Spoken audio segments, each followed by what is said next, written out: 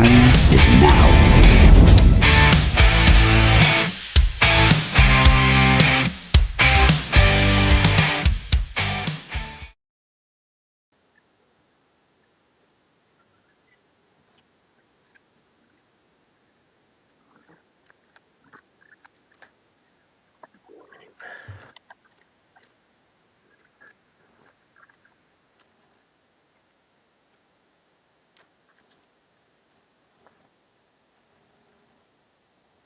Over there. Yeah. Huh? What the heck is going on here, man? What the hell is going on? There we go. There we go. Now we're in there. I don't know what the hell was happening there. Anyways, folks, welcome to NUFC Talk TV. We are live again all day. So smash the like button, get comfortable, get some coffee, get a pint, whatever you need to join us today, actually. Early afternoon in the UK, still morning, 30 minutes away from the afternoon, 5:57 in the US. So join us, get a coffee, again, get comfortable, and have your opinion out there. Comment on what's going on. A lot to talk about, a lot to react to. Everything started really at midnight UK. Everything was setting off. Fireworks exploded, and I was very heated. I was very heated, man. I was very heated. I still am about this whole situation because we've been taken for a ride. Congratulations to Liverpool. Congratulations to Isak. Your antics, everything you've done, your dirty work, your dirty tactics have worked. You pulled our pants down. You put us in our place. That's the way it worked. That's everybody in the world looks at us as small time. Congratulations. It has worked for you. And I hope that Isak is the worst player you ever signed. We're going to show a list of expensive players, and it's interesting, the common denominator. So stay tuned. And to PIF, the ownership, I mean, to me, you made fools out of yourself. It was I didn't expect it. I wanted to bet for that mighty Saudi power and the Saudi so-called backbone that you have a reputation to have, but it seems like that is non-existent. You bent the shoulder for Liverpool and Isak. You rewarded a bad behavior. You rewarded a scum like Isak. So there you go. That's what I have to say. I'm not going to sugarcoat it. I'm not going to, when this is all happening right now where we apparently are signing Wissa for 55 million, we're going to give him the number 9 and didn't do that with Voltemade.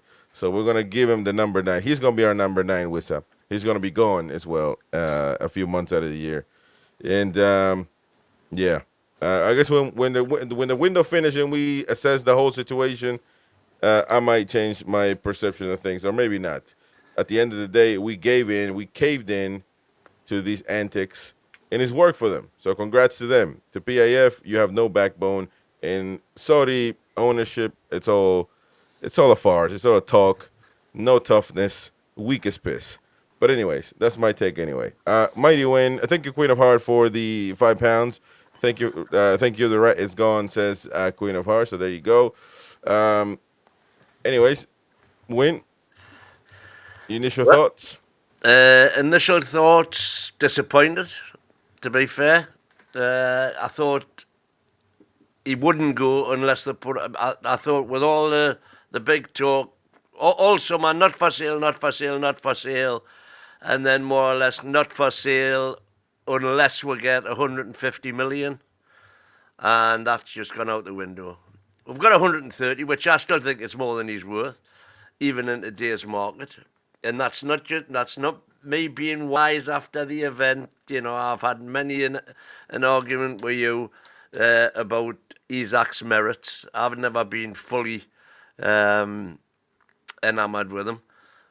But that's by the by. I still think we would have been a better team with him than we are without him, especially with the reinforcements that we've now brought in.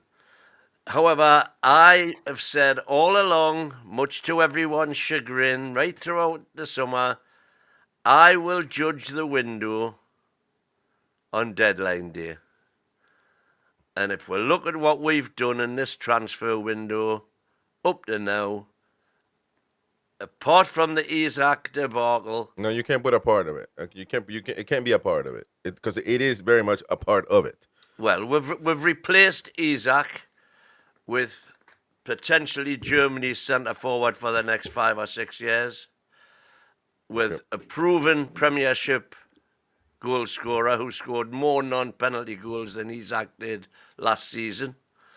We've doubled our money on Isak, and we've got a new goalie, a new centre-back, a new midfielder, all better than what we had on the bench, a new winger who's yet to prove himself completely, but we've seen what he can do, and two new centre-forwards.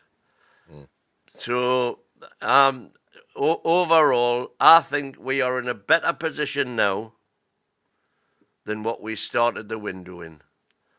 I don't necessarily think we're in a better position now than we would have been if we hadn't had all this Isak nonsense and we'd spent that money as well. But sadly, this is football. However, again, let me just remind everybody, the last time Newcastle United sold their centre-forward, bright young star, fantastic player, for a record British fee to the then league champions, Andy Cole to Man United, we went on to produce the entertainers and went on ourselves to still be the only British club to break the world transfer record. Yeah, that's a title for you. Who's to say under pay and came closer than I've ever been in my life to winning the league after having sold Andy Cole. So who's to say we can't do that again? Yeah, anything can happen in the world. So I can give birth to probably. Gary, what do you think? What do you think about the Disney world where dudes can be women? Well, you never know. Nowadays, you can do anything. So, Gary, what do you make of this situation before we break down how the Isak payment or money has gone down? What do you make of it? Well, for me, it was always going to be on the cards. As soon as Isak decided to down tools, I think there was a time allotted to Eddie Howe and his crew to try and change the mindset of Isak. And when that failed, and then even, the rear guard goes in to sit down with him somewhere in Northumberland, and obviously they came out of that conversation no further forward. And I think from that point on, the goalposts moved. Now, we all talk about this £150 million so-called that was put down. I'd never seen that anywhere, as a matter of fact. That just seemed to be something that come out of fans' mindsets that it's going to be 150 million or nothing. I'd been told by somebody that I respect really well that 130 million pounds was agreed by both teams. Unfortunately, I think because of the current climate and situation where Newcastle struggled to get the players in to replace Isak, as time went by, it was getting more to the point that Liverpool would hold the cards heavily stacked in their favour. And as we saw and we witnessed last night, I mean, again, Doc was on the show with Al Waleed, and he'd still got this interpretation that there was going to be no sale. By all accounts, it was never going to happen. They're in the mud. It was a case of, like I said, as the hours click by, it was always going to favour a negotiation going to the table. Now, this morning, I'd got a mind to contact somebody, and they come back and said that Liverpool actually came to the table with £120 million. It's not been reported by the mainstream press, and it's been negotiated to 125. Now, again, if you listen to a lot of what people are saying, some people are saying 130 million. Some people are saying it's 125 million that have been put down cash only.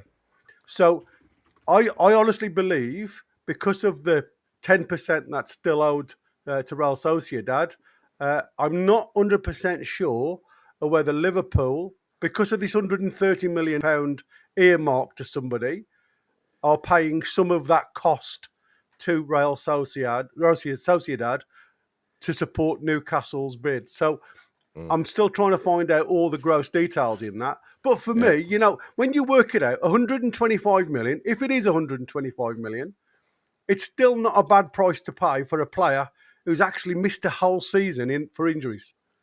Yeah. He's been with us 3 years and he's been injured for 39 days. That's an actual season. So his record for scoring is phenomenal when you work out the amount of games he's played. Then it should have been PIF won't sell for anything less than 130 or 125 million.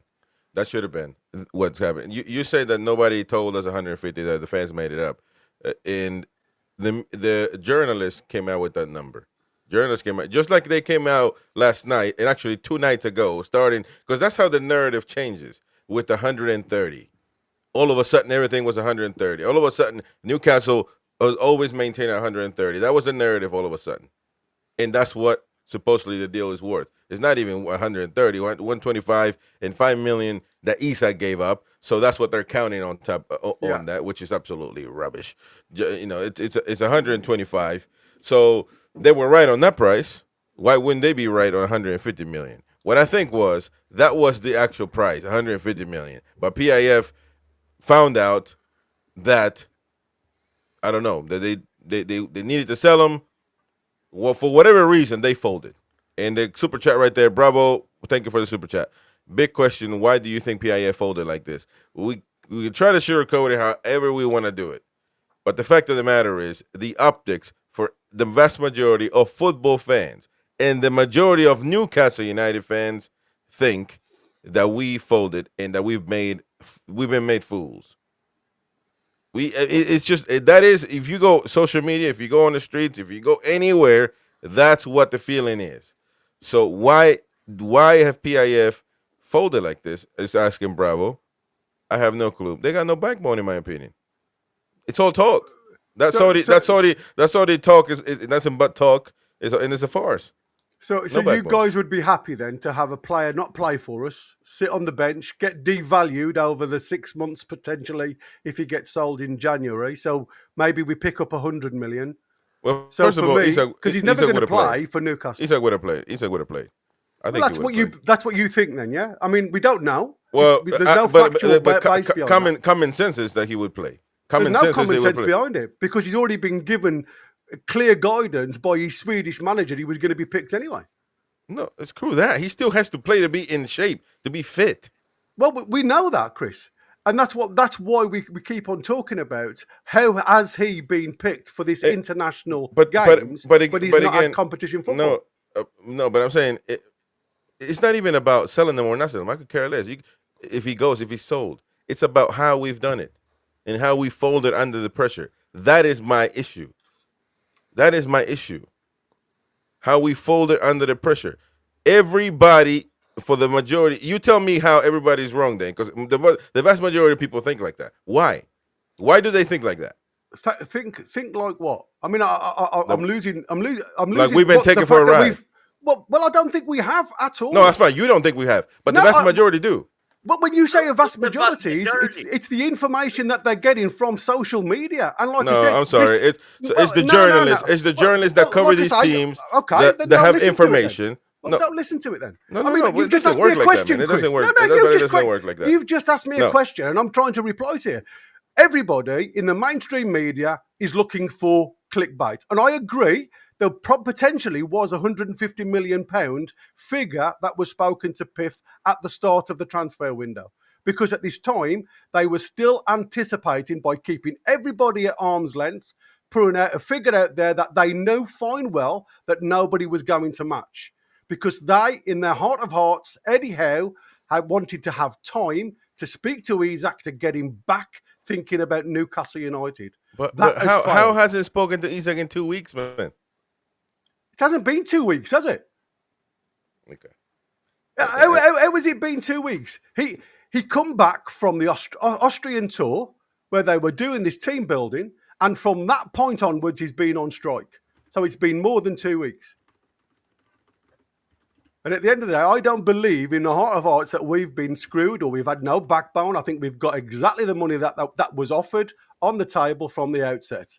And you can believe what you like. And like I said, I don't believe a lot what I see in mainstream media because there doesn't seem to be any proof whatsoever.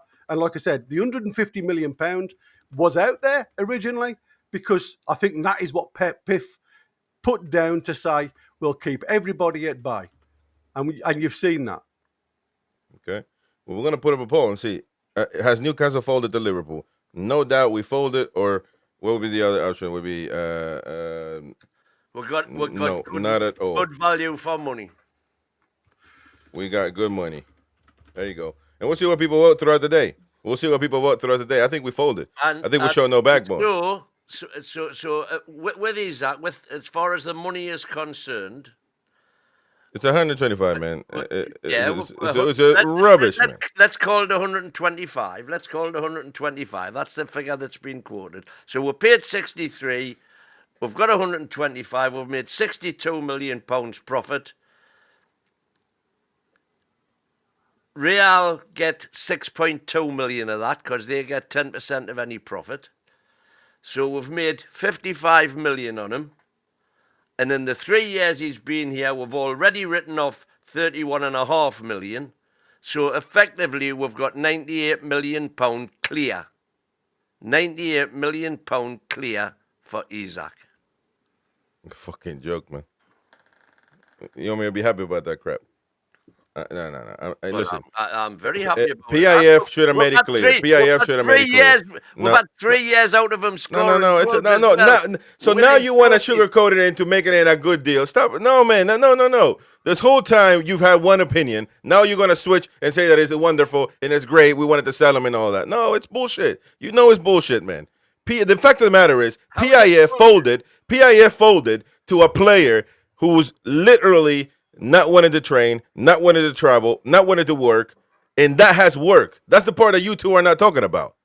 The part that any player now can do whatever the hell they want, and we will sell them. So you don't listen to what I said a contract's not worth the paper it's written on then?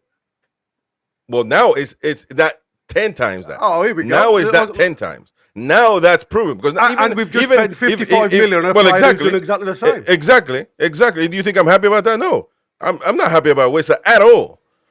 And the fact that we're going to reward him on top of that by giving them the number 9, it's even more rubbish. No, I'm not happy about Wissa. And with all due respect, Wissa is not. Yeah, last night I said Wissa, we should be off the deal of Wissa because he goes to Africa and we're knackered again because we don't have a replacement. But right now, I think Newcastle United need to sign another striker. We need to sign another striker right now.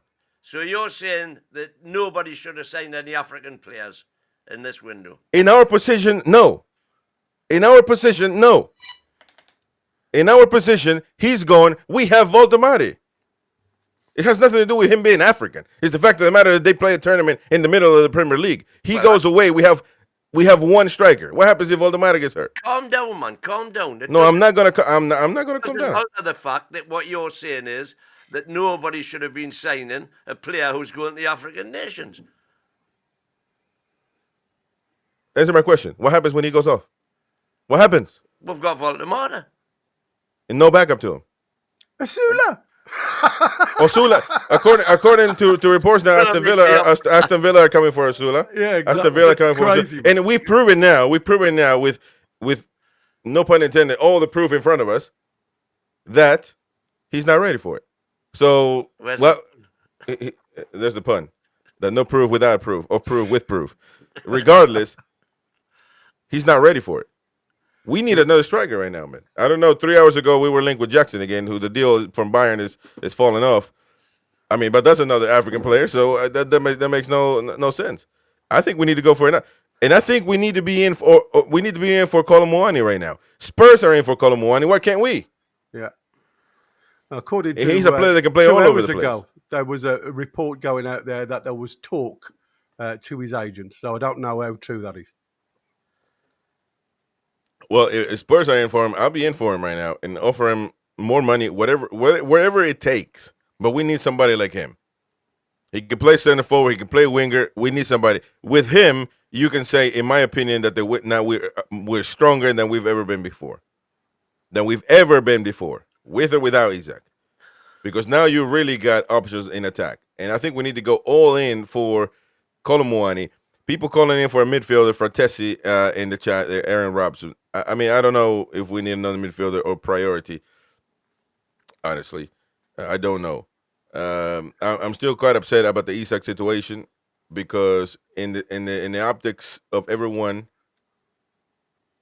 with the mass majority, especially fans, and that's what it gets to me, because now I have to put up with the fucking bullshit and the banter from everybody else talking about us as small time. There's a question from Bravo. I'm sick of that. Thank you for the 199, Bravo Mo.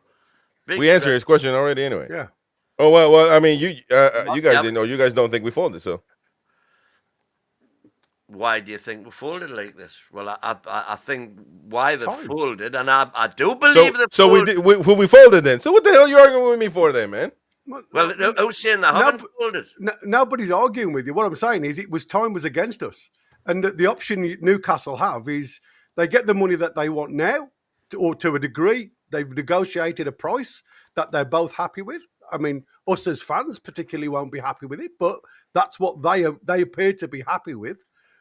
And now they've got rid of a player that was festering in the background and could potentially cause more unrest if we keep him within the squad. And I think, as we all heard, and we were all there on Friday at the presser, when we all heard Eddie Howe say he doesn't want a player that doesn't want to play at Newcastle United. And I think that was the meaning for me that Isak is finished. Absolutely gone. Well, I read that statement the complete other way. When Craig Hope said, "What would be your preference?" he says, "Well, I know what my preference is, but it's not up to me." And I think what's happened is PIF, they've known Isak wanted to go. They've known his reasons for wanting to go.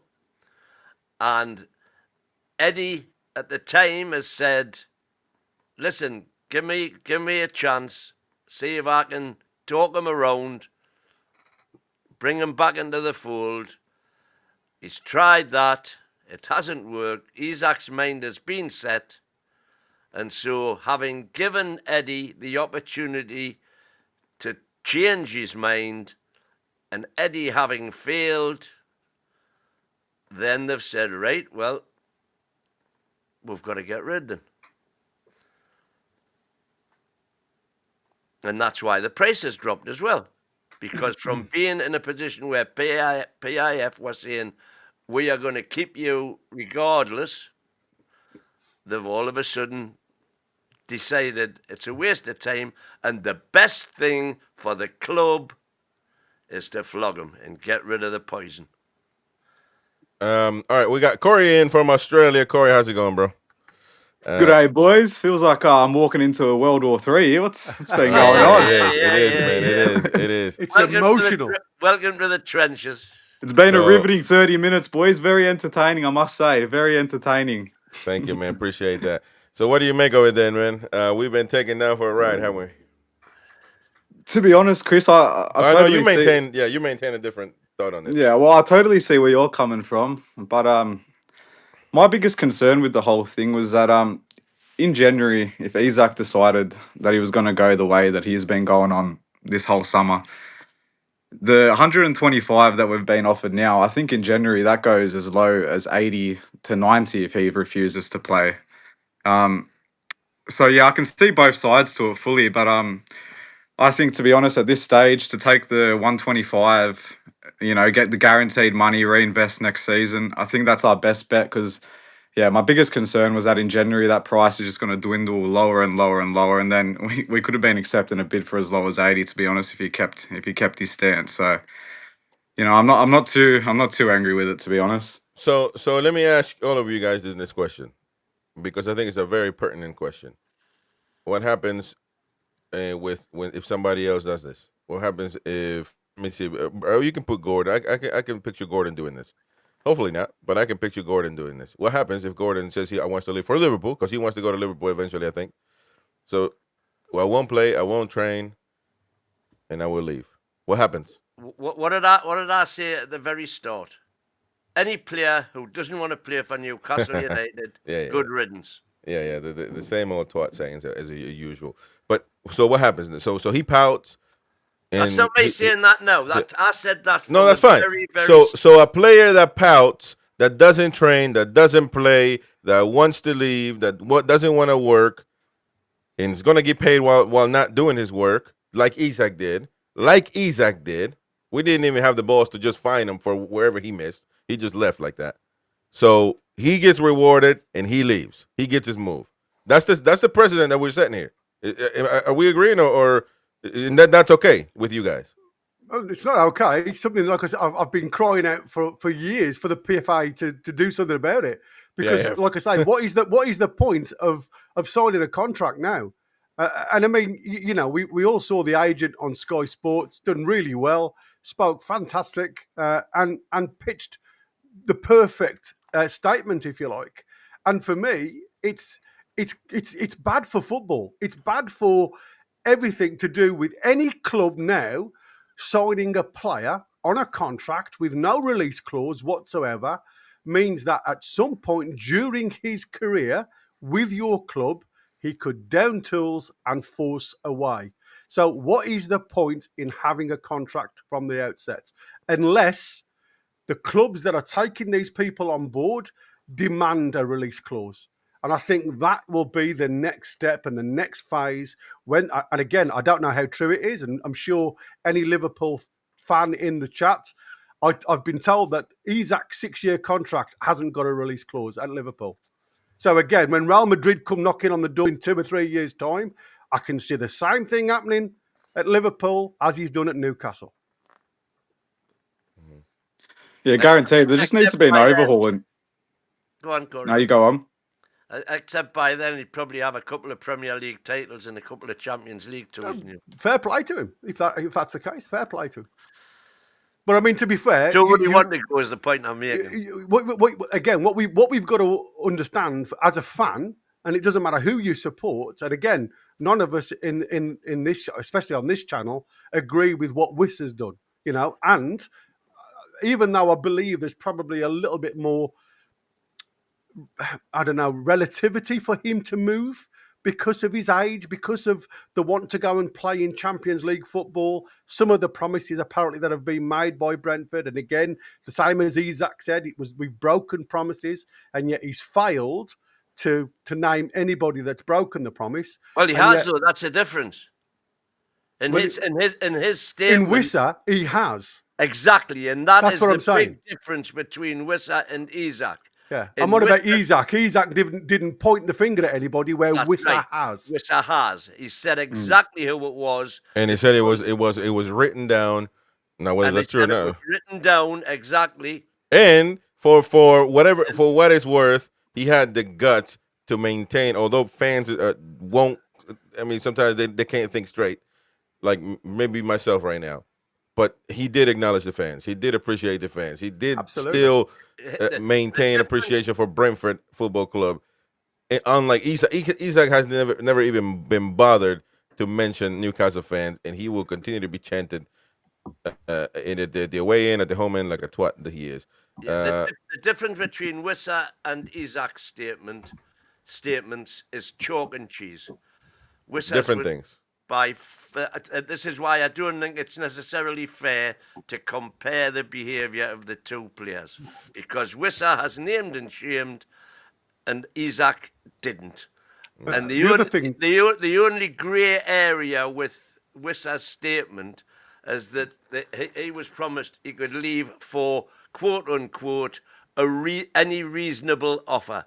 So it then becomes determining what is reasonable.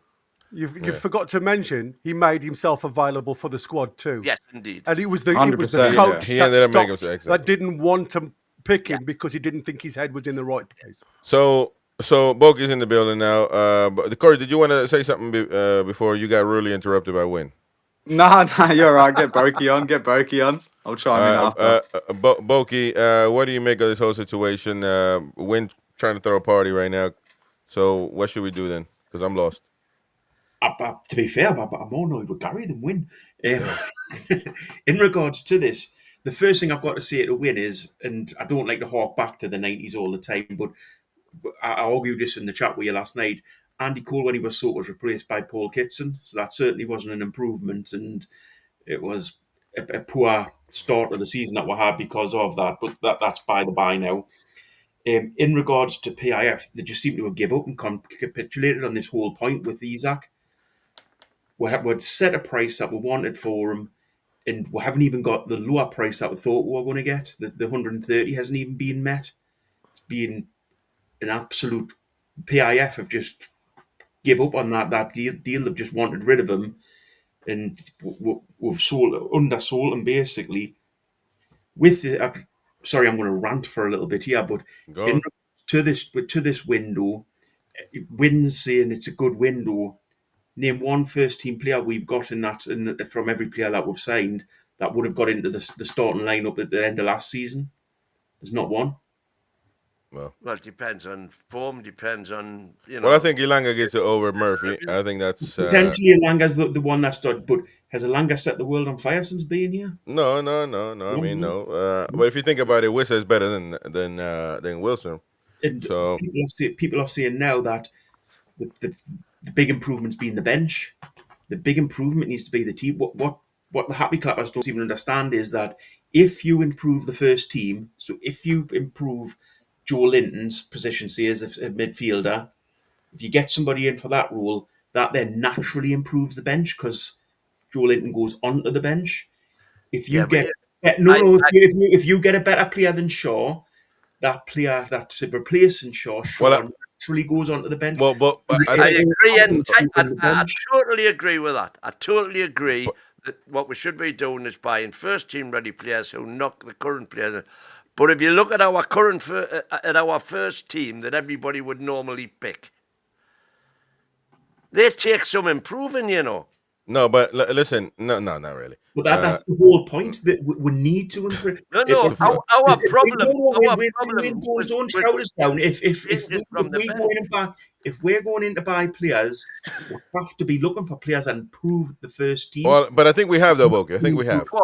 I think we have because the bench. I think Malik Chiao is better than Shar, but now we gotta find a way for Eddie Howe to put him on the pitch. So that's another hurdle. But I think that Malik Chiao is better than Shar. I think that Ramsdale probably is better than Pope if you think about the whole. Now listen, those might not be, because I don't know why, for example, we let Donnarumma linger around and we weren't in the deal. Now he might say no, but you need to try to get the best players, and then you trickle down. But we were never even interested in Donnarumma. It doesn't seem like we easily went for the easy target of Ramsdale. But I think he still might be better than Pope. But then again, we had to convince Eddie Howe to put him on the pitch. And you can say the same about Wissa is an improvement on Callum Wilson. And so what other signs? But you also needed midfielders. We had the best midfielders, so you're not really going to get a replacement for them. So I think that what's his name? You could have Joe Linton. You could have got a better midfielder over that role. Well, we might if we get Fratesi, we might do something about it. 100%. So you could.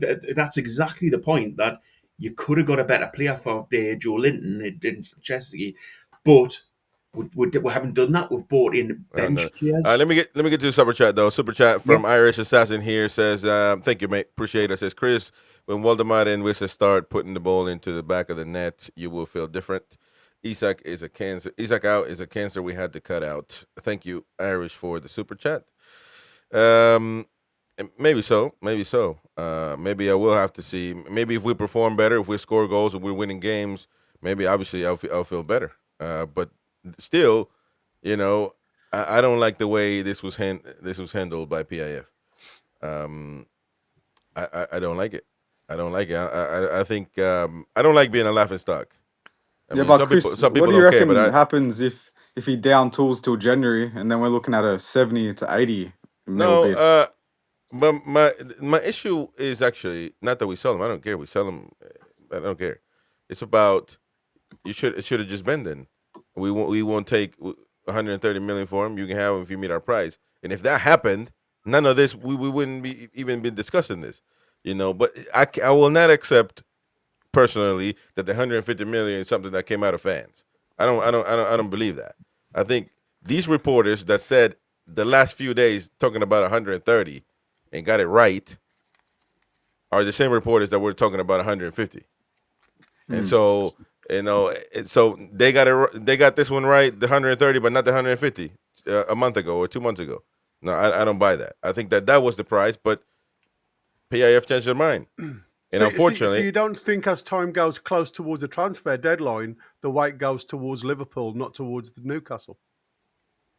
Well, I'm on a 3-year contract, Gary. So I totally agree with you, Boki. But like I said, at the end of the day, and as Corey's just stated there, you've got a player who just doesn't want to don the shirt of Newcastle United.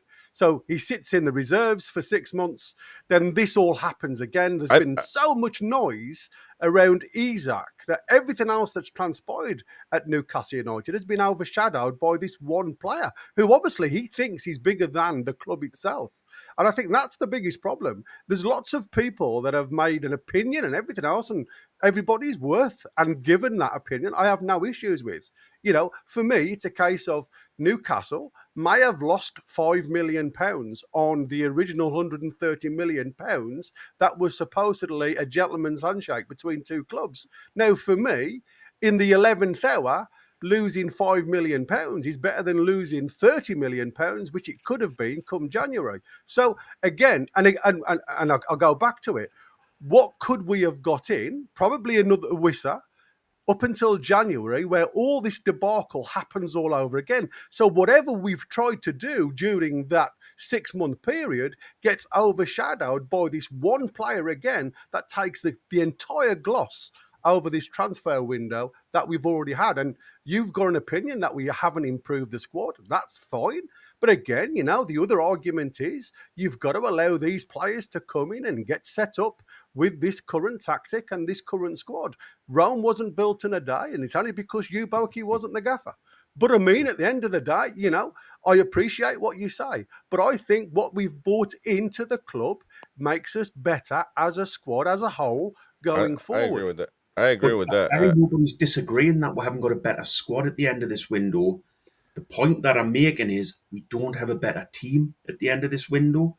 But you can't say that until these lads have been given the opportunity to show their quality, mate. That is just a statement. Yeah, we haven't seen anything yet. We haven't seen anything. We know what we've brought in. You know the type of players they are. Well, Alanga's come in, and I must admit, he's not set the world alight, has he? We saw a little bit of what Jacob Ramsey can do. Again, I think he was rabbit in headlights most of the time. He wasn't sure whether to push, whether to stay, and unfortunately, he blocked out the middle of the park. Yes, he did a couple of really nice things. And again, you saw in probably the most intense game we've had so far this season, Chow come in and he looked a little bit unsure of what he should be doing and what he shouldn't be doing. And that's what I said. I'm not saying that these players will never be starting players for this club. We know Alanga's already more or less set himself in motion in that right-hand side. But there's still another 3 players, I believe, that will gel into this squad in time. And like I said, I think it was nice to have these 3 games before the international window appears. And I think the international window has come on board to get this dark cloud away from Newcastle. So when the lads return, it's a complete fresh start. In your words, did any of these players blow your frog up? Is there anything that we've made that you think yourself, yes, that's I had my doubts about Elanga from the outset, and paying 55 million for him. I always said I don't think Elanga suits our style of play. I like Malik Chow. Malik Chow will blow my frock up, but he'll need time to adapt. I think Ramsey gives us something different in midfield. And again, we look at Willock. When Willock come on loan, he was something different. He looked like that shining light. The problem is with Willock, and it could be the potential with Ramsey, are they glass? Yeah. But I think I'm excited about the center forward, Valdemar, and see what he can do. I think he's a very good talent. Can't wait to see him play. But we gotta stop with this funning around and waiting and see if he's ready. Bullshit. That because I wouldn't put it past Eddie to say Wissa gonna play because he's prem proven and Waldemar is twat proven. So that is absolutely seriously that stuff will get me fuming. Well, I'll leave the channel for real. I will. I will. I'm done. Chris go on vacation for a few months. Because I won't able to stand that nonsense anymore. We have literally nobody at center forward. Look at what we're saying right now from the Telegraph. We thought PIF were different, but they caved in just like Mike Ashley used to. That's a big statement. Big statement. And quite honestly, what's the difference? We sold Carroll, our best center forward at the time, for a lot of money. And anybody who wouldn't have sold Carroll for 35 million once that. That's just one example, by the way. But the fact of the matter was that actually any club would come for our players. It will sold them. I mean, look at Wijnaldum as well. If you look at the transfer market at that time, 35 million was ridiculous money. Yeah, that's fine. So what about buy win? What about that was team? the trouble. He didn't buy anybody with the money. He put it in his pocket. No. What about the midfielder Kabay?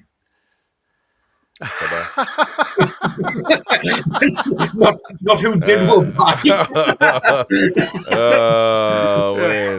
What happened to the Geordie translation then, man? he still doesn't get it, man. He's laughing like he's trying to. He doesn't get it. It's okay, man. It's okay. He doesn't have his hearing aids on. So we have signed Wissa though for 55 million, a 55 million package. One of the things that I cannot understand I don't know. I think Jamie Room has been handling most things, but I think that Eddie Howe might have just knocked him out. I think Ruben was taking a nap real quick, and Eddie Howe finished the deal with Wissa because 25% sell-on fee. What the heck? Whose right mind put this in the contract? First of all, we won't be able to sell him for nowhere near as much as what we're paying. And now we got to give Brentford the 25%. What the heck, He's man? 28. What price? Yeah, it's 28. Well, if he's doing decent, you sell him for 30. For 30. Well, we're talking in the green room, and it transpires apparently that Wissa is the third oldest player ever to go for more than 50 million in the Prem. Yeah. No, hold on. And I've been trying to verify that, and as far as I can find out, he's the second. There's only one player older than Wissa being sold for more than £50 million. And but again, I'm not sure that that's something to be proud of. But anyway, the overpaying for old players. And actually, let me take that back because I'm able to believe. I don't think 29 is old. That's just my opinion, though. So I don't think 29 is old. It's in your prime. It's in your prime. 29 to 32 prime. 29 for a striker's hitting you the end of your no prime. Man, you're seasoned, man. Style of play, he relies a lot on pace. 29, but you're not gonna get. My point is, you're not gonna get 55 million back unless he really does something unbelievable. So on top of that, we're gonna get 25 million to Brentford, 25% that's of the sell-on fee. I mean, come on, man. It's a Jamie Rubin. How dare you take a nap after being awake all night, probably to get. Come on, man.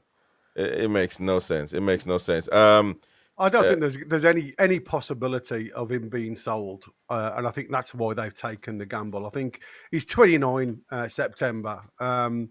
I think he'll come to the club and retire at the club type of thing. I think that's what they're setting out to be.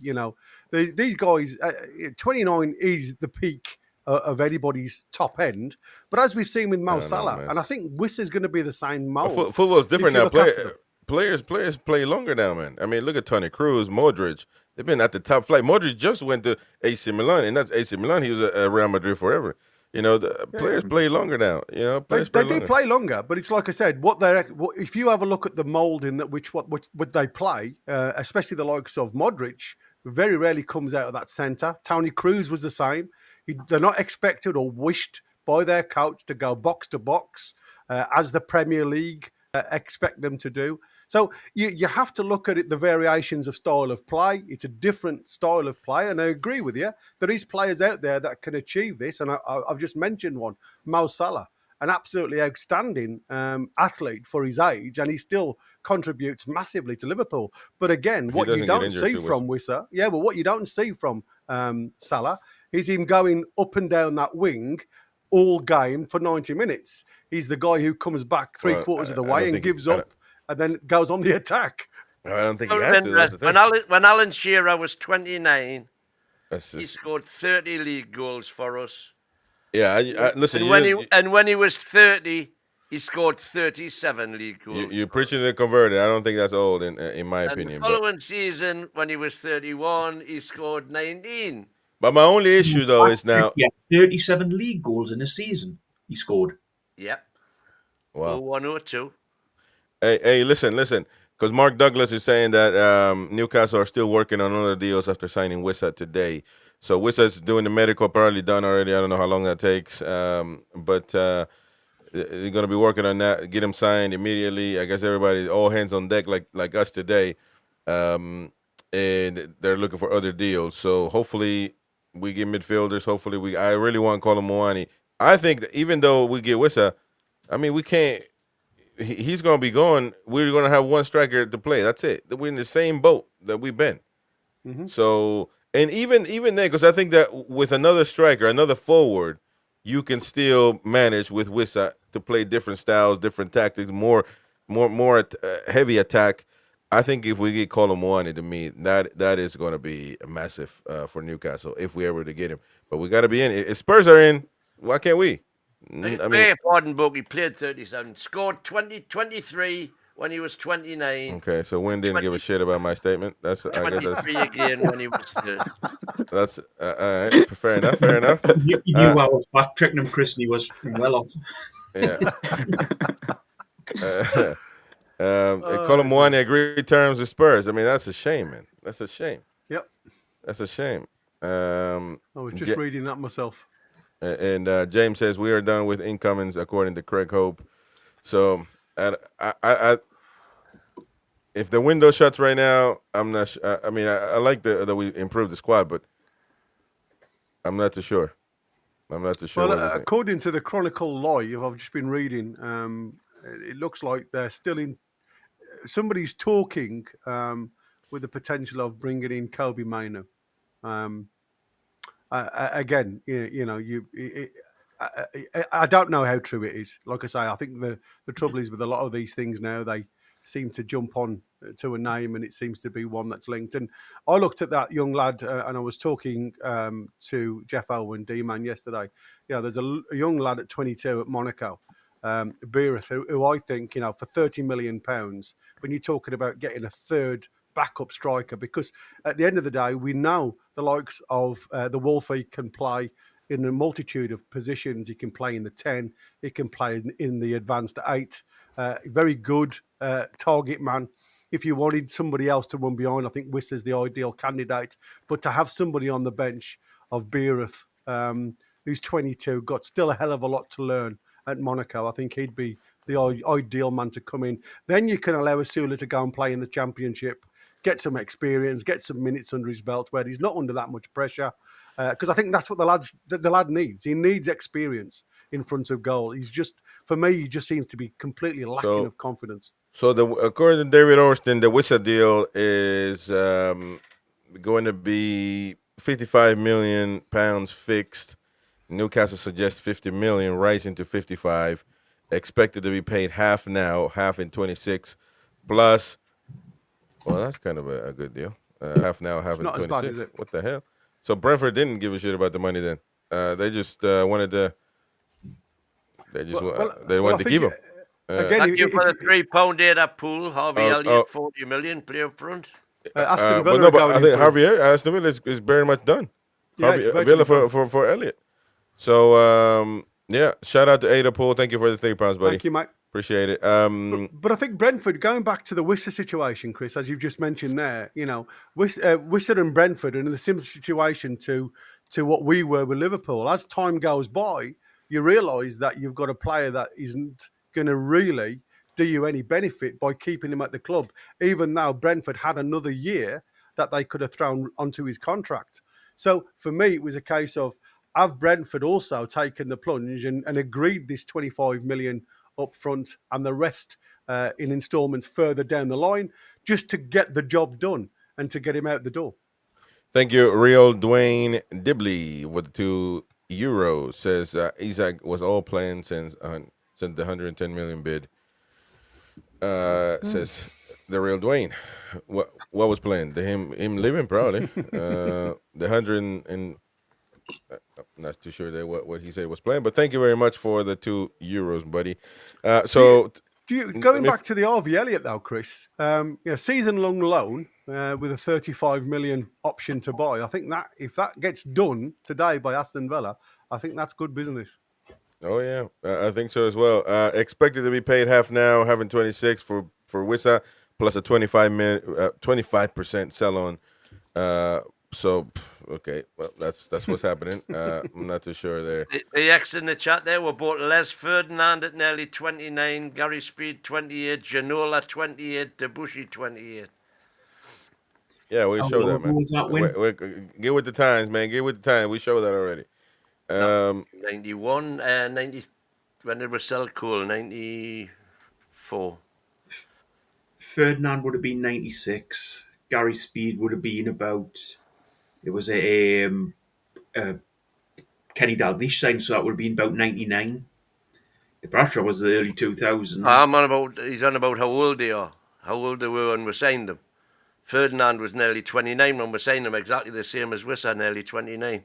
But you're trying to give the years that they were signed. That's what I come back to you with. Yeah, but I mean, you're picking bones out of the chicken now. I think at the end of the day, why does that make any difference? Well, the question you have to ask yourself on these signings is, how long were they at Newcastle?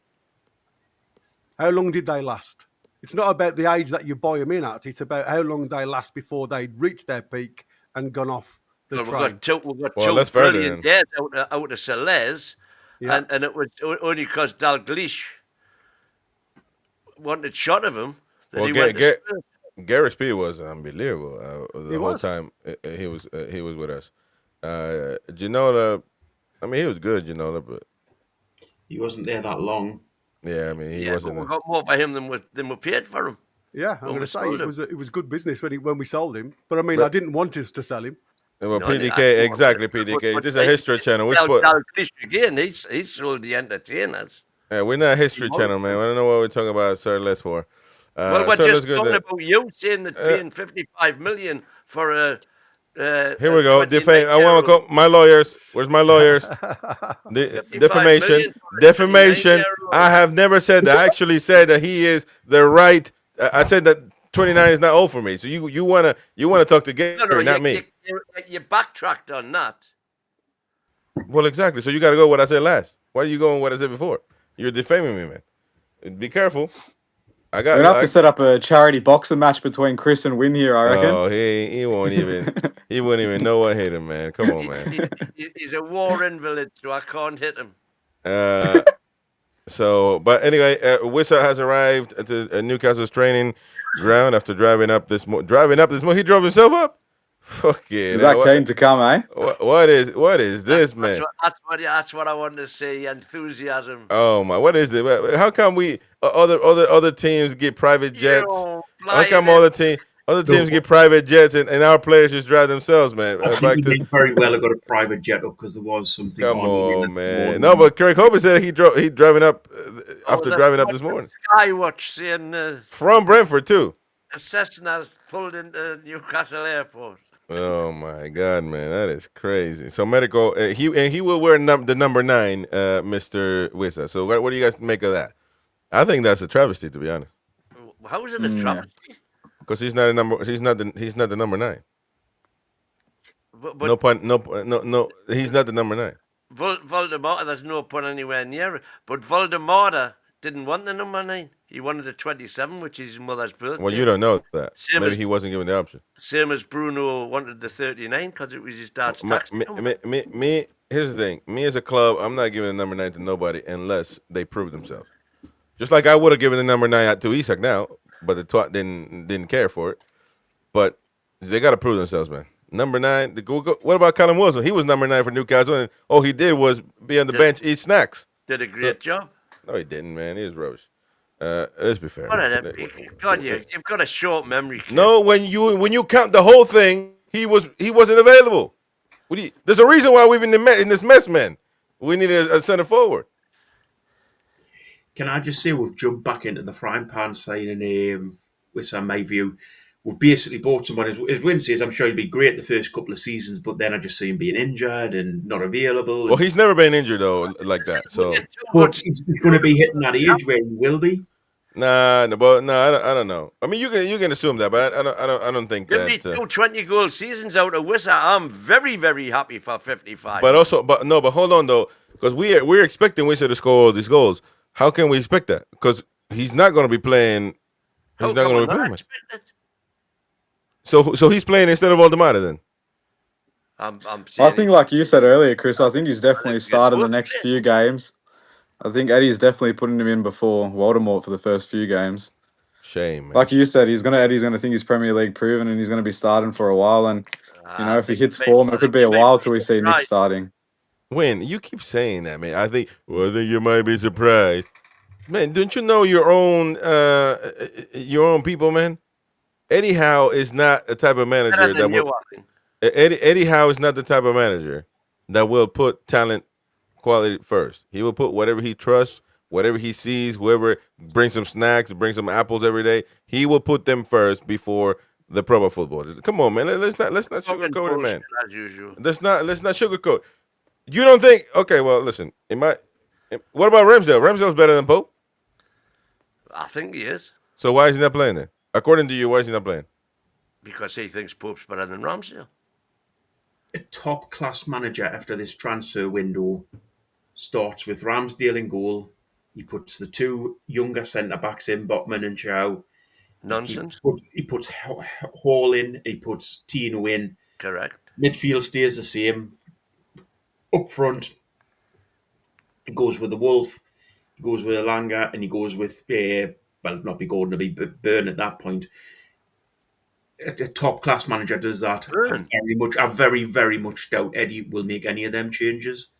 And also, there's a possibility that Craig Hope was saying there's a possibility that Osula might leave.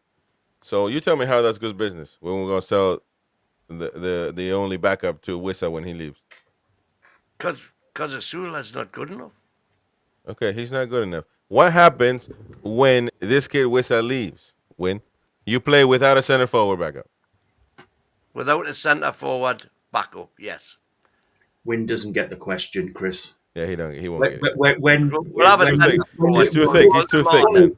When Wissa goes to the African Cup of Nations, who was our backup striker then? Is the question, Win? He's too thick, man. I'm saying we don't have one right now. I don't think we have to be too concerned about the AFCON. Congo, 4 or 5 matches out of the group stages most of the time.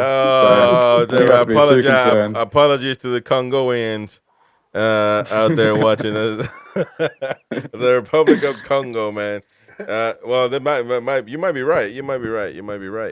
But I think they call him one to deal though. I'm enamored with that one because he can play in many positions, man. He can play many positions up front, international as well.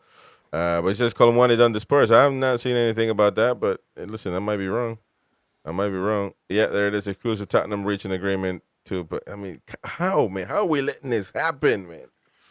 Ugh, it pisses me off to no end. What let Langa down was last season, at the end of last season, when we kept pulling Wilson onto the pitch, we should have been putting a Langa on, and that lad should have been given a chance to sort of develop himself. But we knew at that stage Wilson was going, and we knew that he couldn't do the job that we're asking to go on the pitch for. You'd rather have had a young lad testing himself out than end up with a Wilson who we knew was knackered. But we didn't have a Langa then? At the end of last season? At the end of last season, no. We only signed a Langa this summer. Yeah. Sorry. I mean Osula. Osula. But we've seen what Osula's done when he's come on, man. He's not good enough. Well, what did Wilson do when he come on? Nothing. Exactly. That's the point, though. That's the point. That we needed somebody. Tell you what he's done yesterday. Oh, sorry, on. Nah, get out. Win. Stop it, man. He's over there at West Ham Well, kissing the badge now. Scoring a goal. He scored one goal, so he's wetting his pants. He's played one game, scored one goal. No, he didn't. He's played more than one game. Stop lying. He played the other night against Chelsea, man. Sorry, Osula did it against Liverpool. He scored a goal. Exactly. And he's not ready. He's not ready. No, listen, you got a point. You got a point, Boki. He got nothing to say to you. He got nothing to say to you, man. Osula is not ready. Yeah. Oh, okay, then. So we need another attacker. We've got two attackers. But we're losing one win in January. No, we're losing one, man. So what happens if you can't buy three? But you have to. Nobody's talking about three elite. Nobody's talking about three elite. You're losing one. Nobody's talking about it. But it could be that Valdemar gets injured. And well, yes, it could be in that AFCON period. Valdemar gets injured. Of course it could. But I'm saying you cannot buy three 60, 70 million pound strikers because you're losing one for but that means you can't sell Osula then. But nobody's asking what to do that. What we're saying is keep Osula in the squad. Because everything right now is that Osula might leave and Aston Villa. Why is Aston Villa interested in Osula? You tell me. They're in the same boat that we are. They're no different than us. Well, maybe how about that? Osula Watkins straight swap. So Moani to Spurs looks like it's a loan deal, deal with no obligation to buy. Okay, good. At least we got hope next season because we're one guys right now. We can do two things at once. It just fucking pisses me off, man. What gets me though, you look at Brighton. I think again, you look at Lamptey, who looks like he's going to Fiorentina for £6 million. I mean, a lad who's very good. He's a steady right back, left back. He can cover both areas. We've all seen the decline. I thought Trippier was going to have a season of his life the way he started, but he's looked pretty ordinary over the last two games, to be honest with you. And these are the little deals that I think Newcastle should be looking at. Lamptey's not a star, he's not a big name, but I think he can cover both areas, and it stops, moving players all around the park if you've got somebody on the bench that can come on. And again, is Lamptey better than Kraft at a right back? I think he is. So I can't believe Lamptey's only gone for 6 mil. It was only last summer that bloody Arsenal and Man United were putting in $30, $40 million bids. That's insane.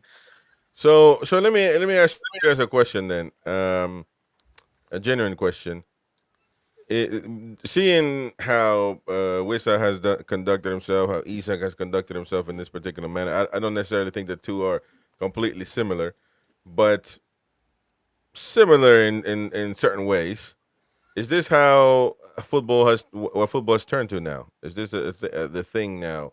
With the Instagram statements, with the pouting, with the I want to leave or I don't train. I think I've honestly seen more of that than just proper clean transfers this window. That's more common than a normal transfer now. You've seen it with like bloody Garnacho, Anthony. You've seen it with Isak. You've seen it with so many players throughout the window that are just refusing to train, refusing to play until they get the move. It's I think there needs to definitely be an overhaul, because otherwise this is just going to keep happening. Like Gary, there's nothing to a contract anymore at this stage. It literally means nothing. That's crazy. Huh? It's a sad day in football. Football's gone, man. Football's gone. The old days of mighty win, just agreeing with something over a pint in a tab. Outside, players used to just agree, walk by. Hey, man, you want to play for Newcastle? Yeah, man, no doubt. Knee bother, man. Bama signing a little contract. They're gone, man. Football's gone, Win. Football's gone, man. Now it's all about agents. Football is alive and Football's well gone, and man. kicking, and always will be. Long after you're gone, long after I'm gone, long after Isak's gone. Foxy says Prem money ruining the game. Interesting, eh? Nonsense. Can I just ask a slightly oddball question? But in regards to now the way transfers are done in this thing where, it's sort of add-ons, does that not give a massive, sometimes a massive sort of worry about corruption? For example, if Newcastle sell Isak to Liverpool and had £10 million on them, right, getting winning the championship, Newcastle play Liverpool at the end of the season and are guaranteed Champions League football. What's the incentive for Newcastle to then win that game and lose £10 million? It used to be get more than £10 million for the extra place that could potentially end up in the Premier. But I'm saying that they're already guaranteed the place. They're already guaranteed the place. No, but I'm talking about ranking payments. If they get 3 points, they're already guaranteed that. What's the incentive for Newcastle to win that game? So you're we better win. Well, Eddie Howe is not going to fall. Eddie Howe is not going to be saying. Yes, happy haircut, Tiger. Yeah, man. Yeah. Tiger, what the hell, man? You keep touching your hair, and it's, man. Who's done that to you, man? You need to take him to court. Check him to court, man. Gokares barber's done that to me. Oh, hey. No, I was going to say Gokares has done it. The way you're giving all this, it's what do you call it? Yeah, I know my hair's weird, man. It goes bent. I don't know, man. I bet it annoys me more than Newcastle. So what do you make of it then, Tiger? We folded in with. Do you know what, Chris? I was listening to you and Gary's debate earlier. Like, I agree with both your points, right?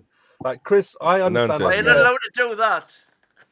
Oh, okay. Then I'm more towards Gary. Like, we have to sell him. Like, I know, like, it's not the 150 mil, but you got to sell him. We got the money, 125, 130 mil, whatever you want to, the media put it. He had to go. He has to go. We can't. I don't want him to stay anymore. Like, maybe a week ago, I wanted him to stay if we weren't signing another striker, but I'm done with him now. And like, he needs to go. Good for him. Good luck to him. Good luck at the shite Liverpool side of the UK. But yeah, man, I'm done. But the one issue I have with like this whole summer, right, is yes, we've spent over 200 million, which is great. We've spent money, yeah, because we haven't spent for the last 3 windows. But my problem is where we've spent the money, like on the players that we brought in. Like, apart from Walter Maida, who's up and coming young talent from Germany, and he's going to be the main striker for the national team for the next 10 years. The other, like, the other players don't really give me like excitement, like, yes, they're good standard players, but like 110 mil on Alanga and Wissa. Come on, that, like, if you deep it, that's a lot of money for like 2 average players. But that's the way football is, man. People but then we could have went to Europe and got like 3 better players, but much cheaper. But this is the problem I have with Howe, is he doesn't. I don't know why he just wants Premier League proven players. There are good players out there in Europe, but we'll see. We have to give them time, So I always back the players that we get, but I just think that he spent a lot of money now, Howe, as well. So it's not like he hasn't been backed in. Like, oh like yeah, no doubt. That you know what I mean? He spent 700 mil now since he's been here. So yeah, no, now you're right. Now he has to. Eddie Howe has to perform. He has to get results. There's no doubt about it now. He's been backed. If we're gonna add up what we spent so far, it's over 200 million, and you don't get to spend that and not have a better team. And by all accounts, he's the one in charge of everything. Oh, people coming in. So, these are the players that he wanted to come in. So there you go. He has to have a good season. Thank you. What a good season is, I guess we can talk about it now. What's a good season for us? Well, Champions League minimum. Champions League minimum, yeah. Yeah, no, but we also play other cup. I know the Win doesn't watch when we play Champions League. It's a rubbish tournament for him. But we're gonna play Champions League. We're gonna play the FA Cup. We're gonna play the Carabao Cup. We won the Carabao Cup last season. So what are we gonna do? You know what I'm saying? Are we talking about a trophy again? Are we talking about 4th again? Champions League, realistically, if we make the quarters, that would be brilliant. we've certainly got to get out the groups. Anything less than getting out the group stage into the knockout phase. I'm not just talking about the playoffs. I'm talking about into the last 16. Anything less than the last 16 is failure. Yes, I think Howe should go if we don't get to the knockout stage. And top 4, top 5. And in the domestic cups, certainly, you know, because things can happen in a season that you've got no control over, you know, you need to be within 3 points of 4th, 5th, whatever. Because certain things can happen in a season that can take points away. You can get points. You know, they say it swings and roundabouts that one balances the other. I don't necessarily believe that. But anyway, yeah, we definitely need to be, I mean, absolute Europe, you know, no doubt about Europe. And I would say Champions League, given a fair win with injuries and so on and so forth. Champions League, knockout stages of the Champions League, certainly, you know, quarterfinals of both domestic trophies. Again, given you don't know what the cup draw is going to give you. You know, if you get Liverpool away and any of those cups, you can't necessarily expect to win that game.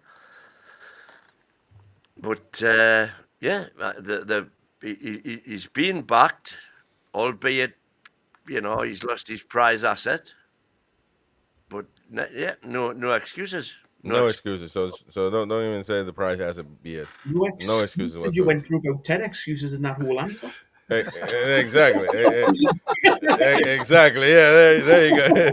Come on, man. Apart from them, no excuses. He's opening the umbrella in case it rains, man. Stop with your nonsense. You gotta keep your powder dry. Nah, man. No excuses whatsoever. I honestly believe, I'm going to go with Marky's point in the chat, M82RKY. I think this could be Newcastle's transitional year. I think there's a lot of young talent that has come into the squad. I think there's going to be some getting used to formation and play and everything else. I think we could quite end up away from Champions League. We may go far in a couple of the cup competitions. But I think you could see probably a little bit of a topsy-turvy year for me. From what I've seen at the start of the season so far, you know, we rely now on 2 brand new strikers to hit the ground running for us. And sometimes with the pressure that's on them from the outset, from what the team expects, you've also got to think of what the Newcastle United fans expect from them. So it may not be as simple as bringing superstars through the door and expecting 30 goals a season from the 2 of them. I think this could be a transitional year. Yeah, and we can't forget how much the teams around us have strengthened either. Like, this has been a crazy window for every other club around the top 6. You know, they've invested and built really strong squads. So yeah, I think it's definitely going to be a fight. And But Gary, like, if we finish 10th here, for example, is your excuse that it's a transitional year? 10th. If we finish 10th, no, because that's what everyone's going to say then, isn't it? Oh, it's the transitional year. No, it just gives you Eddie Howe guys all the ammunition you want to get him sacked. No, but what would you think if we finished 10th? You know what? No, hold on, Tiger, because now Gary's worrying me. If we finish 10th, what would you think? Gary? Well, so you're talking to me. I thought you were talking to him. What do I think? Yeah, we finished 10th. Well, obviously everybody's going to be on me back if I say I'd keep Eddie in board. But at the end of the day, no, I'm not. Forget Eddie Howe out or in. What would you think about this season? Like I said, it could very much be a transitional year. I mean, I don't sit on. No, listen, hold on, Chris, because here we go. Look, you see, you just don't listen to what I'm going to say. What I'm saying to you is, I ain't like you guys. When I look at football, I don't sit there and go, "Oh, look, happy days," and wave me flags or throw me pants in the air if something doesn't go my way. I look at it. I look at football totally in a perspective of this could potentially be a year where we don't finish in the Champions League. And how I feel, I'd be upset as a fan, but I actually take it. I would take a step back from pointing a finger at blame at somebody and say, you know what? Maybe we need this year to get back to where we were. Don't forget, it looked a bad year when we finished 7th, right? Everybody thought it was Eddie Howe out. There was loads of blame being picked up because we didn't make the Champions League. But people forget of what happened bringing players in and out of the squad because of injuries and everything else, changing players' positions. Sometimes brand new players, as good as they are, will need time to digest systems and tactics. I know it's not everybody's cup of tea. For a year. It's not for a year, is it? It's not for a year. You think about it. If you don't do well up until Christmas, like we have, I mean, we all talked about last year, 5 wins, 5 draws, 5 losses in the first 15 games, and everybody wanted Eddie out. And yet we go on a run of a bank of wins. See, I'm not even talking about Eddie Howe out. I'm not talking about Eddie Howe out. But if we finish 10th, having spent over £200 million, that's a failure of a season. That's what I was going to say, Gary, as well. What you're saying, £200 million spent, and we need to get back to where we were. We should be ahead of where we were. And we've lost the best striker in the country for 110. Oh, come on, man! No. You can't say now that you wanted that it's okay to sell him, and then now it isn't. Then you're going to use this as an excuse. Come on, man. What I'm saying is we haven't spent a net £200 million. Nobody said that, Win. Don't try to bring yourself on the chain, mate. Don't face me. Have done. Don't try to bring economic terms here, man. We spent £200 million. That's what we've done. Don't talk about net, gross, and none of those twat terms. We have spent £200 million over. But if you want to add the best striker in the league, so we shouldn't have sold him. So potentially, you've also bought the best striker in the world according to his metrics. Exactly. So there's no excuse from selling a player that, I mean, listen, we all saw what Isak gave us, and he gave us some wonderful seasons, scored lots of goals. What I'm saying is there's a lot of pressure on brand new faces that coming into this squad, and it'll take them a time to potentially, I mean, I hope as a fan, they hit the ground running and hit the back of the net at every opportunity that they get. All I'm saying is there's a potential that this may not be as good a year as we all hope as fans. And I think that, and it's not about me sitting on the fence. It's about me saying to people out there that that's what football is. You talk about the money spent. Money does not guarantee success. It never has done. People that spend lots of money on wages and good quality players, the likes of Man City, the likes of Liverpool and Arsenal, that's the reasons why they are always competing at the top of the thing. We have spent money, but when you look at the wages that we're giving these players, there's still a step off from the quality of player that you're looking at. So at the end of the day, you've got to look at it from both sides of the coin. I hope I'm totally wrong when I say that, but it's not me sitting on the fence. It's about just looking at it in plain terms. Not everybody shoots good from the start. I just don't. I mean, if we don't have a good season, I think it's a complete failure. I don't. I mean, and it's not has nothing to do with Eddie Howe out or sacking Eddie Howe.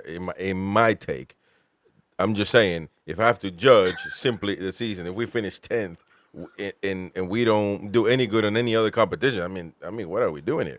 I think it's a massive back. I do think. Sorry. No, go on, Tiger. I was going to say I agree with Gary. I do think our squad is stronger than last season, right? So I think we will do well going forward. That's what I'm hoping for. I think after the international break, the whole Isak saga is done now.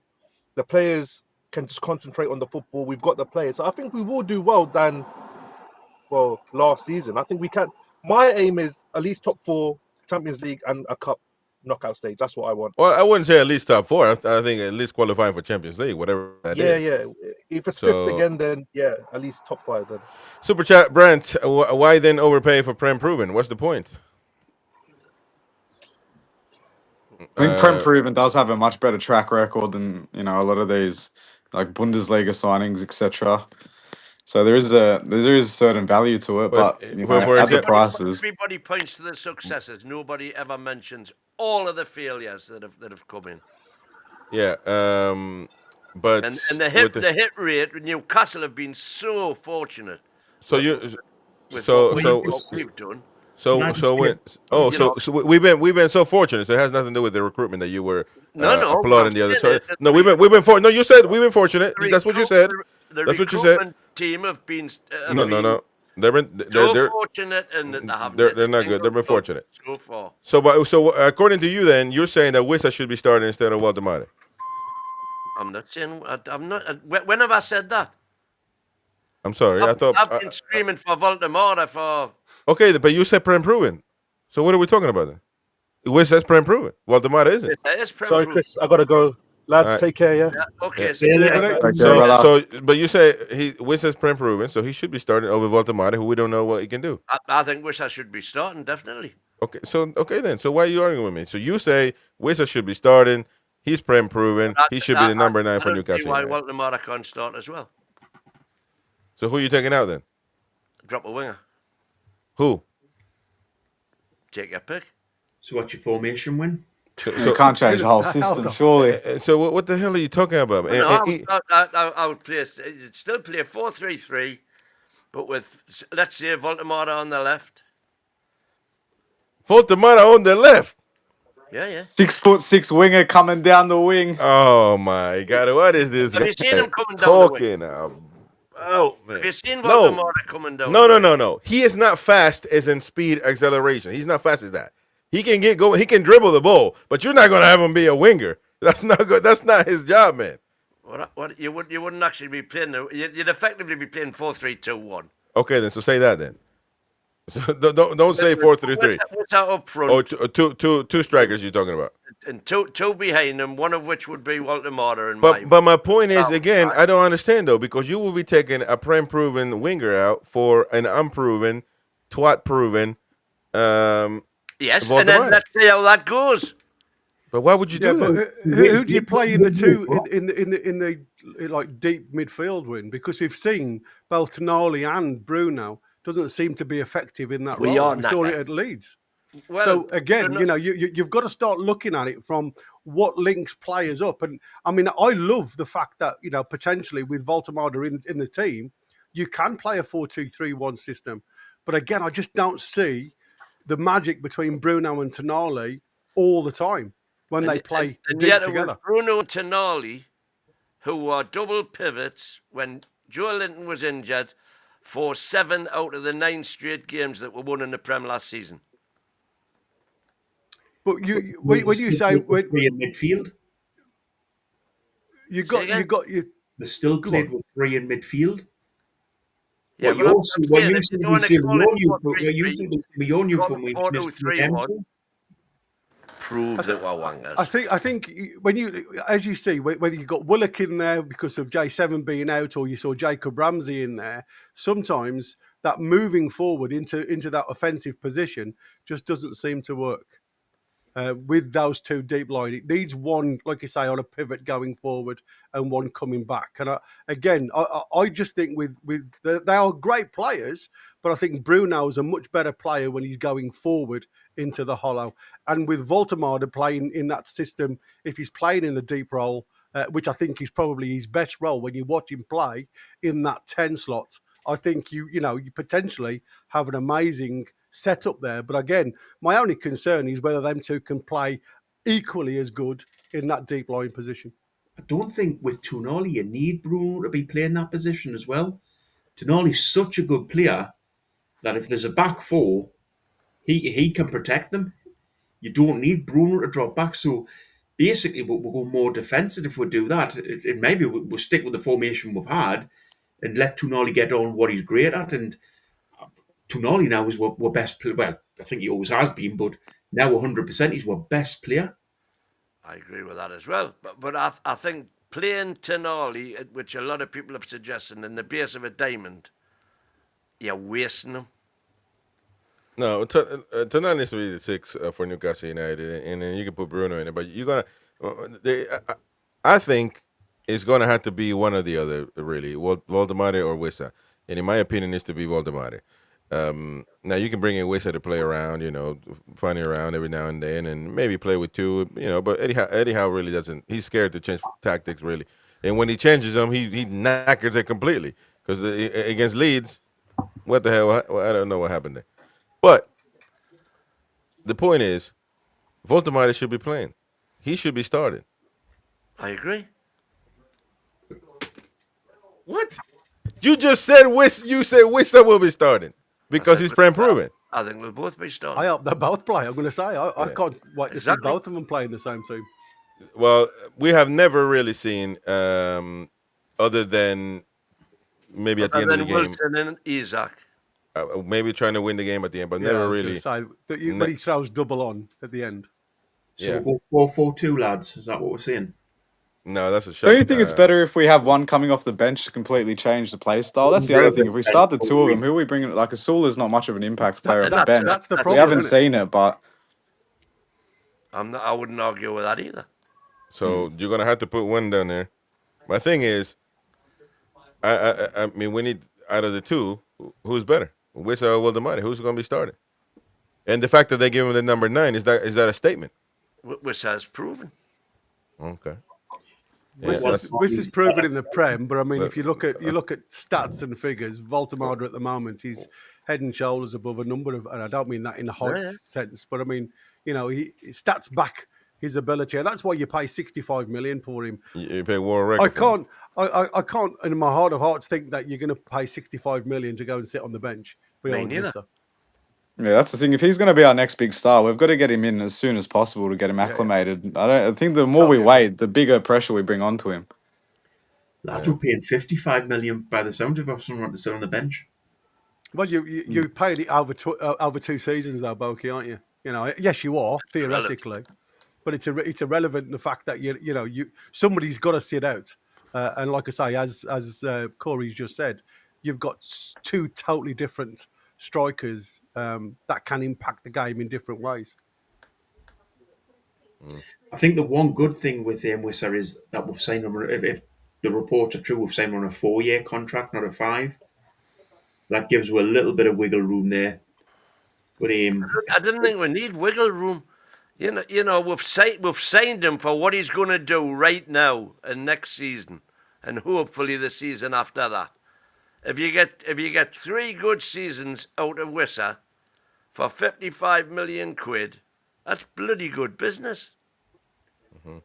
RSL says Voldemade starts. You convince him not to go to Bayern. That is true, by the way, because they had a promise that Bayern told him, we're going to sign you next season. We can't sign you now, but we're going to sign you next season. And he didn't want to wait. He didn't go to Bayern. That must be with the promise he would be the main man. Actually, that was reported. I can't remember who now, but part of the negotiations that Newcastle told you're going to be the main man for Newcastle. I can't remember now who put it out there. He was told, wasn't he, before he got signed, that he will be the starter at Newcastle ahead of Isak, even if Isak stays, I should say. Yeah. So there you go, Win. I've been trying to look at nothing now and find that out because I saw that as well. I was going to bring that up during the conversation. Yeah. Let's go with some comments here from people that they've been throughout the whole stream. Keep on hitting the like button, folks. Hit the like button. We only got 98 likes. Come on now, smash the like button. Don't forget to do that. Please help us out. Smile says 125 million people. The extra 5 is Isak's bonus that he surrendered, so it's 125 exactly. MT Pleb says, I don't understand this Wissa overpriced angle. He's prem proven and scored 19 goals. There you go. I could agree with that actually to a certain extent. I could agree with it. I don't have an issue. The 25% BS, that's BS again, but it is what it is. The GOAT says the Saudis have come out of this looking weak, and we still do not have a CEO or sporting director. Ooh, there you go. AH says if Isak was willing to play for Newcastle, they wouldn't have sold him for 150 million. Therefore, he's worth at least 150 million. There you go. If he was willing to play, you say. So, Menzel Henzel says we were never going to turn down 130 million. The rat is gone.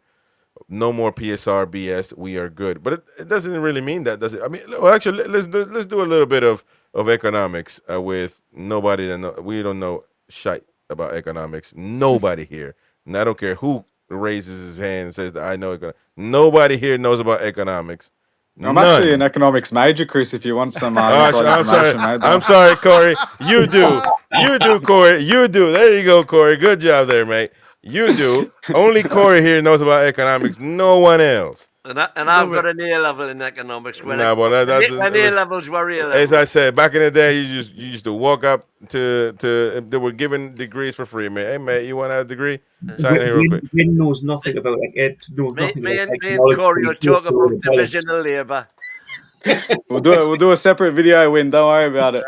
So okay then. So let's talk. Are you any good at spreadsheets, Corey? Divisional labour and market economics, supply and demand. So listen, who was our first signing? Ilanga. How much did we pay for him? 55? 50. So 50. that's 50. I think it was 55 though. So Ilanga 55.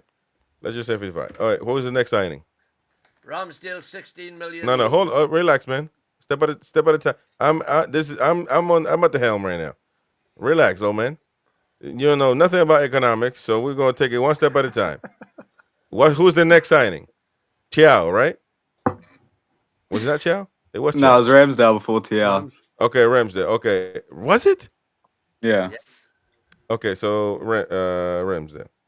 Ramsdale. Okay, sorry. Yeah, Ramsdale. He's alone though. How much do we pay? Obligation the loan fee is what, 4 million? Yeah. I was going to say you can't include his wages in it, so there's 4 million. Well, the wages go for PSR. Yes, right. But it does, but you've got to then include Elanga's wages in his signing. Well, that's what I'm saying. We're talking about for next season. I want to see if we're going to be in trouble for next season, right? So you have to put the wages for this year. We're nowhere near in trouble. Well, let's do it then. I don't want to take your word for it. I want to get the numbers for Corey, and he can tell me. I trust Corey more than you, man. So got the calculator ready, boys. Don't worry about it. So do we have to include salary? Yes or no, Win? As far as PSR is concerned, okay. So salary for Ilanga for the whole year. He's on the what? 100 and. I've got no idea. He's probably on that. He's probably on 190 actually. It hasn't been published, so I don't know. No, you got to go with the reports, man. Fucking hell. Anyway, wages been reported for Ilanga. Okay, so 4 million for Ramsdale plus 135. Was it for 4.6? Isn't it for Ramsdale? 4.6 million. No, but 120 times 52. What is that? Are we doing wages? I think we got to do wages, yeah. Well, 6 million wages, 120 a week. Plus 6 million. We're going to figure out Ilanga. Somebody start Googling, please. Come on. Gary, Bogey, do something for a living. Yeah, I've just been looking. Doesn't seem to be anything out there. There's nothing. Okay, so Ramsdale's a little loan fee. All right. But and then who is the same? Say 6 million a year wages. Hold on. Okay, relax, old man. Okay, plus 6 for Ilanga. Let's just put 6 for Ilanga. All right. So and then you got who was next? Chow. That's a buy. So how much you pay Milan for him? 35, wasn't it? 35. Yeah. Yeah. So 35, and what his salary is? Call it 6 million. It'll be there or thereabouts. I don't know, man. Anyway, okay, let's just do that then. So then we got Ramsey, and Ramsey cost that one cost 50 something. 42, no? wasn't it? Hey man, stop guessing, man. Come on. What did Ramsey cost? People in the chat, let us know. Ramsey, 45. 45. 50. Okay, so 45 plus 45. These are euros, though. These are euros, Chris, remember? 45 euros? Yeah, it's all 40. It's all euros. I don't know what the figures everybody else is giving you. The figures I'm giving you are euros, not pounds. Yeah. We're knackered, man. I think we've all failed. We've all failed here, boys. Yeah, I could say. Jacob Ramsey, 45 million euros. No, but I need pounds. Malik Chow, 35. Well, just add them up and then we'll do the calculation. Yeah. Okay, so 45 million euros. Okay. And then you got, what is salary? Plus 6 as well? Just stick 6 in for them all. Okay. And then you got what's the next one? Right, you've got Voldemort. These are all euros. 85 million euros. In fact, let's just make it simple. Without taking Isak's into consideration, No, don't count that. we've had a net spend of 163 million euros. That's what we spent on players this year. Yeah, but that's without Wissa. Wissa and without what was it? What was it? What was it again? 163.38 million euros. That's with Voldemort. So Wissa is going to be 55 million pounds. So that's in euros. How much? About 60. 60. No, it's not. It's not 80.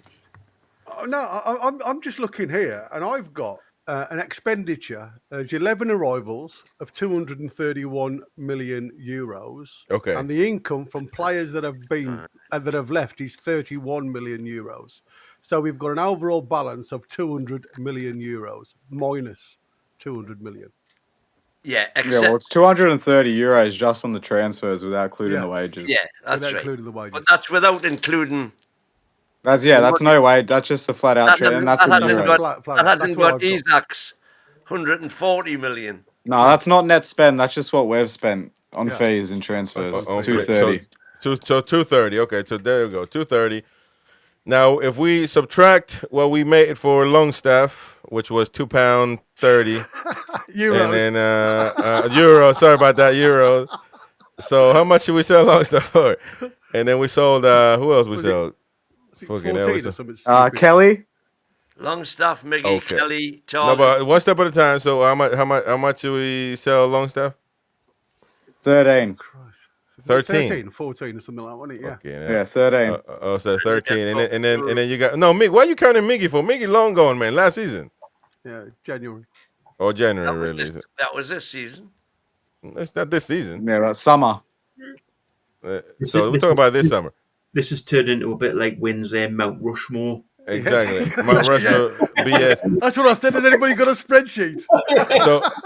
So who else did we sell? They're just Kelly and Longstaff so far, besides Isak. And Miggy Target's and out on loan, isn't he? And Miguel? So what did you say? Kelly made money on that one, but how much? 17. Oh, fucking hell. 17, that's it? I thought it was 30 something. Oh my God, man. Who the hell? Okay, and then we subtract Isak for 125. So we got 75 million euros. 75, yeah. So what the hell does that mean? In We're all PSR wankers. terms. Prove that we're wangers. Oh, Dubravka as well. Oh, Dubravka. Come on now. Dubravka went. Oh, he went on a free?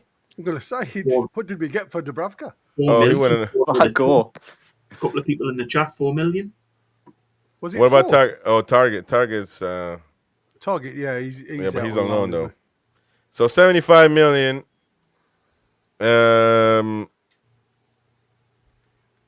Honestly, he? I 30 don't even know how million. to PSR. Osula going to Frankfurt.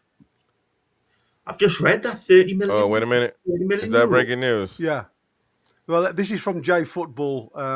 Again, I don't know the outlet. It's a foreign. And they reckon, from what I can, Franco Forte. Oh, Eintracht Frankfurt right now on the verge of signing William Osula from Newcastle for £30 million. Woo-hoo-hoo. That's a scoop. And that is a 20 million profit there. Selling Osula. Breaking. So that is breaking news as of 37 seconds ago. On the verge of signing William Osula. So what are we looking at PSR? The PSR, like if we got this 70 million left on the thing, what does that mean for PSR in the future? We don't have to Means we worry. could have a big window next summer. Yeah. Well, but explain though, because I don't get it. I could care less about this. I just look at my bank account and see what's there. So Well, what we need is we have this little bit of surplus from the sales, plus we need the ladies team to get in the Premier League. So we can sell it. For £200 million, then we've got no issues whatsoever. We can go and buy whatever we want. And I'm not kidding there. I'm not trying to be facetious. I don't see how the Premier League could come up against us if we did that, because they haven't pulled against any other team that's done it. Could we spend 100 and I'm just gonna go nuts here. Could we spend next summer? Could we spend 130 million for a player? Yes. I don't think I think we possibly could, but I don't think the club would do it because then we've got nothing left for anyone else. Well, everything amortized over the year of the contract. So as daft it looks, whatever you're buying now is just pure profit. It's also how much the club brings in over the window as well, like how much the club makes throughout the season outside of transfers. So by my calculations, including Wissa, it means nothing. We've spent 253 million, and we've recouped 151 million. So our net spend is 101 million, which is less than. Did you just say not including Wissa? Not including Wissa. And why would you not include Wissa? So the figure sounds not including. I've got Walter Mora, Wissa, Alanga, Ramsey, Chow. 69, 55, 55, 40, 34.6. So that is including Wissa. Yeah, that is including Wissa. Sorry. Somebody's just asking to check your abacus, mate. 253 million spend, and we've recouped 125 for Isak, 12 for Longstaff, 14.5 I've got down for Lloyd Kelly. So that is 151.5. And if you take 151.5 from 253, we've spent 101.5 million net, which is less than Sunderland. Okay, so got an update, a breaking update on the Osula situation. Aston Villa had also agreed a deal for Will Osula, but move was complicated by UEFA spending rules. I don't know what that would mean, but Frankfurt deal being discussed includes buyback option for Newcastle to do that. Cloud Cuckoo, is Win available to hire for birthday parties? Yeah, man. His bar mitzvahs, you name it. He will bring the mask he's wearing right now and everything. So he will bring all the outfit. He comes with his own big red nose, wig, and big shoes.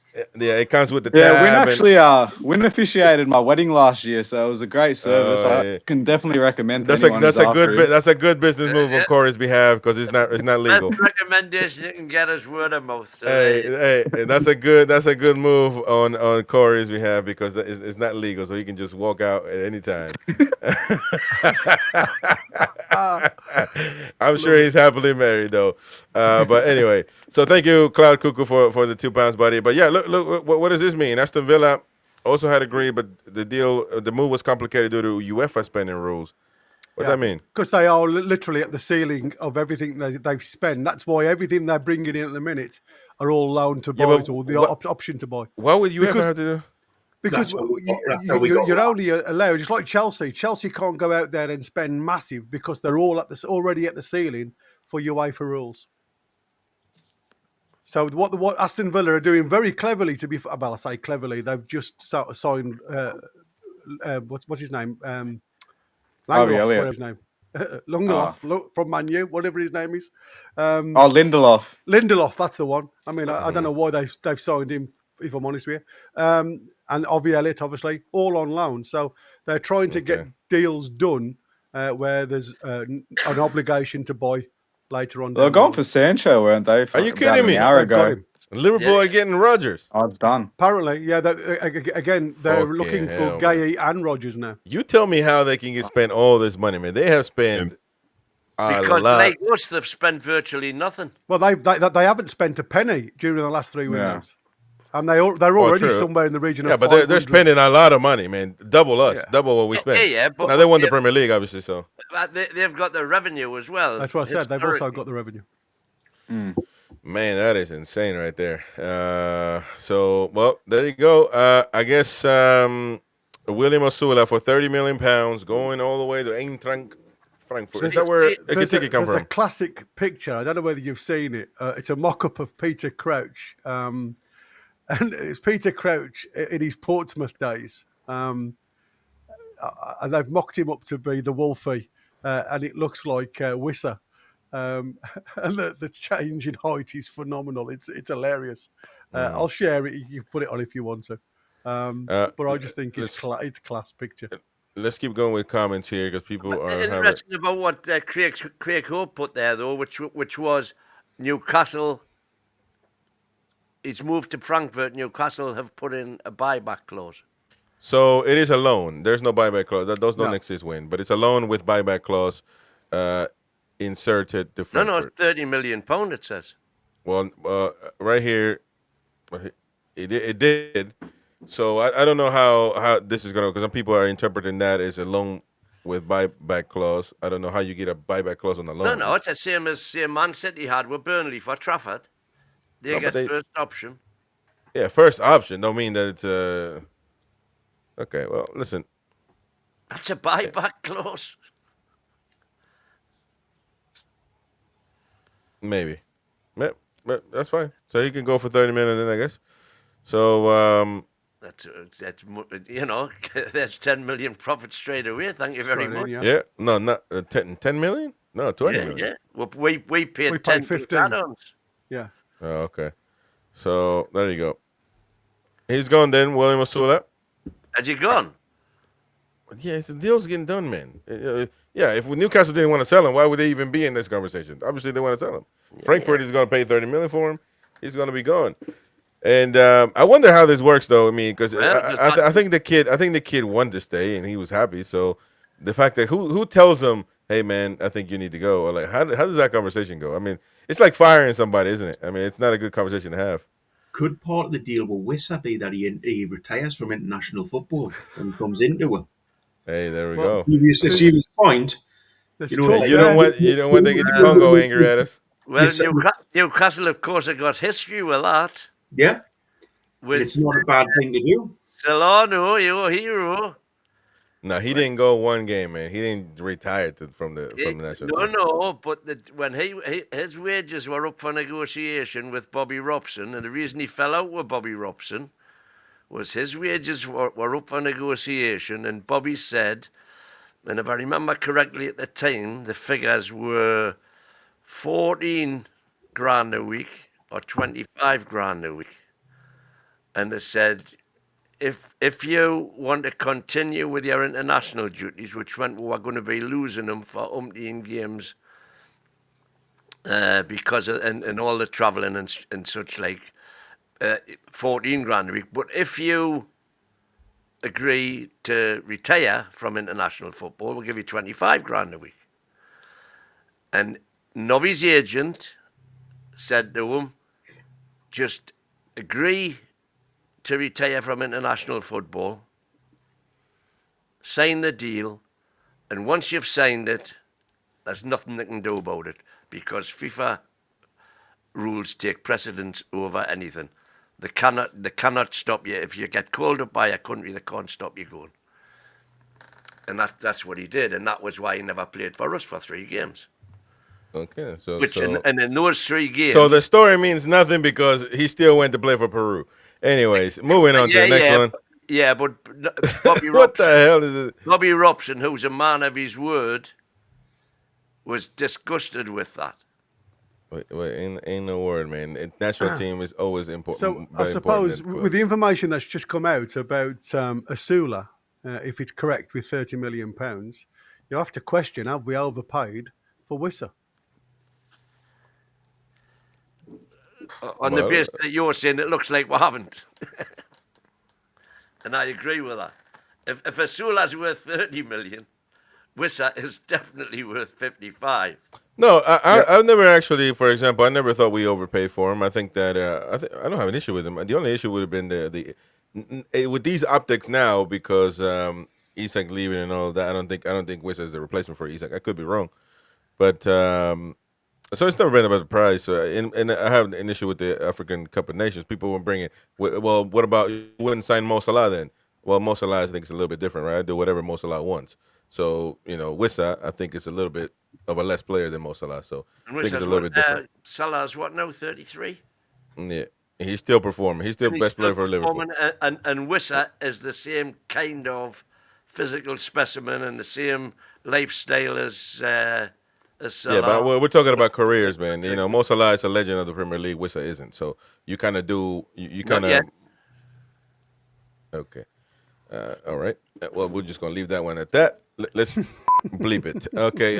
Mansell says we were never going to turn down 130 million for the rat is gone. No more PS. Oh yeah, we read that one. I think. The Mighty Quinn says I'm happy with our window. He's upsetting the apple cart. Just wait until Valdemara and Wissa get going. Toon. LOL. Well, that's the only hope we got, don't we? I mean, quite honestly. Snizer says done with Isak. Now looking forward and seeing Barcelona on at St. James's Park. Marco, prediction: Liverpool fans will moan about Isak within 3 games, and if he doesn't score because Isak is the laziest player I've ever seen. That is true, though. He is lazy. But he scores, and that's kind of what they're getting him for. Just for the laugh, says Adrian, it's 100% a squad game now, so all top teams require deep, strong squads. He also says, Chris. No, here we go. Oh, that's interesting. Chris, you 100%. You are the right. At least you see it how it is, and isn't flip flopping like the other two. There you go. Oh, I thought it was gonna be a dig. I thought it was gonna be a dig. But thank you for. You put it up because it says Chris. No, I thought it was it. Right. Oh, look at this one, Chris. You're 100% right. But heavy metal burner accounts, mate. Hey, my burner. Is that not my burner account? Who started all these exactly? Yeah, who started all these? Marco, I'm very happy with Wissa, but this Africa shite puts a dampener on the matter. Chris is correct. Oh, Chris is correct again, baby. Chris is correct. We need another striker. That's what I was going to say before. By the way, here's the thing. Are you going to say we need a striker? You've been arguing with me for the last 2 hours. If we are selling Osula and we're getting 30 million for him, who's available for 30 million? Callum Wilson. Vlahovic. Oh no, keep away from Vlahovic. I don't think he's going. I don't think that's possible anyway. No, Jody Dan put a good one in there. You could go for Samu's release clause in January. Well, but then those are players that have to play. I would have gone for Kolomuani, for example, because he can play multiple positions. You can put him on the wing, you can put him up front, you can do many things. I think that's what we need. I don't think we need a set center forward because then he can't really play other than playing center forward, and that's just one position. Maybe another midfielder like Fratesi or Fermin Lopez. Maybe that's still available. I don't know. Marco says, I'm very happy with Oh, yeah, we read that one. Aaron says, we 100% need another creative midfielder, but Chris is right. Another Chris is right. What's going on here? What's going on? Hey, I like this. We've had our pants pulled down from the... Chrissy. 4 burner accounts. We've had our pants pulled down from the rat, says Aaron. Smile, Wissa, 55 plus 25 sell-on fee is crazy. Well, I guess not when you can find out the Osula news. Steve, we've missed out on Donnarumma and Martinez because we messed about with Trafford, who is embarrassing himself every week. And they getting Donnarumma now. Trafford. That's in front of that keeper as well, aren't they? The Donnarumma is done deal now, man. So DCB says NUFC Talk TV, what's the latest situation on Wissa just woke up? Well, he signed, brother. He's signed. He is a Toon player now, number 9. He's the next Alan Shearer, according to Mighty Wayne. So, World Cup next year, we need a bit of cash and savings, as there's always a few unexpected superstars on the show. Says Martin. That's a good point. That's a good point of view. There's always except we'll have a full year's money in by then as well, including Champions League money. Yeah. Scouser says, I think what the Isak deal has done. Right, let's get this straight. What the Isak deal has done is tell us how to feel, man. Ended our PSR worries for some time to come. You know. That's until Gordon pouts and doesn't want to train, and then we do the same thing, and we fix another PSR. Yeah, then we get and that's fine, and we become on with another whole load of and then we become Brighton. So that's lovely. I always wanted to become Brighton. Scouser says season just started and now it's off for 2 weeks in international break. Effing annoying. I don't think so, man. International football is proper football. We need international football. I'm sure Corey, Australia, how we doing, man? Not too good. You got Absolutely the Cahill shit house, eh? and got the Cahill brothers still going at 57 years old. I know Cahill was playing for a long time, man. For a long How's time. America going, Chrissy? All right, man. We were good until you said that. And then, national team. We're playing against Japan. I don't know what the hell is going on here, man. We're playing against Japan. Peru is not good as well, man. We're not good. Anyway, Smile says Wissa number 9 with Waldemar playing as a second striker. Yeah, that is a shame. If that happens, I have an issue with that. Waldemar needs to be the number 1 star for Newcastle moving forward. What Smile is saying is they're both playing. Wissa as the 9 and Waldemar playing as the second striker at 10. We can't do that with a Osula goal, and that's the dumbest thing I've ever heard of. So have no striker on the bench for the rest of the season. You don't have a backup striker. That's the point. We got nothing. Yeah, but we are still a few hours away from the window closing, and we don't know whether there's something happening behind the scenes. Whether there's a deal with Frankfurt to go. Is there somebody in the pipeline at Frankfurt that could come our way? I don't watch much of the I don't think there's anybody. Bundesliga, so I don't know if That's there's good anybody enough. there. But we might still sign somebody. Who knows? Who knows? But that's what we're here for all day, baby. All day to get you the breaking news. So Steve says, we need a better backup than Osula. Well, Osula's gone, so we definitely need a backup now. No, correct, man. You said that we're good with two. What are you talking about? You literally said earlier the whole time that we don't need anybody else. That it's fine that Wissa goes off. We got Waldemar, so we don't need a backup for it. You said that. So now why do we need a backup? We need 3 strikers, but not necessarily 4 strikers. Dude, you are, I swear, insufferable, man. What I said was dead simple. No, it isn't. You can't go out and buy a top striker. Nobody said that. Just purely to replace somebody because they're going to be away for a month. What's not to understand about that? Okay, then, so why are you saying that we need a striker now? Because if you look at any Premier League squad, they've got 3 strikers. So we need or don't need? What the hell do we need, man? I don't understand. We do need, but not necessarily in this window. Okay. All right, mate. Just make sure you take it. It's going to be an interesting look forward because I think whatever Eddie Howe or the team bring in next, if they do bring anybody else in, because of the Osula potential going to Frankfurt, you'll see the type of formation that Eddie Howe is planning. Because he's either going to stick to the same old, and he'll bring a midfielder in that can fill the void of J7, or he'll go and get another striker to fill the void on the bench. So either or, you're going to see the setup going forward. I don't know, Marky, I don't know. Longstaff out, Target out, Wilson out, Isak out, all replaced with great lads. I don't know about great lads. I don't know them personally, but I hope they're good footballers. That's all I care about. I just want to say apologies for everybody because I am on my own. I've got kids in the background, so I do keep going on and off the screen when my young ones come. I am listening still. Good. I just have to sometimes just drop out for periods. It's all good. It's all good. And throughout this whole stream, we're gonna be dropping in and out like flies. Corey, you got to work today? Pardon? You got to work today? Oh, it's now to midnight in Australia, bro. It's not finished, man. Oh shit! It's midnight. Yeah, 11 o'clock over here. But you got to work tomorrow? Yeah, unfortunately, yeah. Oh, unfortunately, you're knackered, man. That means you can't pull an all-nighter with us, but it's okay, man. Go as far as you can. Real. That's it. Real one says, did Win have hair before the Isak saga? Yeah, he did, man. He did. He looked like I had hair, funny line. What was the big midfielder for Fellaini? I think was his name. Mario Fellaini, the big afro. Yeah, for Man United. There we go. He looked the Belgian midfielder. He looked like it. Do you know who that is, Mighty Win? You don't even know, man. Yeah, Everton. Everton. He played for Everton. Yeah, looked like that. But Isak, the Isak saga's done him. He's been jeopardized by that. Sir Galahad says, "Get Paquetá in. We need creativity in midfield." Well, Paquetá, he made it clear he actually took the biggest dump on all the ITKs over the weekend with the celebration. That was one of the best celebrations I've seen in such a long time, eh? Quite honestly, though, I wouldn't man, you really gotta love West Ham if you want to stay in this situation. But he becomes a martyr. Apparently, Villa tried to get him in, didn't they?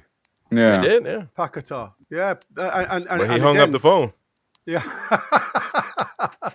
Yeah. He didn't want to come that far north, he said. Well, I'm my joking. God, I was thinking, I was like, wait. Yeah, I saw that bush start flying past your head then, Chris. Yeah.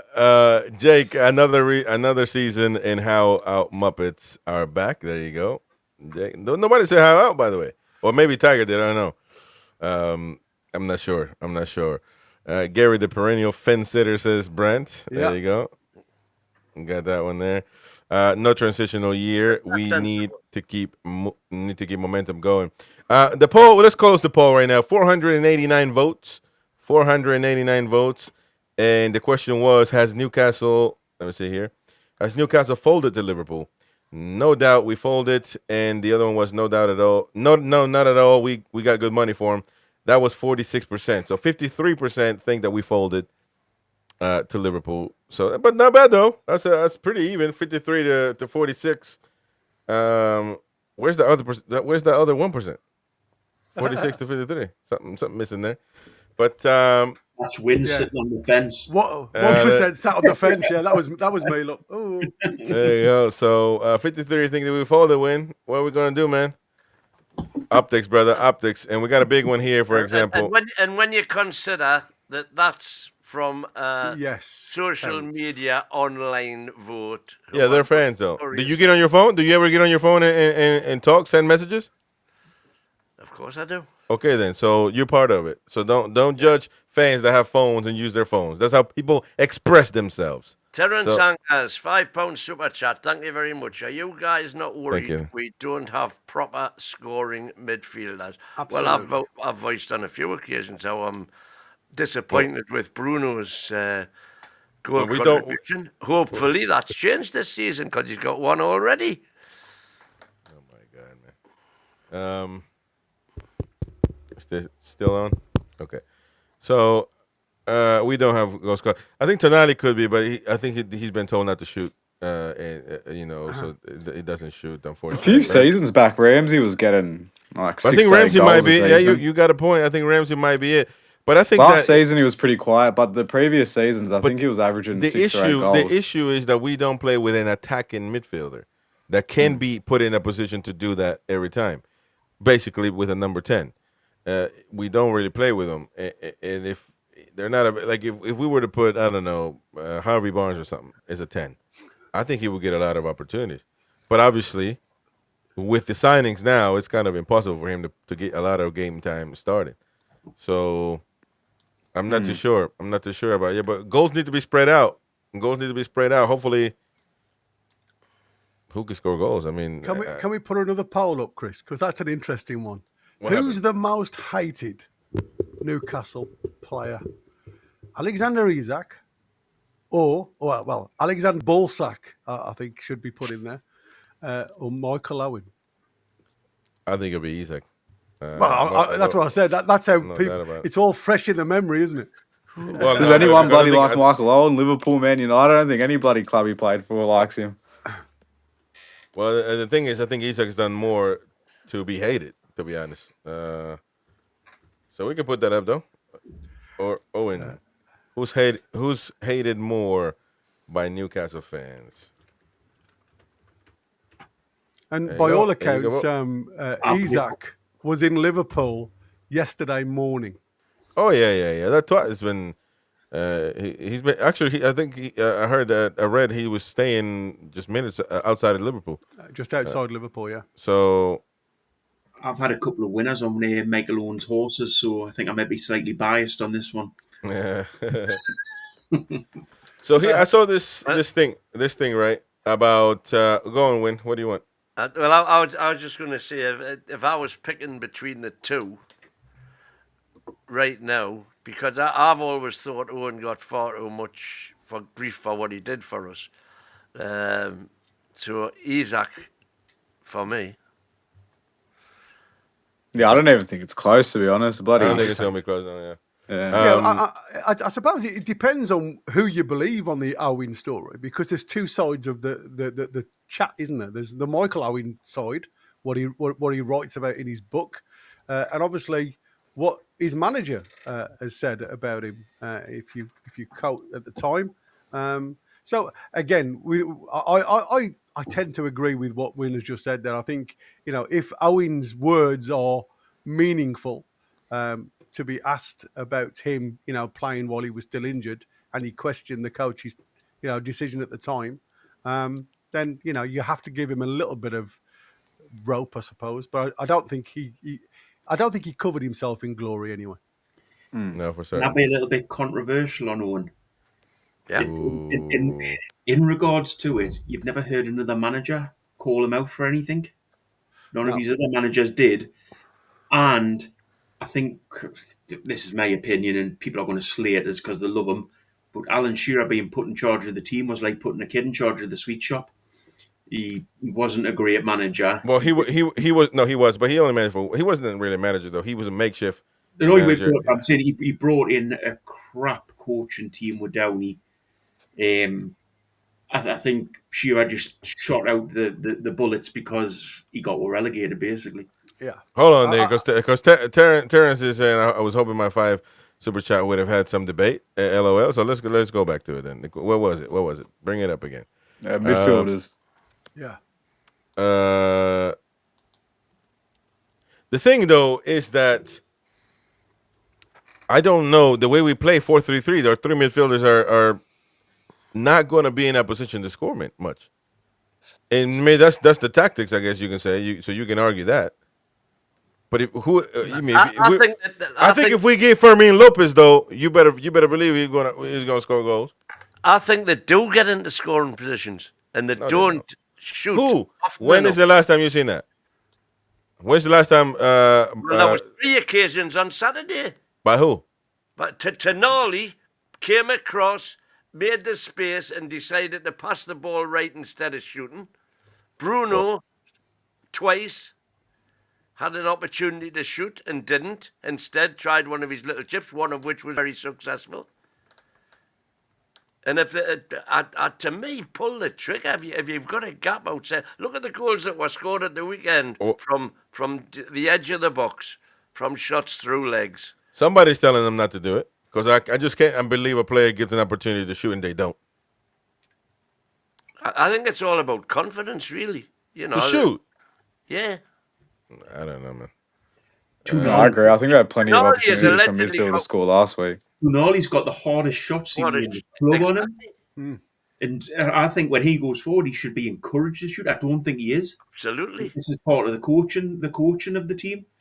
I think we're turning into a horrible thing to say, but we're turning into an Arsenal where we're trying to play too many passes.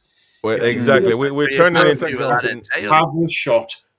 I mean, you saw that play. You saw that play by Livramento. That he was literally trying to walk it in to goal. I mean, he was kept dribbling, like all across the byline. Like, come on, man, just pass the damn ball. But he just kept trying to dribble, and he just went out of bounds. To me, still had a corner then, by the way. Yeah, that's true though. But regardless, he should have passed away before that. So, but the whole team is doing that, even when trying to play from the back, and that's why we've said that that's why Pope's. That's why we got a goalkeeper, I think, because we're trying to play from the back, and I think that we might be appealing for Pope to have a major mistake to take him out. I think that our managers have the personality to just say you need to come out instead of waiting for a mistake. But that's my assumption anyway. But yeah, I mean, midfielders. If we get Fermin Lopez, man, he can score, man. He can score. He's a proper midfielder, proper Barcelona Academy midfielder. But I don't know if we're gonna get him. We got the whole window though. So there you go, Terrence. Come on now, mate. You won in a debate. Win lost as usual, but you got a debate, brother. Exclusive video of Wissa coming in to undergo his medical from earlier on. So there you go, Joey Wissa walking in. He drove all the way from Brentford. God bless his soul. Come on, man. You must have some. Need to get them before the medical. You need to get them circulation socks on. Being in the car all damn day. Come on, Newcastle. Just before the toilet that we ran in there. Oh, I tell you what, driving all the way from his legs. 3 hours on the motor. Driving all the way from down there, man. You better believe I gotta take a leak. Come on now. Driving all the way from Brentford, man. No stop. My goodness, we couldn't even. We were like, can we pay for a jet for Wissa? Nah, man, he can drive all the way up here. He gonna be the backup anyway, man. We just fucking hell. Anyways, but Will Osula, the replacement for Ekitike, apparently. Says who? That's the report that's out there on the Northern Echo. Posted that. Come on, man. Michael must have posted that. Sometimes 30 million will see Osula head to Germany as a replacement for the two-time two-target Hugo Ekitike, which is crazy. Why are a team paying £30 million for him? To be fair, I've just been having a look at the chat. There's a lot of people that don't want him to leave Newcastle, mate. Well, I don't want him to leave, but 30 million, I'll drive him there myself. They're happy that he is going, never more planning on 30 million is a lot of money for Osula, man. So I'll walk him to Germany. I'm gonna say, you talk about a long drive, crossing your legs. So I wanted to bring this up. These are the most expensive signings of the recent modern era. You got the first one there, Neymar for 222 to PSG, Mbappe to PSG from Monaco, the Twat to Liverpool, and then you got that was Dembele from Dortmund, and Coutinho from Liverpool to look at the shamefulness of this, man. 2017 to 18, you got paid 135 million euros, which in pounds would be how much? 110. And with inflation, you're going to tell me that Isak is just 10 million more. Yep. Come on, man. You twats. But anyway, so one thing that they all got in common, they all were flops. They all flopped. Dembele, they all flops in their respective club. Now, you can say Mbappe didn't, but Mbappe failed miserably at getting what they really wanted him for, which is win the Champions League. They didn't win it until he was gone. Neymar was a flop at PSG. Dembele was a flop at Barcelona, never good, always injured. Coutinho flop as well. So I'm hoping I'm not praying, I don't use the Lord in vain, but I do hope that he fails miserably at Liverpool. But isn't it crazy how they all have that thing in common, basically, other than maybe Mbappe? Yeah, it'll be interesting to see how his fitness goes, mate, to be fair. I wonder how miraculously fit he stays for now he's at Liverpool. Well, that's the other thing. You got to think about what bloody Ekitike is thinking of him coming in. He's just bloody had a great start to the season. That's going to be a bit of disruption there. You say that, Corey, because there's an interesting article about Cody Gakpo. Apparently, Cody Gakpo has been... He's going to take a backseat. Highlighted to be the one that's being replaced by Isak. And he just signed a contract, by the way. Yeah.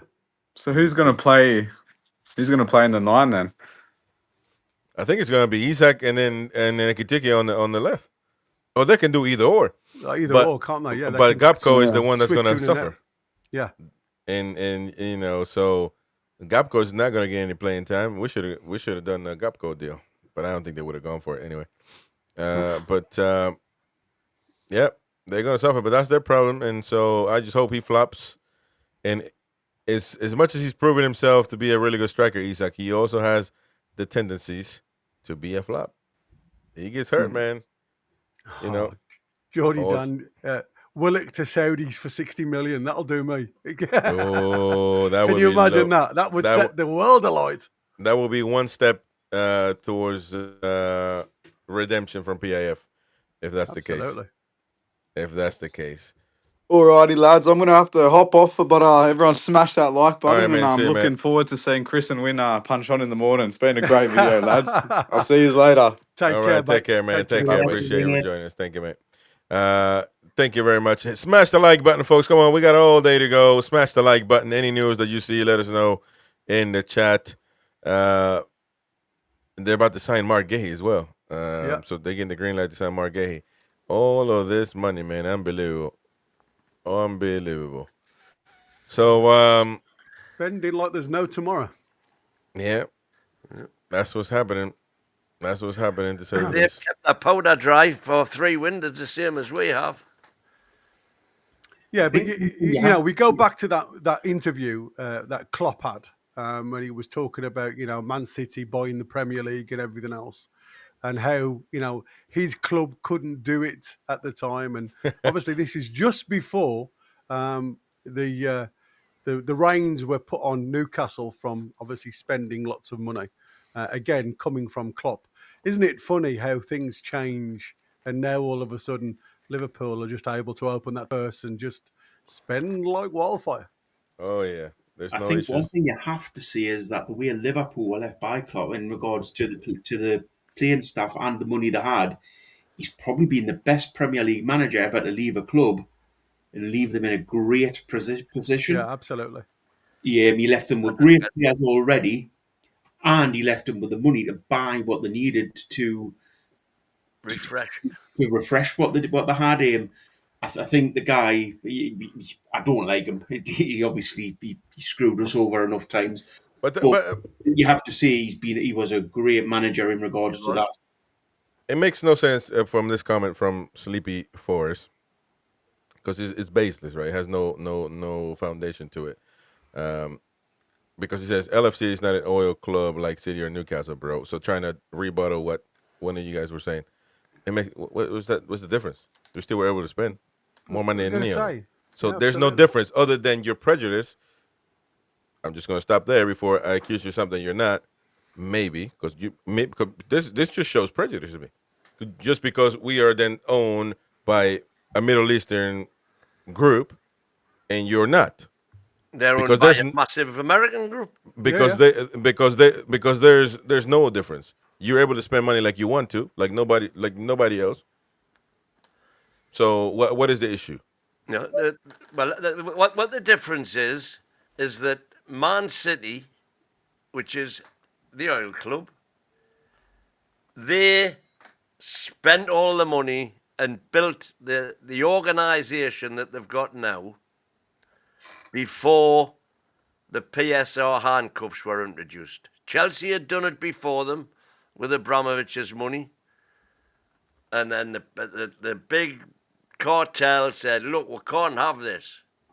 So then they introduced PSR, which meant that you are then governed by what your revenue then was.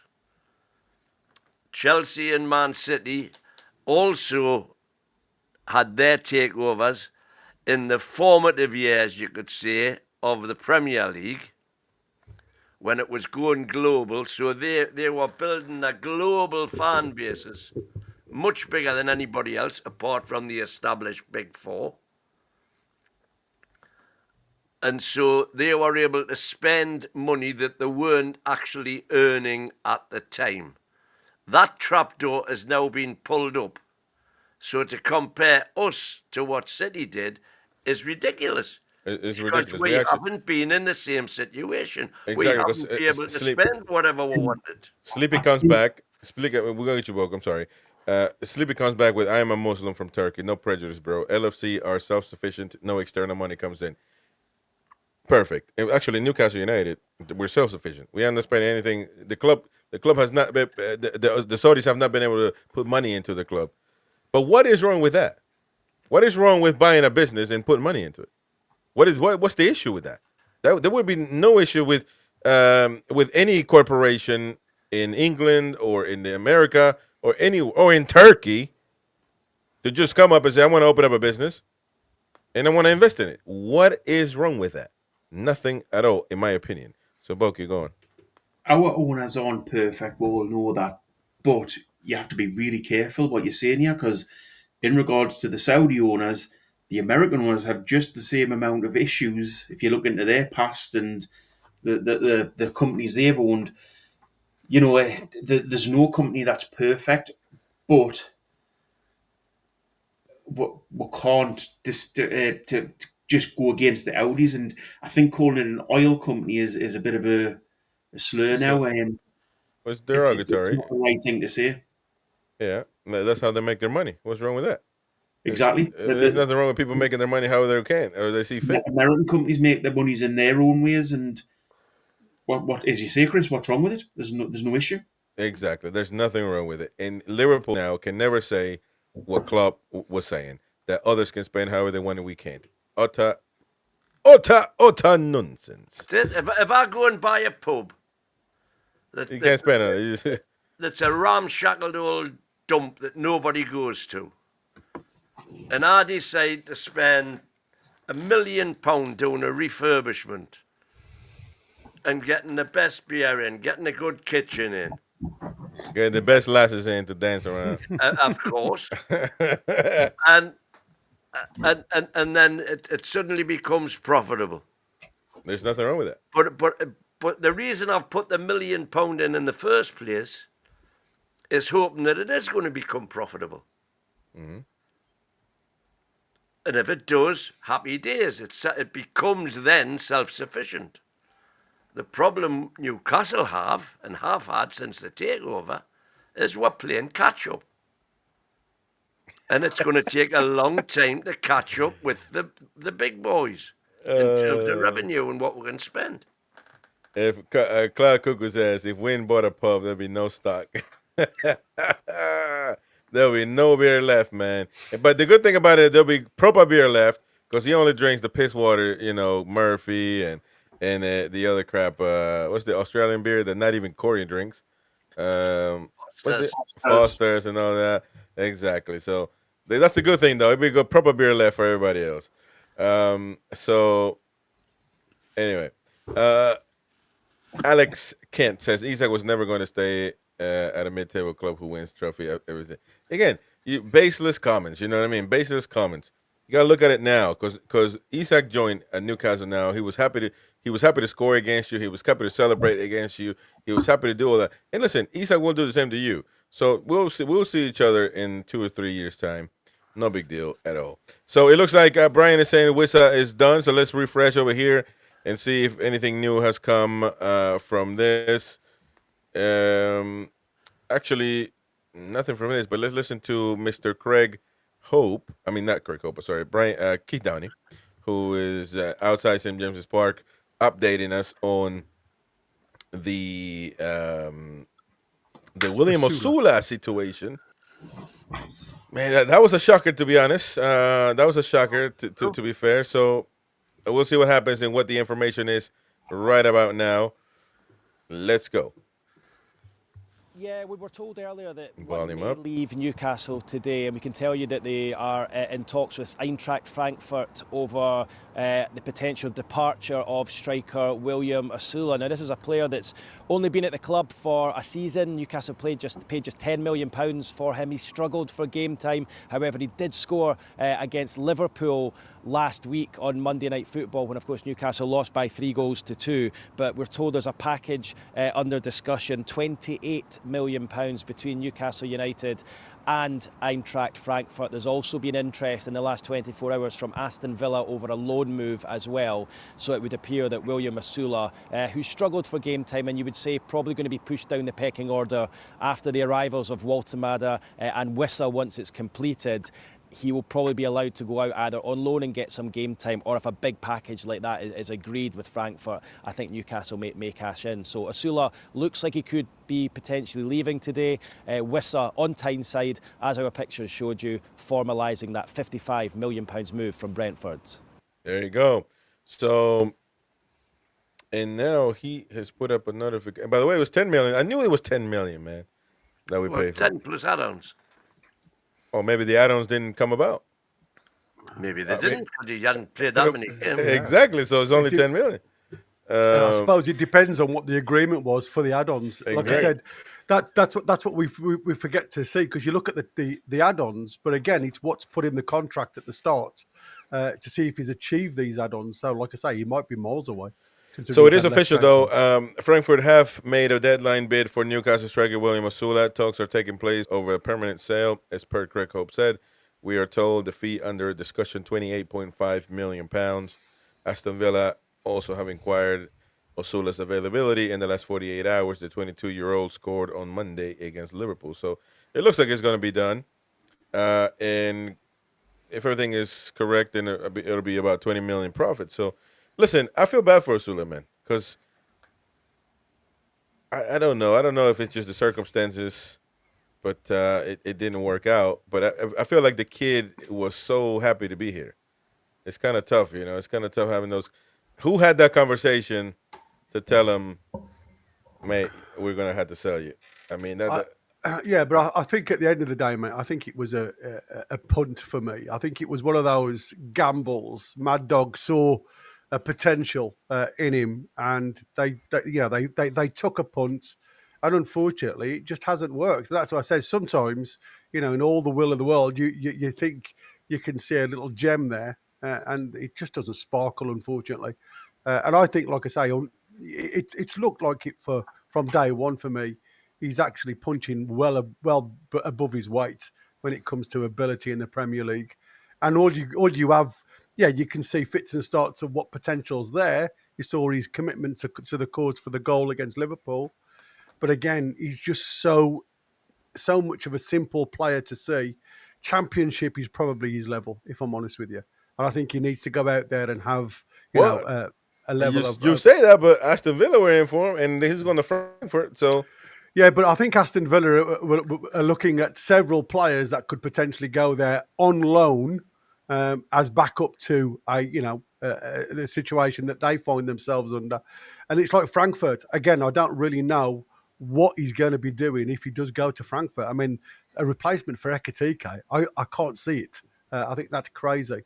But some interesting news has just come in.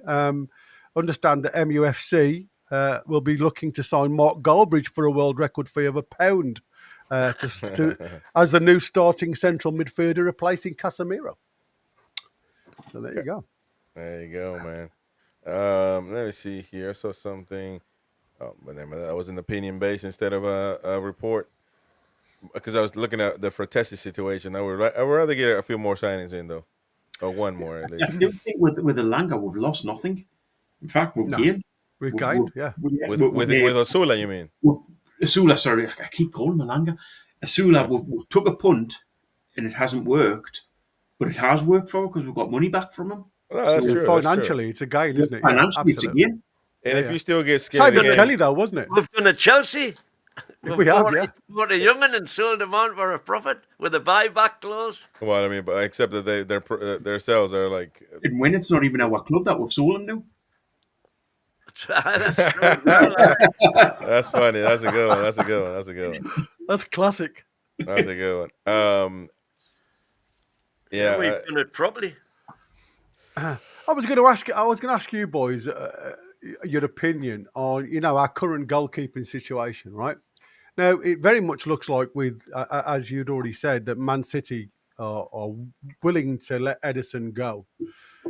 I can't understand why Newcastle hadn't looked at bringing Ederson into St James's Park, because I think he's the all. I mean, people will say his age and everything else, but he's an all-round keeper, isn't he? And obviously the Galatasaray move has fell through. I don't know for what reasons, but he's certainly a cut above what we've got at the moment, and he potentially could come for very little, if I'm honest with you, especially with Donnarumma going the other way.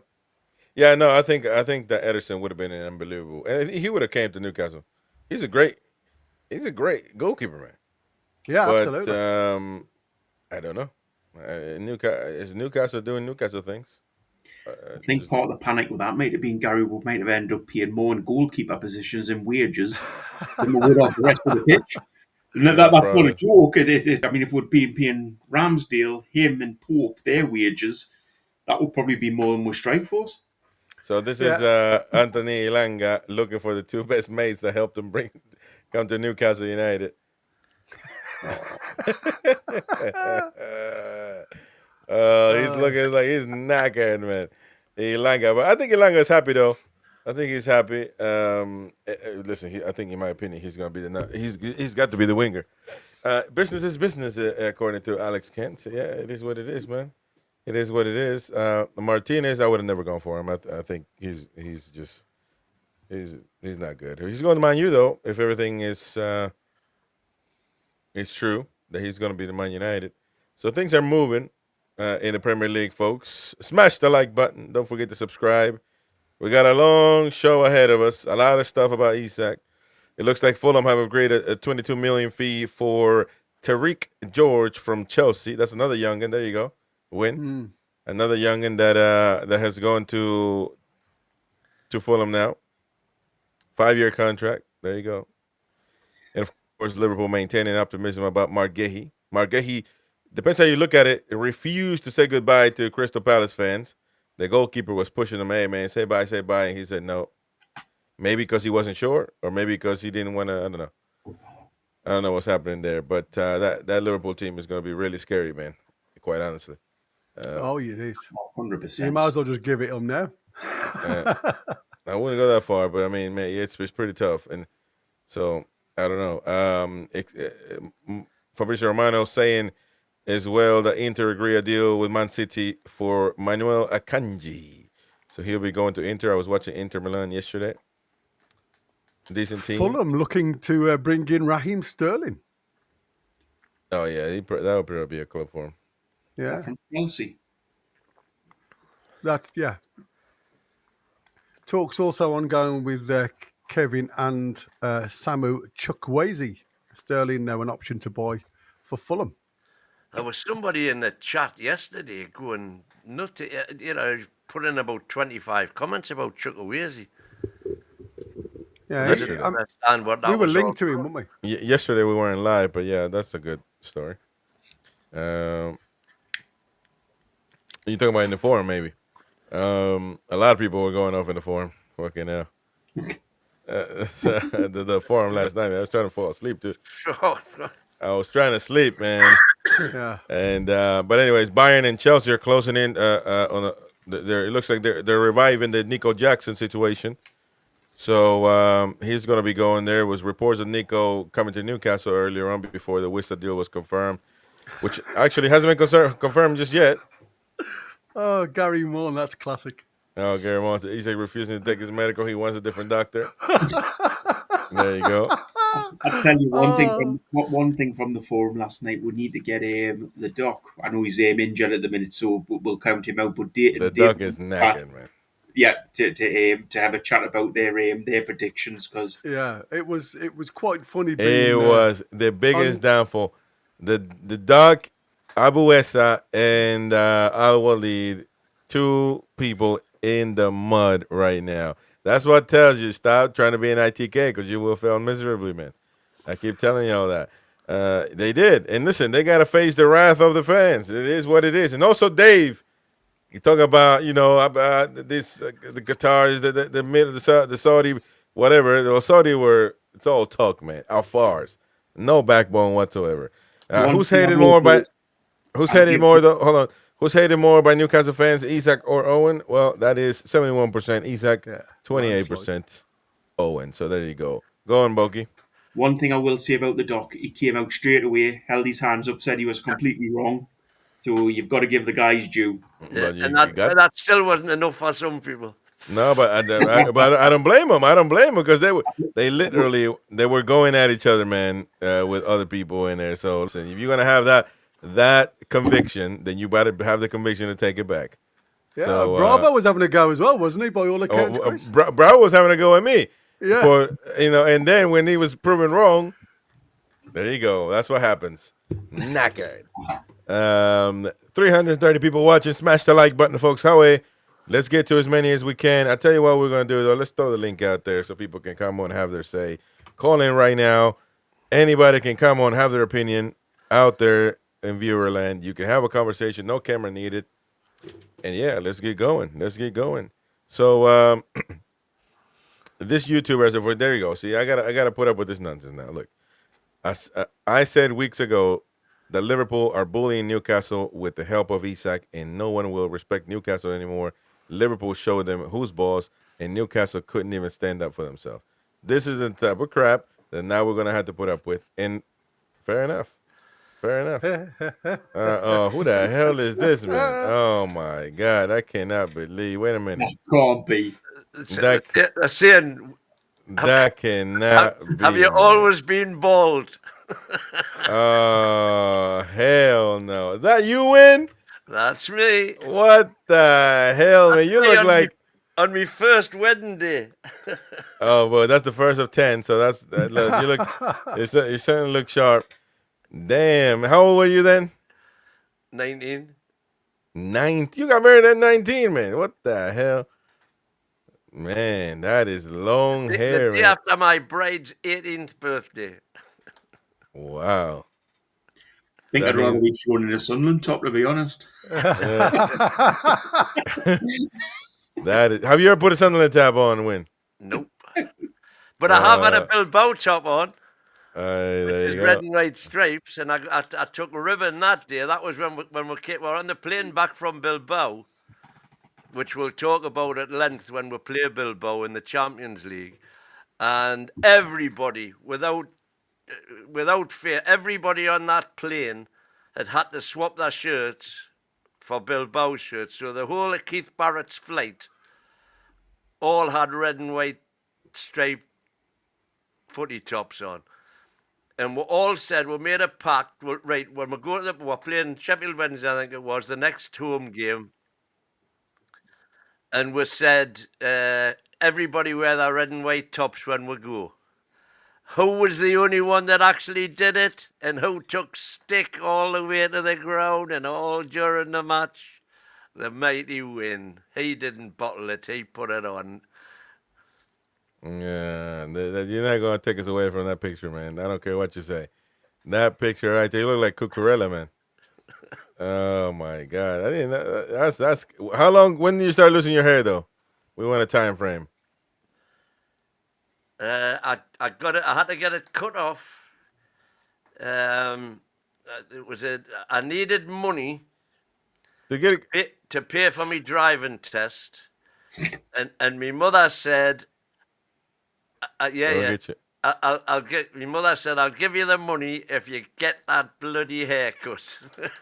And I didn't have the money for my driving test, so I had to.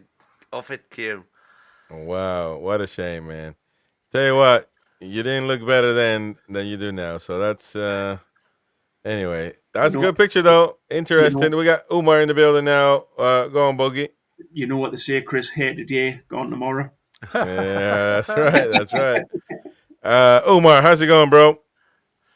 Can you hear me? Yeah, we can hear you. What do you make of this whole situation? I cannot hear you when you're speaking. Okay, then keep going, talk. I cannot hear your voice. Oh, okay, well then, I don't know what to tell you then, mate. We can't hear you, so you're gonna have to come back at some point when we can hear you. So unfortunately, we cannot hear you now. But yeah, we got to put up with this stuff now. When people telling us we're small time and all that crap, there you go, mate. You're the one that encouraged this stuff, so there you go. How have I encouraged it? I said don't let him go for less than 150. But it would have been different if PIF said it's 130 or nothing. Then it would. Then right now we would be walking around with our chest inflated. No, PIF said he's not for sale. But it turned out that he wasn't he? Absolutely, yeah. Okay. They've had their pants taken down where we look foolish. But as we've come on to PIF, do we have to discuss, we haven't mentioned it so far, but how much better the transfers window's been since PIF and Rubens took it over? Well, that's always going to be better, though. That's always going to be better. It's still absolutely pathetic that we haven't got a CAO in place. Rubens shouldn't have to be doing it. We should have a CAO in place to have replaced Darren Niels, and we should have a DOF in place as well. Yeah. 100%. Yeah, well, if you're saying... No, but I'm saying how much Eddie and Andy Howe and Steve Nichols were in charge of, obviously, the transfer window up to a point. But after the point that PIF and Rubens stepped in, we've done so many more deals and they've been so quick and so much more professional. Yeah, so they've got the deals over the line which have been identified by the recruitment team. The recruitment team were not enabled to do the deals. Where's your proof of that, Win?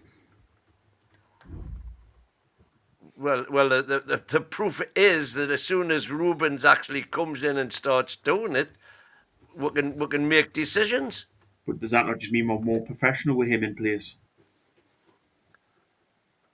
I don't even know where you're going with this. What I'm saying is, Andy Howe, it's got nothing to do with Andy Howe's talent spotting ability or whatever. Yeah, he should have been that, though, but he was in charge of negotiating. Well, that's exactly it, Chris. It's not his fault that he's in charge. Well, it kind of is. Well, it kind of isn't. Yeah, you're right that the PIF made a mistake on that, but it's also about Andy Howe saying, "No, man, I can't do this. It's not my thing. Why would you accept a job you can't do?" It's about Andy Howe having to when he's in the negotiation, having to say, "Well, hang on a minute, I've got to ring up. I've got to send a carrier pigeon to bloody Saudi Arabia to find out if we can do these figures." But when you were so confident at the start of the window that Eddie Howe and his team would do a brilliant job, I think this is a point we need to bring up, is that they were crap, they were rubbish. In the beginning, yeah. We're crap. But yes, it We're a was, brilliant man. window. Yes, it was, man. In the beginning, it was until Ruben stepped in. It was absolutely rubbish the way we were conducting. He obviously had the authority to write the checks and do the deals. Not over PIF. Ruben has no authority over PIF. I think Rubens has had the balls to go back to PIF. No. PIF have given him the authority, whereas they hadn't given that authority. Hold on, but now you're speaking on something you don't know. Now you're. Who are you? No. Dude, it's been widely reported that Andy Howe, Steve Nixon, they're the ones running the ship as far as transfer is concerned. Eddie Howe's getting the players that he wants. You've agreed to that now, right? Eddie Howe's got the players that he wants. He's the one deciding that. Correct. So if we failed to meet any negotiation, it was due to them. Well, Gary Monk. Somebody prepared to write the check. Well, I was going to put in Omar in, but we got Gary Mon in the building. Gary Mon, how you doing, mate? Gary Mon. Gary? We cannot hear you. You got a little Wi-Fi signal down there, so maybe it's your Wi-Fi. I'm not too sure. So reset, man. Come back in and out. If we can hear you, just reset. We have, I think, been able to save this window, but we cannot forget how it started. We cannot forget, because we can't be doing for once. We just not do things the right way. Right. I think, for example, if we had gone in day one or after Pedro. Now, okay, everybody says he wanted to go to Chelsea, etc. Yeah, we knew that. If we'd gone in to Brighton and said, what did they end up paying for him? 65 million. There's 65 million. I think we would have had Pedro. But we didn't have anybody who could actually make that decision. PIF or whoever in PIF, we have no idea, had decided Pedro is worth that. And that's as far as we're going. And the same with all the rest as they came along. Yeah, you're assuming that. Eventually, I am assuming that, yes. Because otherwise I think those deals would have been done.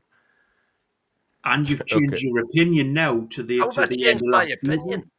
Because at the end of last season, you said Eddie stomped upstairs and said, "I want to be in charge of transfers." Yeah, you did say that. Yeah. I want to be I want to decide who's coming in. It's not then up to him to go and do the deals. But you put his. Yes. What can you hear? Can't know, Gary. I didn't have the webcam switched on. Right, hello lads, you all right? Well, yeah, we're doing good, man. Gary coming on the building. Gary from Newcastle. Right. Well, I haven't got a lot to say really, but which you'll probably be pleased about. But what I will say is, people, right? The way people are looking at this whole situation, I think actually the Isak business has put a great cloud over the whole summer window, and it's really put the dampers on the attitude of the supporters and etc. And it seems they're struggling to shake it off, and they're seeing everything kind of like in a bit of a negative light. But I actually say to people, forget Isak, right? In fact, you can look at it this way. Forget what he's done, where he's gone. We bought a player in 3 seasons. We've doubled our money on him. That's good business, right? And also, this business of Liverpool have bullied us and blah, blah, blah, and we're a small-time club, and we've had our pride dented, all that type of thing. It's just a load of bollocks. It doesn't matter. Pride is a stupid emotion anyway, right? And it's if Liverpool want to think that they are the pinnacle of footballing clubs in the footballing world, let them. It's just completely delusional, right? Let them do it. All that matters is that we get our players playing as well as they can on the pitch, and everything in the club is hunky-dory. The fans are happy, the players are happy, the club is happy, and we do well. Everybody's happy clapping. That is the only thing that matters. If somebody else wants to look at us like we're flipping Rochdale, let them, right? It doesn't matter. The only thing that matters is we turn up, the team give it 100%, we give 100% of the team, and that's it. End of story. So, Gary, let me ask you this, because that's Oscar recipient type speech. I love that, the positiveness. And but when Gordon next window does the same thing as Isak, so that's okay with you. We're just well, the thing about this, Chris, right, is I'm not even going to get drawn into this because ifs, buts, what ifs, blah blah. It doesn't. It's immaterial. It doesn't exist. So you're talking about something right now that actually doesn't exist, right? So what if actually we find out that Anthony Gordon is really a woman and he falls pregnant? Well, I wouldn't put it past it in today's day and age. Well, there you go. It's the same point. If you watch what he's doing on the pitch and his commitment to the club since he's got himself settled back in, because you could see he was really upset about the club being prepared in an emergency to sell him on, and it really hit him hard. But fair play to the lad, he's knuckled down. He's got better and better and better as the seasons went on, and he was wearing that shirt with pride again. So, and what if this person's going to do it? What if that person's going to do it? That applies to any club anywhere in the world, to any player at any club, right? You can't legislate for it. If it's going to happen, it's going to happen, and you deal with it at the time. All right. In the meantime, as I say, what you do is you've got your players all happy to be wearing the shirt, training properly, playing to the best of their ability. We back them and they deliver for us. And that's the only thing that matters. So forget about Liverpool or the bigger club or Man United gazumped with for Sesko. I'll tell you what, in my opinion, we dodged a bullet there. So, and then another thing as well, I'm tired, right? 3 games in, and they're already getting on Murphy's back, they're getting on Alanga's back, right? Oh, he's not doing this, Chow didn't look too good, blah, blah, blah. Are these people mental? They've only just stepped on the pitch. They've only met their teammates a couple of weeks ago, and they're expecting them to go on the pitch first time and put in a world-class performance. They've got to bed into the team.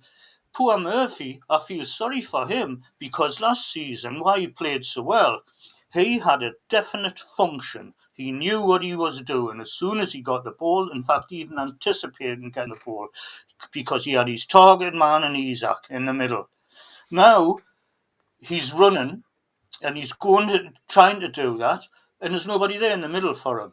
So when we get our centre-forward back, you'll see Murphy's game immediately raise, because he'll be playing the game he likes to play. So you bench Alanga then? Alanga's going to be terrific, but come on, he's only been on the pitch 2 times or something, and so you put Murphy instead of Alanga? Well, no, but you got to do something. You can't be all over the place. You're all over the place right now, Gary. You're neither here nor there. You're black and white. You know, I'm not. I just said I feel sorry for Murphy. But I'm asking you, what would you choose then? Because you keep saying Murphy's great, unbelievable, and so is Elanga. I would do what Eddie does, Chris. Oh, there we go. Okay, then. I So wouldn't there we pick go. the man who's best for But that here's the game. thing. Here's the thing, Gary. We happen to live in a well, you live in a wonderful country, in a free country. I live in a free country as well. Well, It it used to happens that be we. free. Well, there we go. That's a Aye, topic for a exactly. different. That's a topic. That's a topic for a different discussion. Although you guys are putting people in jail for tweeting stuff, which is nonsense. However, we are allowed to think. We are allowed to have an opinion. We are allowed to say something. So you say Eddie Howe knows best. So then we can just shut the channel down and we can just, I don't know, have a few pints and talk about whatever. Well, look, all But right, this is a then. Newcastle United channel. We got to talk about what's happening. And if we criticize on the performances, each specific performance, we've got to talk about that specific match. We can, Yeah, but Eddie Howe's not going to sit and take notice of it. I don't give a damn about Eddie Howe, man. Well, you I just don't did. care. No, we're here to give our opinion on the matter. To give Right. fans Well, like yes. you, to come on and say your opinion. The I could trouble care is, less. I could right? care The less about trouble, what the Eddie Howe trouble thinks. is with opinions, mate, is they're like arseholes. Yeah. Everybody's got one, but nobody wants to hear it. And that's Hey, I love that. I was Gary, just going to Gary, say, you'd come up with what I was considering the quote of the day so far when you said pride is a wasted emotion, which I completely agree with, by the way. And you've just beat it. Well, I'm halfway down my first drink, Win. Good for you. I wish I was. In fact, I may can get a bottle to celebrate those two comments. Gary, can I But, just ask but what Chris, town you're from? Chris, listen, I'm not arguing with you, but you're But dead we can right. argue. That's fine. Everybody's entitled to their opinion, but if you're going to at least put a little bit of thought in, this is my point. At least put a little But bit my of point is, thought into it but first. my point is, I don't think you're giving it a thought. You think everything is great, and that we should just be sitting here with the black and white shirt on Now, and when say did that everything, but anybody, say that everything is great and unbelievable Bogey, and all Gary, that. No, Gary Wynn, when did you hear me say everything is great? Didn't, as usual. Chris is going off on a hyperbole. but that's what you're giving off. That Gary, nobody should be No, criticizing anything. I'm giving off what I feel is a positive attitude, and because Well, but that should be because- everybody's entitlement to feel how they want to. Some people want to but be at the same critical about time, it. Some people don't. I feel it's a more realistic view of what a lot of other ones are, because there's such negativity attached, being critical towards the players. Christ, they're just starting a career with Newcastle, and and people are getting on their backs because they're not turning on world-class performances. Give people time, let the team gel, right? I mean, is that not realistic and sensible? Yeah, I think that's a realistic and sensible. Yeah, but Exactly. but you Well, still that's have to criticize what happens on the pitch, though. Well, It doesn't no. like, for example, if Murphy, hold on. Chris. For example, my point is, if Murphy has a horrible game in a horrible game, it's okay to point that out. It's not okay to say Murphy should be sold today. But that's a much better way of putting it. Point it out, but criticizing it is just so negative. Don't criticize. But it's the same thing. You're going on semantics, man. It's the same thing. But you've got to look at. But it's the same thing, There's a Gary. reason why, right? He didn't play it because he didn't want to play. He didn't play well because he was. But who's saying he didn't want to play? You're trying to protect these players as if, like you said, they hear us. They don't hear us, man. But something might. I don't know. You never know. But people should give them a break. They're just human beings like anybody else. yeah, well, I get it. You want to grandfather them in, and I understand that. You want it's all lovey-dovey. I get it. They're facing a whole new chapter in their career, right? They're in a new team. They're training a new regime. But Murphy isn't. Blah blah blah. No, but Murphy's going to be fine, like he was last. That was my point. I was just saying that because he hasn't got the focal point of where he used to go and what his plan was as a player is he'd get the ball, he'd get wide, he'd get an early crossing. Right now, since he played this season, he hasn't had that. So therefore, all I said was I feel sorry for him. When he has that, you'll see his form pick up straight away because he'll be back to his best, playing the game that he likes to play. So, and that's not being happy clappy. That's just looking at it. I think logically, Okay, you've got to see it. There's no so good. Can I ask Gary a quick Bogey got to question? come in. Let's have a conversation then. Bogey. Gary, whereabouts in town are you from? Just the area, not obviously streets or anything. I was born in the centre circle of St James's Park. Bloody hell. You won't win. It was night time though, nobody saw. Can I just ask you a quick question on Howe? Do you think Howe's a good manager? Do you think he's a great manager for? I think he's probably the best in the Premiership, considering what he's had to contend with and what he's achieved. Best in the Premiership. The Premiership's long gone, so yeah, I guess that would be a thing. You call it the Premiership, so do I, Gary. Sorry? I say you call it the Premiership, so do I. They're insisting it's the Premier League now, not the Premiership. Well, I apologize. I thought it was. I mean, just every marketing graphic says Premier League, but I'm sorry. I guess it's still the Premiership. I think Eddie's proven it. Eddie has proven it. You take away all the restrictions, right, and give him unlimited funds, and there wouldn't be a team. But now would you? Because that's interesting. Because we're gonna get to Benjamin in a second. But who was it? Brent in the chat said, asked the question for us. Would you consider to win? Would you consider now Eddie Howe to be back? So the same question goes to you, Gary. Now he's been back. Over £200 million spent. Now he spent money. So now we're going to be able to judge Eddie Howe fully now on what he can do. We shouldn't sit in judgment. Just watch what he does, because Newcastle are going to qualify for the Champions League again. They're going to be hold on, no. But you are now assuming that we're going to do that. Premiership. Sorry? But you are now assuming that we're going to do that. So you're counting that in his favor. Like, yeah, but we're going to qualify for Champions League. So that's I'm confident.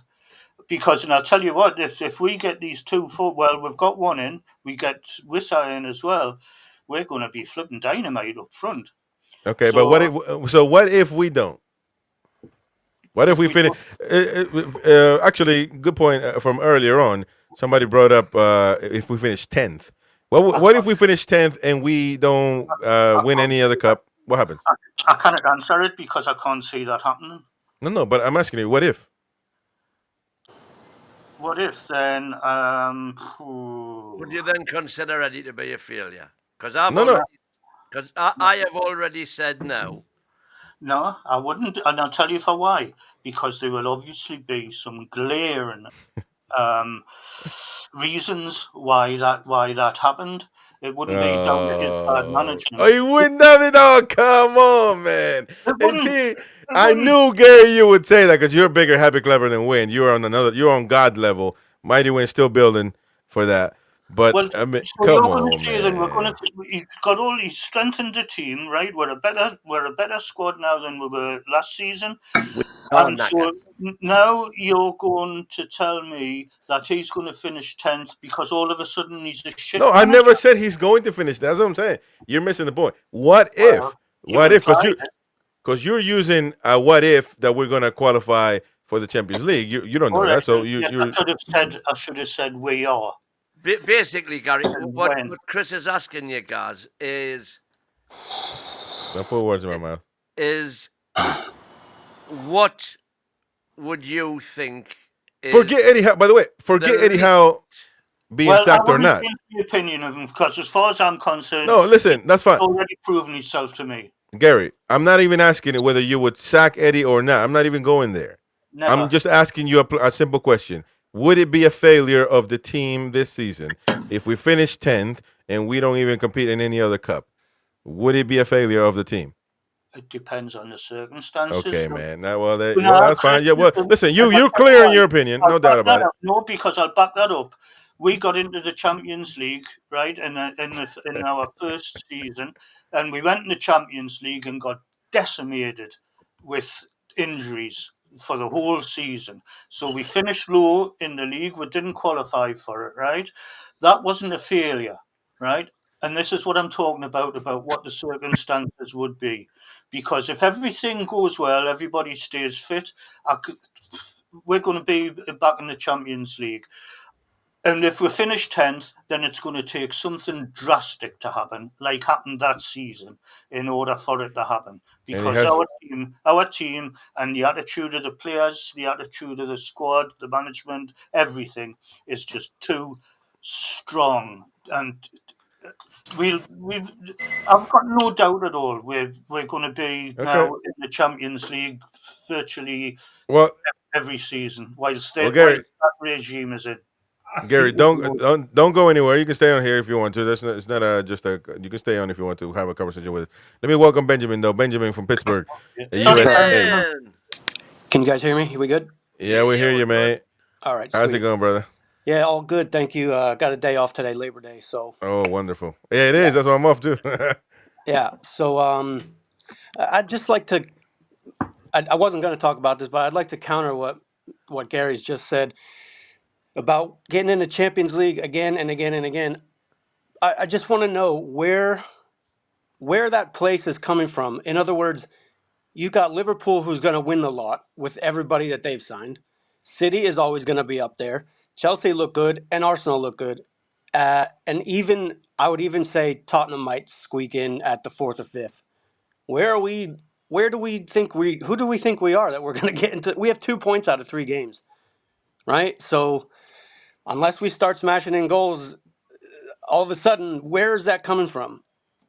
Am I alone on this or no? Well, this is what I've just said, because people now, we've only got 3 games in. We've got the main striker missing. If he'd have been playing like he was last season, we'd have 9 points and be top of the Premiership. Yes?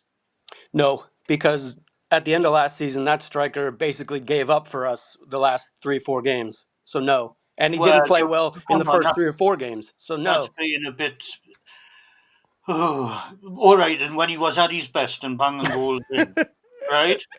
Okay. Then, if we had had him playing, the player that we know he can be, informed, committed Isak.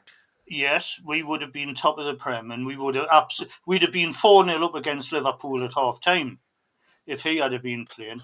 So, you're asking where that's going to come from. That's all it's going to take. Once we get the forward line settled, and the team knows what it's about and what it's doing, you'll see them. They'll be back up the top and they'll be challenging. And we've got strings to our bow that other teams don't have.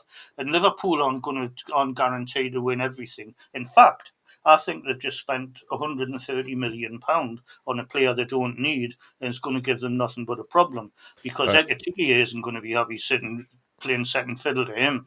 So I think they might regret this, and listen, that's bought something they didn't need just for the sake of it. I actually agree with you on that point. I think Ekitike, he's going to be the goal leader of the season in the Premier League this year. I really do, because he's just putting them in left, right, and center. But I'm really happy that we got Big Nicky Woltemond. In fact, I just 2 minutes ago ordered his shirt 27, the long sleeve. But you're gonna be ordering in vain, because according to Win, the Happy Clapper side, and it looks like Win is training Happy Clappers on the side, because Gary now emerges. Hey, be careful though, Win, because he's taking your spot, man. He's on another level. Chris, be careful, I can be a happy slapper too. Ooh, there you go. But listen, that Johan Wissa is going to play instead of Waldemar, because he's Prem proven. So now Waldemar is going to take a step back. So what do you make of that, Benjamin? You order your shirt in vain. No, while I see your point, Chris, it's not my point. That's his point. Okay, but I think that is the Eddie thing to do, to probably play the Prem proven player first.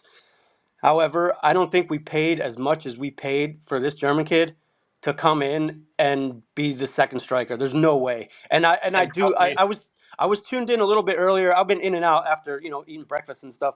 But somebody was saying that there might be a thing in the contract that he will not be the second striker. He will be the starter. And I actually believe that. I don't think we paid that as much as we paid to have him come in and be behind a Johan Wissa.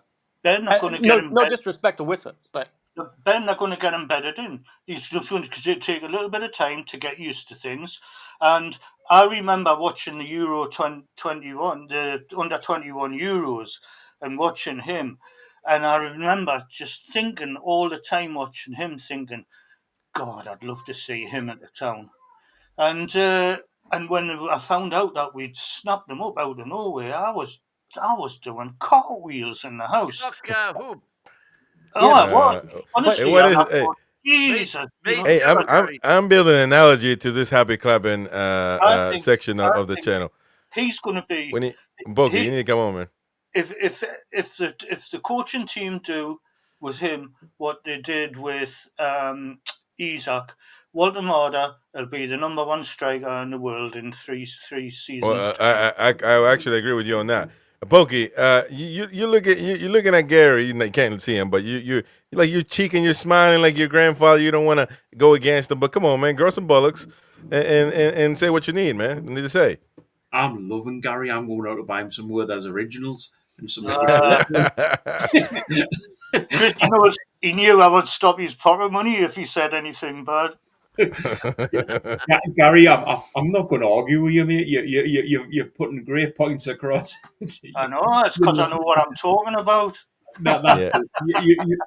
You obviously know 100%, and you and Win sitting in the club together, playing 5s and 3s at dominoes, talking about football would be brilliant. And I would sit and listen to it happily. So I'm not going to even come in on this one. I know, there's a perfect day. Well, 5 victories talking football. Wow. Bogey, if there's something you don't agree with, mate, pipe up, But I think before I just blurt things out, I give them a fair bit of thought from as many aspects as I can, which is why I think people are being unfair on the players so early after these just few games. And I just feel hard sorry for that team because. Well, wait a second. Who are we? I think the team started really well. Don't get us wrong. The first 2 games were brilliant. I'm not going to sit here and deny that. But we've got 2 points from 9 games. We were meant to be a Champions League. We didn't have anybody to score goals. That's why. Exactly. And whose fault's that? What does scoring goals have to do with the Leeds game? Is there any criticism from your side to Eddie Howe for changing the tactics completely, decimating the team, and the team didn't even know what they were doing? The players on the pitch were lost. I think Chris, all he wanted to do was just he tried something. He tried to wait a minute, let us finish. Yeah. And all he wanted to do, he knew the break was coming up. He just wanted to get that game out of the way. He knew Valdemar was coming in. He was hoping that Wissa was going to be there. And as far as he's concerned now, after today, it's a clean sheet and a fresh start for this season. And he can start thinking and concentrating on the season ahead, the team he's got, the players he's got. And you watch, we'll go flying up that league. And Wissa and Valdemar are going to be devastating. But Gary, coming at you on that, Gary, because just as a quick point, yes, you're saying that he's done a great job. We've got 2 points from the first 2 games. Is that good enough for you? Is that what you wanted at the start of the season? It is what it is. But I know that the fact that if we had it is because if we had, you've got to look at the circumstances. If we had had a really good striker playing up front, we wouldn't have only had 2 points from 2 games. We'd have probably had 9. So Bogey, it works both ways. I mean, we were playing with a 23-year-old kid up front against Leeds, who really is probably, to be fair to him, nationwide standard. What's the league under ours? Gary, are you aware that Eintracht Frankfurt have just signed him for 30 million? Well, I saw the rumour, but I'd never believe it till it's true. Well, it's pretty much done. That's brilliant. That's brilliant. Because that's just more money in the coffers. And he was never going to make it this season as a player, because he wasn't going to get enough game time. So these two, Wissa will carry the flag till Voldemort finds his feet and gets going and becomes an integral part of the team, and then you'll see a big difference. And the flipping work rate that Voldemort gets through is just astonishing. By the way, breaking news on Aston Villa side, they actually managed to sign Emi Martinez back. So that is a shocker. They have they have signed him until 2029, so he's staying at Villa. Interesting. I thought he was going to Man U, so I guess something happened there. I was thinking, I put a message in earlier, Chris. I don't know whether you saw it, but I thought before this window finishes, how about we put in a cheeky little bid of 110 million for Isak? Dark humor. I got you. It's too soon, man. Too soon. We haven't even buried the dead yet. I think Interesting here, though. Wolves have signed Toro Arakadori, striker, for £23.4 million. Can I ask you a question, guys? Yeah, go on. Do you think now that maybe with the sale of Osula, 30 million? Yeah. Do you think now we might be able to squeeze in a midfielder? Because I think we need a midfielder as well. Well, it could be Fermin Lopez or Fratesi been linked heavily. But God forbid you bring in a midfielder. That means you don't love Tonali, Joe Linton, or Bruno. No, it's the reason is that I think that we're finding out that the rumors about or the story about Jacob Ramsey is true, is that he's very injury prone, and look, he's down now. So we don't have enough guys. And Miley, bless him, he didn't pull up any trees, to take a phrase from my big Gary buddy over there. We need another midfielder, guys. I hold on though. I stand corrected. It was fake news. It was from Slope Sports News instead of Sky Sports News about the Emi Martinez deal. So I'm proven wrong. This is one of those parody accounts, man. They got me. I saw it there. It looked like Sky News. It got me. It got me. So I guess nothing there yet. But thanks, Dennis. So yeah, I mean, we need a creative midfielder. Yeah, but when we say stuff like we need a creative midfielder, that means he's going to play. But who are we going to sub out? Who's going to come out of the midfield for us to bring this creative midfielder? Joe Linton. It has to be Joe Linton and Diono. But then you're going to get in people like Mighty Win and Gary, who are going to be rather depressed that we even think of bringing in a substitution for Joe Linton. I listened to Gary last night. I listened to Gary last night. I think it was last night, bits and pieces, and he was saying, and I agreed with him, that Joe Linton is not the type of midfielder that's going to be creative and put balls into the into the spaces and stuff like that. And that's Gary's words. I love you, Gary. I think he means the other Gary, Ben. Huh? I think he means the other Gary. I do. Yeah. I mean, Gary with a beard. Yeah, I mean, yeah, the good-looking one, mate. I mean, him. The one that looks like Brad Pitt. Well, we haven't found him yet. Yeah, from a mile away. Is he frozen? Is he there? Yeah, he's there. That young kid at Liverpool, what's his name? Harvey Elliott? Yeah. He's gone to Villa now. He's gone to Villa? Has he's he? gone to Villa. Yeah, he's gone to Villa. He would have been a good signing. Yeah, but he plays in a different role, guys. And that's what I said. I mean, for me, I've never Gary had or is he frozen, or what's going on? Can you not hear me, Ben? You can't hear him, so you might want to refresh Benjamin, because it might be you. We're all good. Go on. Yeah, I mean, I've never really been I love J7 for what he does, but at the end of the day, he is limited from from the footballing side of things. And for me, I think he's probably become the perfect number 6 as a stopper. And as we often see, what you have to do is you have to play to your strengths and not to what your expectations are. And I think sometimes what we get from players, and that's why I said the other day against Liverpool, when you make a decision to go forward down the line and become the outlet, then you've got to make sure that you either spoil it for somebody else to get to it, or you challenge for that ball. He didn't either. He didn't compete for the ball. He didn't get off the floor. And then all of a sudden, playing this 4-3-2, which was very ambitious from Eddie Howe, and you have to hold your hands up to Eddie Howe for trying that and keep going for it. Other people will see it the opposite way, and they will say, I don't want to be that way inclined. I want us to be defensive, start building up afresh, and then gain the momentum, which is what I expected us to do from the start of the second half.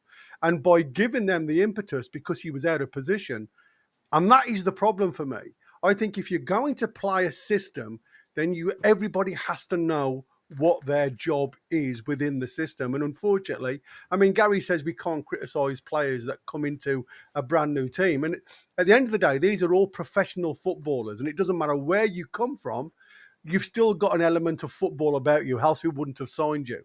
So it's, for me, it's when they fail to do the basics of what we ask a footballer to do. It's not about them fitting into a system that Eddie Howe wants, because yes, that does take time.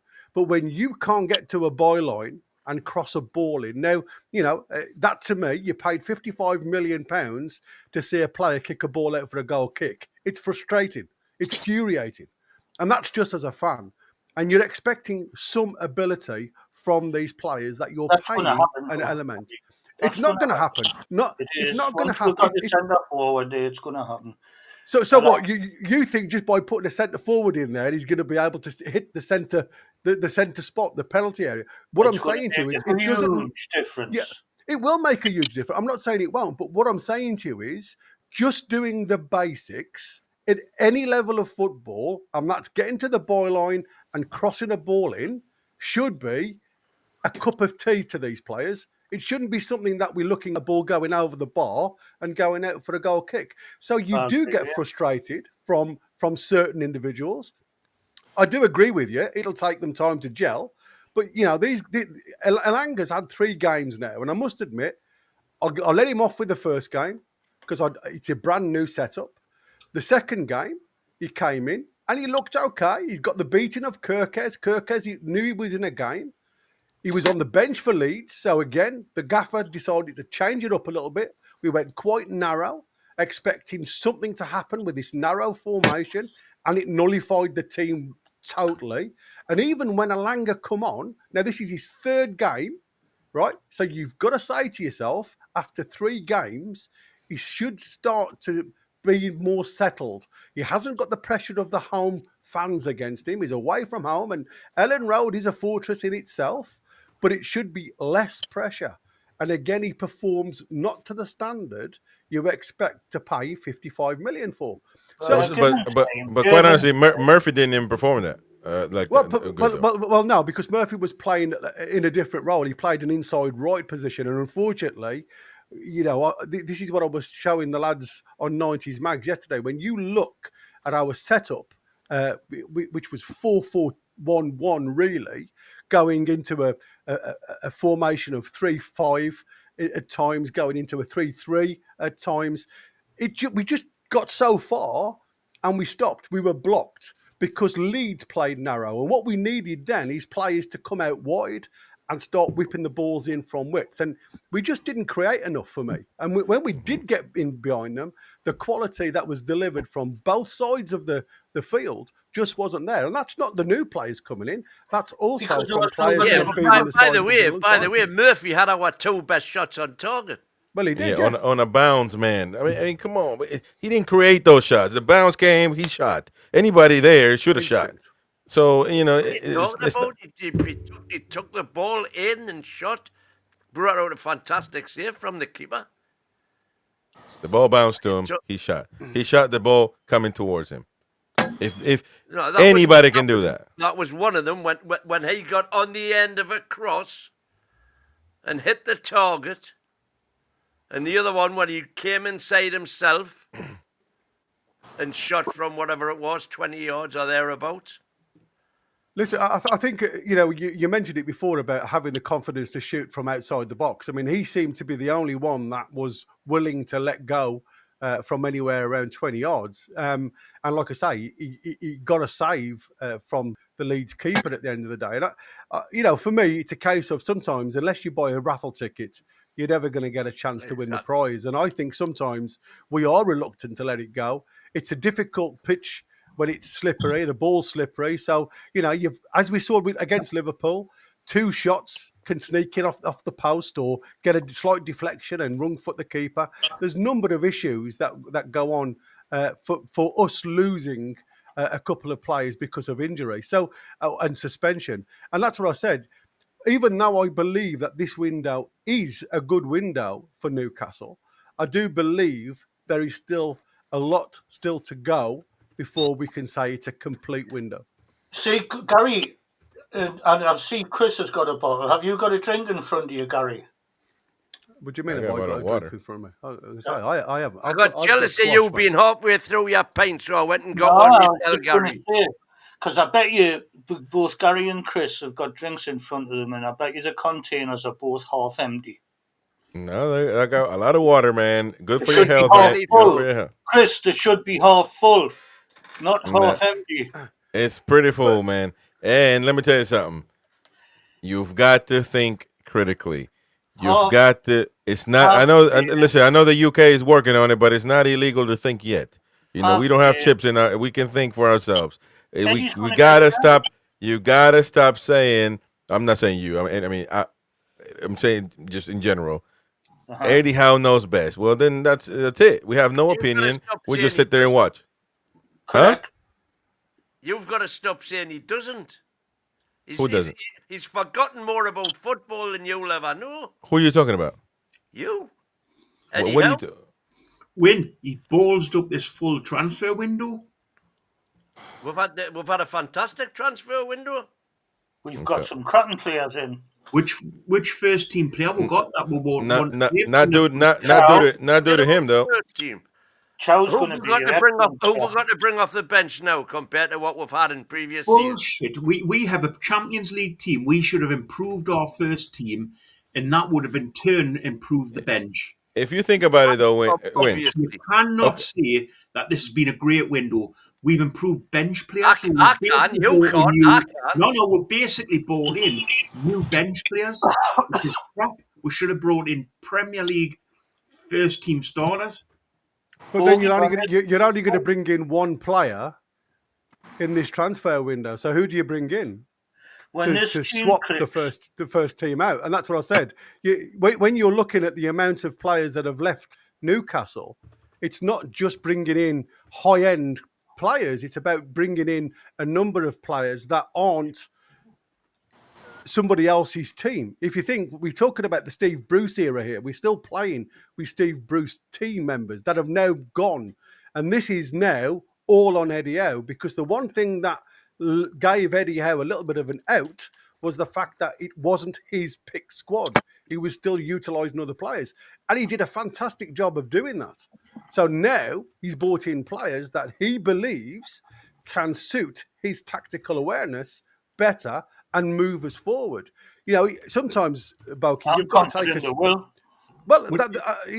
am I, guys. But I think at the end of the day, it's small steps before we can take those huge steps. I think that's what I've been saying all along.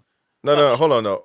I think that we've. I don't agree with Boki that we haven't improved our squad. I think the squad is improving, and I think that's a massive step.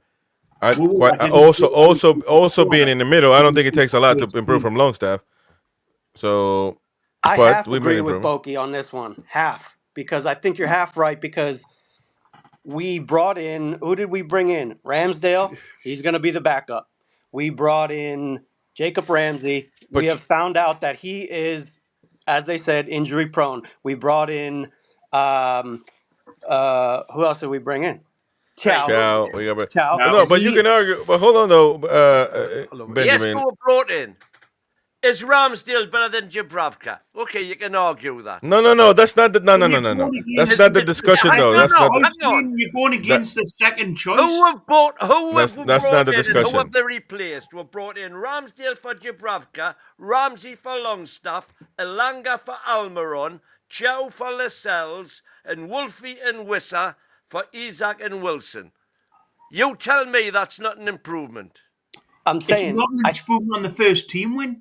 Yeah, but I think it's an you play with a squad, not just 11 players.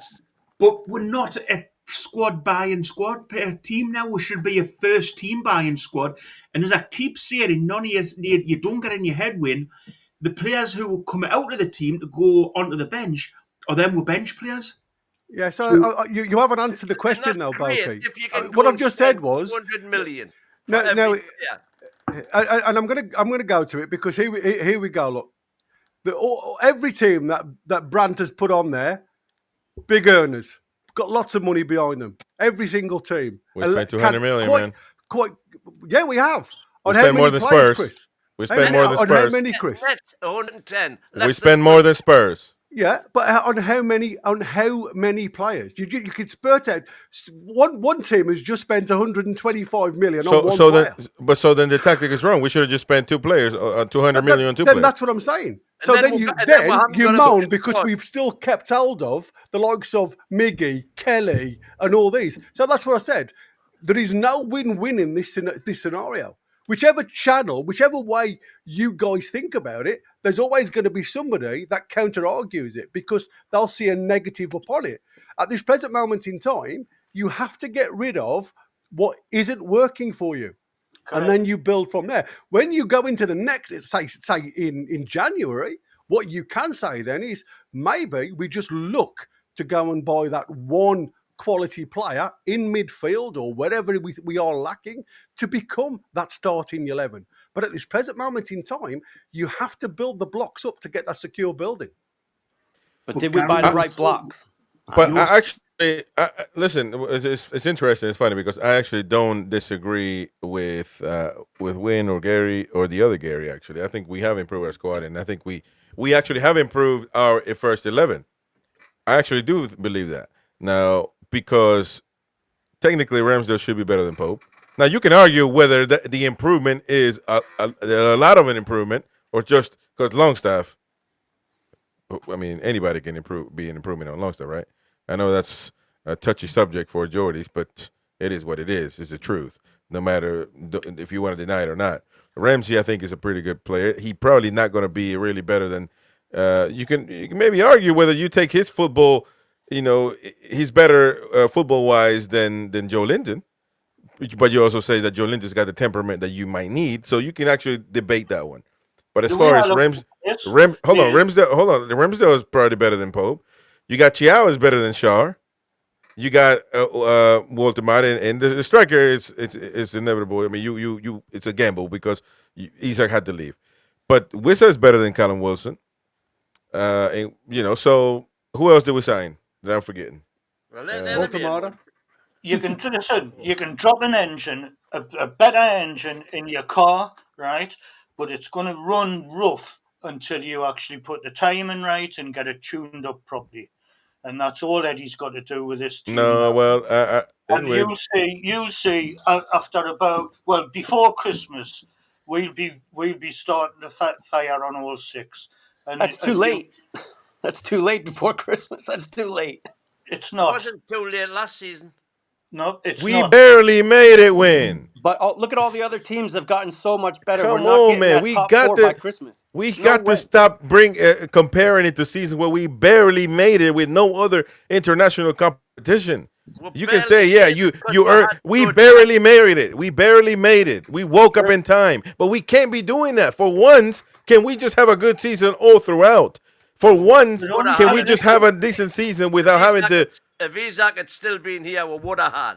Okay, woulda, shoulda, coulda. He's gone. So can we please have one season where we actually are in a good level, average level, the whole season, instead of bottling the first half and then playing... Come on, man. We're going to. And apart from that, if you look over the whole season, even the top team's got 9 points. We've got 2. So we're only basically 2 wins away from top place, right? So that 3 games in is hardly a crisis. But those top teams are not going to draw to Leeds, and we are. That's the reality. We did, not we are. Well, sometimes it happens, though, Benjamin. Sometimes it happens.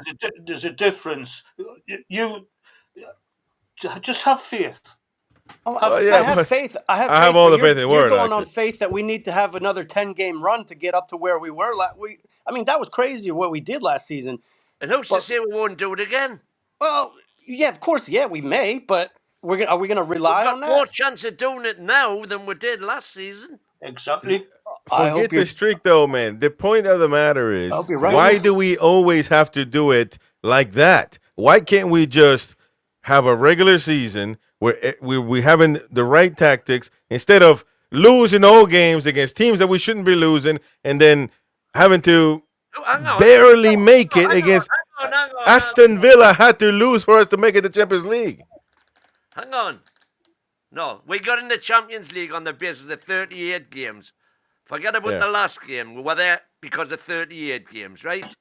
Yeah, if Aston Villa doesn't bottle it, they're instead. You're talking about now losing the crap teams. We've lost 3-2 in a game we could have won against Liverpool.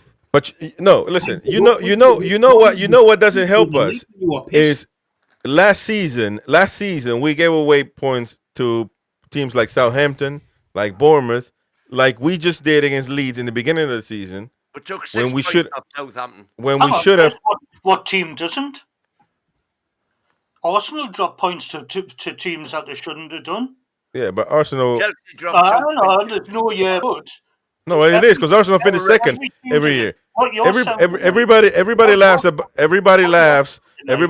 Arsenal, but they finish second every year. I wish we would finish second every year. Everything we do, you're saying everything we do should be absolutely perfect and right. No, not perfect. Go out and win every game.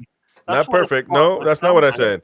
Win at least win a high percentage of the games you're supposed to win. Gary, just a quick question in regards to the point that you're making. How many points do you think we should have at this point? Well, I don't think it's about should, because you've got the points you've got. It's as simple as that. And the thing is, no. But I'm saying we've spent 150 million, say, just for argument's sake. How many points should we have at this point? We haven't got those players in the team yet. Don't shout us win. How many players should we have at this point? That's not. How many points should we have at this point? That question's not reasonable. That question's not reasonable. Mate. But I'm saying it's opinion. I'll give you my opinion. At this point, we should have 4 points at worst, 6 points probably at best. What would your opinion be? Why should we? Because we're a Champions League team that spent £150 million on players. Why should we? Right. And so how many times? Why shouldn't we have that many points? And how many times have those players played for us? Them players that have started the games. The players that were bought. No. Those players that we spent new players into this team. Bogey, that team you're saying we spent 150 million on players. How those players that we spent 150 million pound on? How many games have they played for Newcastle?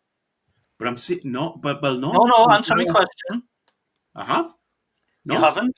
How many games have those? I'm saying honest answer. None. So how come then that they should be making a difference when they haven't played? But they shouldn't be making a difference. But we should be on the same points that we would be as last season if we were playing. Stand up, mate.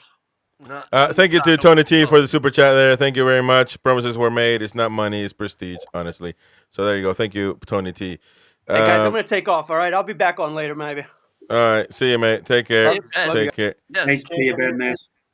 So, what were you guys saying there? I got lost there. I did as well. But you're saying you cannot complain about not getting performances out of money we've spent when they haven't been on the pitch yet. Well, Liverpool may as well. I agree with that. I mean, I agree with that. Bogus alone in that.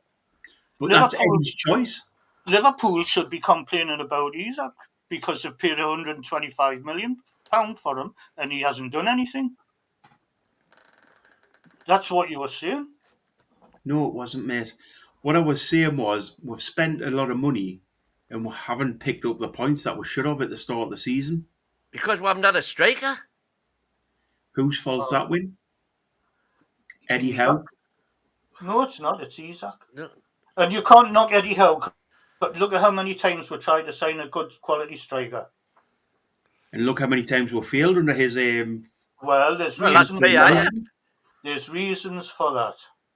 It's not down to Eddie Howe, and it's not down to What's the reasons? What's the reasons, then, Gary? the draw of legacy clubs.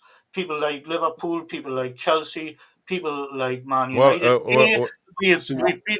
Do you would really want to go into this conversation? No, but They're going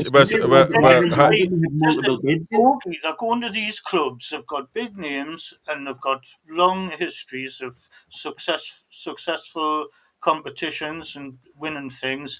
Plus, they're giving them £300,000 a week, right? So that's why they're going. And Newcastle's offering them 140, right? When they can go. I mean, 300. Why they need an extra £160,000 a week to make ends meet? I've no idea. But that's why they're going. And apart from that, Newcastle still, in a lot of people's eyes, is what is a kind of like a chance, right? Because there's no guarantee that they'll go, all right, they've won a cup, domestic cup, but people still see them as like, well, it's a work in progress, where Man United and Chelsea and teams like that have got a proven history of it. So that's why they're going to choose them, rather than take a risk for half the money. And I'll tell you, Sesko is going to regret moving there. He won't, his bank manager won't, but he will. Because he's made a flipping massive mistake going to that club. Yeah, probably so. I wouldn't disagree with that. Jordy Jack says, can't blame Eddie for not being able to compete on wages. True. No issue there. But I do find it odd that you guys have nothing to criticize. So that's what doesn't you can't relate to the fans, to the vast majority, because. No, they point out. No, but hold on. They actually point out what they think is wrong, what they think is right, and call it out. But you guys, everything is great, and you don't point out. Majority think Eddie Howe is fantastic. Nobody's talked about again. See, you have something, maybe I don't know, the trauma or something about people talking about Eddie Howe out. Nobody said none of that. We're talking about pointing out a simple something that he did wrong, like the game against Leeds. Stuff like that. Nobody's saying sack Eddie Howe. But it's always about, well, he knows best, and he tried this and he tried that, instead of just calling it for what it is. There's nothing wrong with it. It doesn't make you less of a fan. You guys should know that. So anyway, but yeah, I agree. He can't be blamed for wages, not being able to compete against wages. I just cannot understand the pessimism. What pessimism? When there's so much reason for optimism. I've never slagged Eddie Howe over this transfer window as a coach, and I haven't this season so far. He's a good coach. He's got bad in-game management, and he needs some help with that, and he needs to be spoken to about that. But that's probably his only flaw. He's had a good start to the season with it. My point is, Eddie Howe should not be involved in transfers, apart from saying, I like this player. DOF, have a look at this player for us, but he should not be in charge of transfers again. We need a full root down assessment at this club. You're right. Proper structure put in place. I've never disagreed with you there. Well, hopefully he won't. How because you said bloody Eddie Howe stomped up the stairs and took over transfers? Eddie Howe stomped up the stairs and said, I want to decide who's coming in. Yeah, then it's up to the team to get those players in for him. Yeah, but he can't. But that is the issue. He can't. He should not be in charge of every single player that comes in. But he found himself in that position. He found himself in that position. So you can't blame him for that. And I think he's done the best he can. And he's done, as far as I'm concerned, he's done well because he's bought some cracking players. That Chow's going to be absolutely superb. I've already seen him when he decides to put him in sometime next year. And this Valdemada is going to be an absolute gem of a player. So Gary, then my question goes to you again that you didn't answer.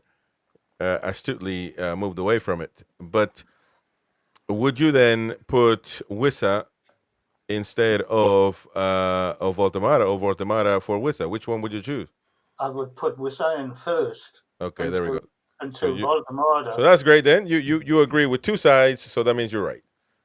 Wonderful. Just like Mighty Win. Lovely. How's it agreeing with two sides? Yeah, because you say Voldemort is going to be amazing for us, but you would put Wissa. With you, Chris, it's either got to be one way or the other. Right? But it is, because we only got one spot for a striker. You did it the same just earlier with Murphy and Alanga, and you're trying to pin because there's one position for the right wing. Right, so one position.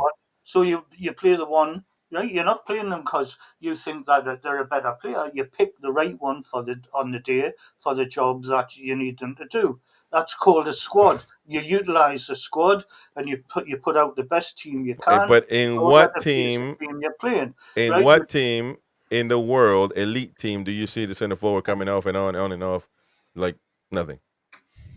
What team?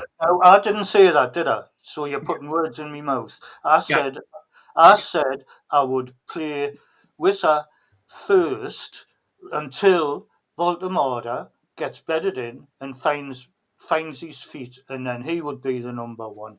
So Gary, can I ask you a quick question? What would your team be against? What would your team be against Sunderland? So that's the biggest game we're going to have. Who would you have? Especially. Let me correct you. That is not the biggest game we're going to have this season. No, but it is for us proper to. No. Well, there ain't no proper nothing. It is a massive game, but it's not the most important game we're going to have this season. Most important games are Champions League. Pope in goal, and then back four, I'd have Beardsley, and Beardsley. Midfield, I'd have Beardsley, and Beardsley, and up front, I'd have Beardsley. And that's what you get with the happy clappers. They can't answer a question. They just go around and they slither around. What sort of question is that? But I'm not a football manager. How can I say what? But you've come on here and talked for hours already.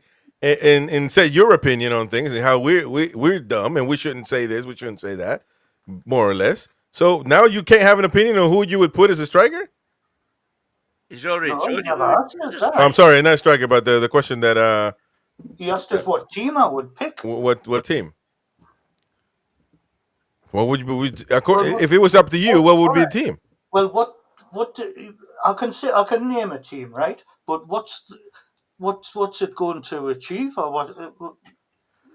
It doesn't make any sense. Yeah, welcome to our world. What does any of this chat ever achieve? But that's why we do it, is to have our opinion. That's why I come on and try and help you out. Well, not doing so much. War flags have decided who's going to start anyway. And by the way, yeah.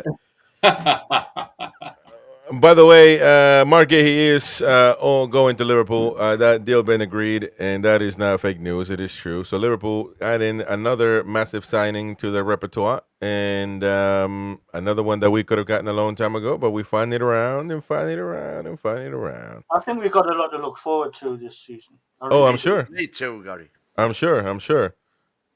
And there's no denying that, but we got to talk about it right now. See, we can speculate on that we're going to win the Champions League, and yeah, that would be amazing. Ahead. And you watch Watch your space. Euro games or World Cup games or whatever they are, and see if Voldemort gets on and just watch him play. He's an Voldemort, let me tell you, Voldemort plays for Germany. I'm actually one of the biggest supporters of international teams. You know all about him then. He's Voldemort is the number 9 for Germany, and that should speak volumes to proper football fans. Exactly. Yeah, I know. I want Voldemort to play. By the way, Dan Burn is centre half for England. Yeah. This is where strangely I agree with Win. He went on about Voldemort for months before this game. He did, yeah. But he wants to play Wissa for him. So again, I mean, he normally talks shit, but in regards to that, he was 100% on. Chris, you're terrible for twisting things. No. Not you, Gary. I'm talking about Win. He wants to play Wissa for Voldemort. Oh, right, no, because Wissa playing for the first few games until Voldemort gets in. That is what I've said, right? I'm not saying pick Wissa over Voldemort. I'm saying until Voldemort is ready. then I would have Wissa in there as a safeguard. That's all I'm saying. And then I don't mind if he plays back up, and he won't mind if he's playing back up to Voldemort either, because all he wants to do is play in the Champions League. Mm-hmm. Is Pope your first choice keeper, Gary? Sorry? Is Pope your first choice keeper? Oh, yeah, but only because he's the only one there. Do you know, actually, I always preferred Dubs. Me too. What about Ramsdale? Man, we got Ramsdale now, so Well, you should... he's yet to prove himself in a Newcastle top, but he's a good keeper. He's a good keeper, but I haven't seen enough of him to give a complete answer on that. But for me, I've always preferred the Bravcat to Pope. Shout out to Marco, says this show has been on for 3 hours and it's flew, so proves it's been a good show. Thank you very much indeed, Marco. Appreciate that, man. Appreciate it. Smash the like button, folks. I got Sky Sports in front of me, so there you go. Bayern Munich agreed deal for Nico Jackson. So Nicholas Jackson going to Bayern Munich confirmed, and that's another one that we could have signed, but That bullet we've dodged. maybe so. But if we'd have signed him, you'd be saying different. See, there you go. No, it makes no sense. Yeah, you would be. Yeah, you would be. Yeah, because you don't want to judge our signings. They haven't played, they haven't gotten any minutes, any time yet. So why would you sign? What would you judge with those players? I don't think he's good enough. Okay, we will never know. I think we've got one of the flipping in Voldemort. I honestly think we've got one of the buys of the season. I think so as well. I think so. Yeah. No, my wife is asking me to ask you. You're not the guy that bought me a drink at the victory, are you? I don't think so. But who, me? Yeah. No, I wish I had come up and seen you at the Strawberry, but yeah, it would have been lovely. It would have been lovely. It was too late. If you come over again, I'll pop up. I will, man. I will. Gary, me and you, we need to meet up at a home match, mate. Well, getting a ticket, isn't it? Next home match you're there, give us a shout and we'll have a pint. Well, we'll see. Yeah. We'll see. You can beat us up if you think I'm wrong on everything that I say. Oh, that's not my style, mate. But I mean, I think let's talk about the window then. Let's really. Well, we've been doing it actually. I don't know why. Be positive about it. Be positive about it. It's been. Well, I think, I think there's everything to be positive about the window. I don't agree with Boki that we signed rubbish players. For the club we are, and I'm a great believer in, if not that things happen for a reason, but if something doesn't happen, right, and you're disappointed at the time, something along the line will happen that you're really, really double happy with, that wouldn't have happened if the first thing had happened. So therefore, it works out in the end. And I think that's what's happened with Voldemort, because out of all the players we went for, to be honest with you, he's the one that I'm happiest about us getting, because I'm just so I'm so excited about this guy. I can't tell you how much. I am excited about Voldemort. I want to see him, but I don't want to see him in 10 months. I want to see him in the next game against Wolves. He'd be playing well. I want to see him against Wolves, man. We need, first of all, 3 weeks down, we got 2 points, Gary. So we ain't got time to be funning around. You might see him. You never know. There's a good chance. But I don't. Eddie's not. You know how he is. I mean, he did it with. Yeah, we know how he is. Exactly. He beds them in. He gets them. He's not stupid. He's not stupid. He does it in a way that I think is totally understandable. It did cost a bit in the process. A few points or whatever, so be it. But Jordy Dan says, Boki's team, we've had a busy window. The colors, man. Hey, the Macos had a busy window, but they signed this Gil guy, and then he's going back to Chelsea. That's crazy. But Steve says, looks like you didn't buy any drinks, Chris. Well, listen, I was in town, man. I cannot refuse. I couldn't just say, don't buy me a pint. People would just buy me pints all over the place, man. What do you want me to say? It is what it is. Wayne is jealous. He wants that notoriety. He wants people to buy him pints, but everybody just kept walking past him. You know, it is what it is, man. Wayne jealous. People are buying me pints. He says that I wasn't buying anything, that I wasn't spending money, but it ain't my fault, man. If you tell me, give me your card, I gotta pay for the pints, I'll give you my card. But in the midst of all, I forget, man. It is what it is. And I'm pretty sure Jordy's wanted to buy me a few pints every now and then. So there you go.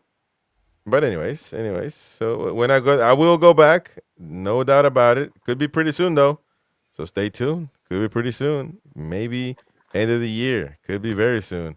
Chris, And you need to pick someone to take you somewhere for a decent pint.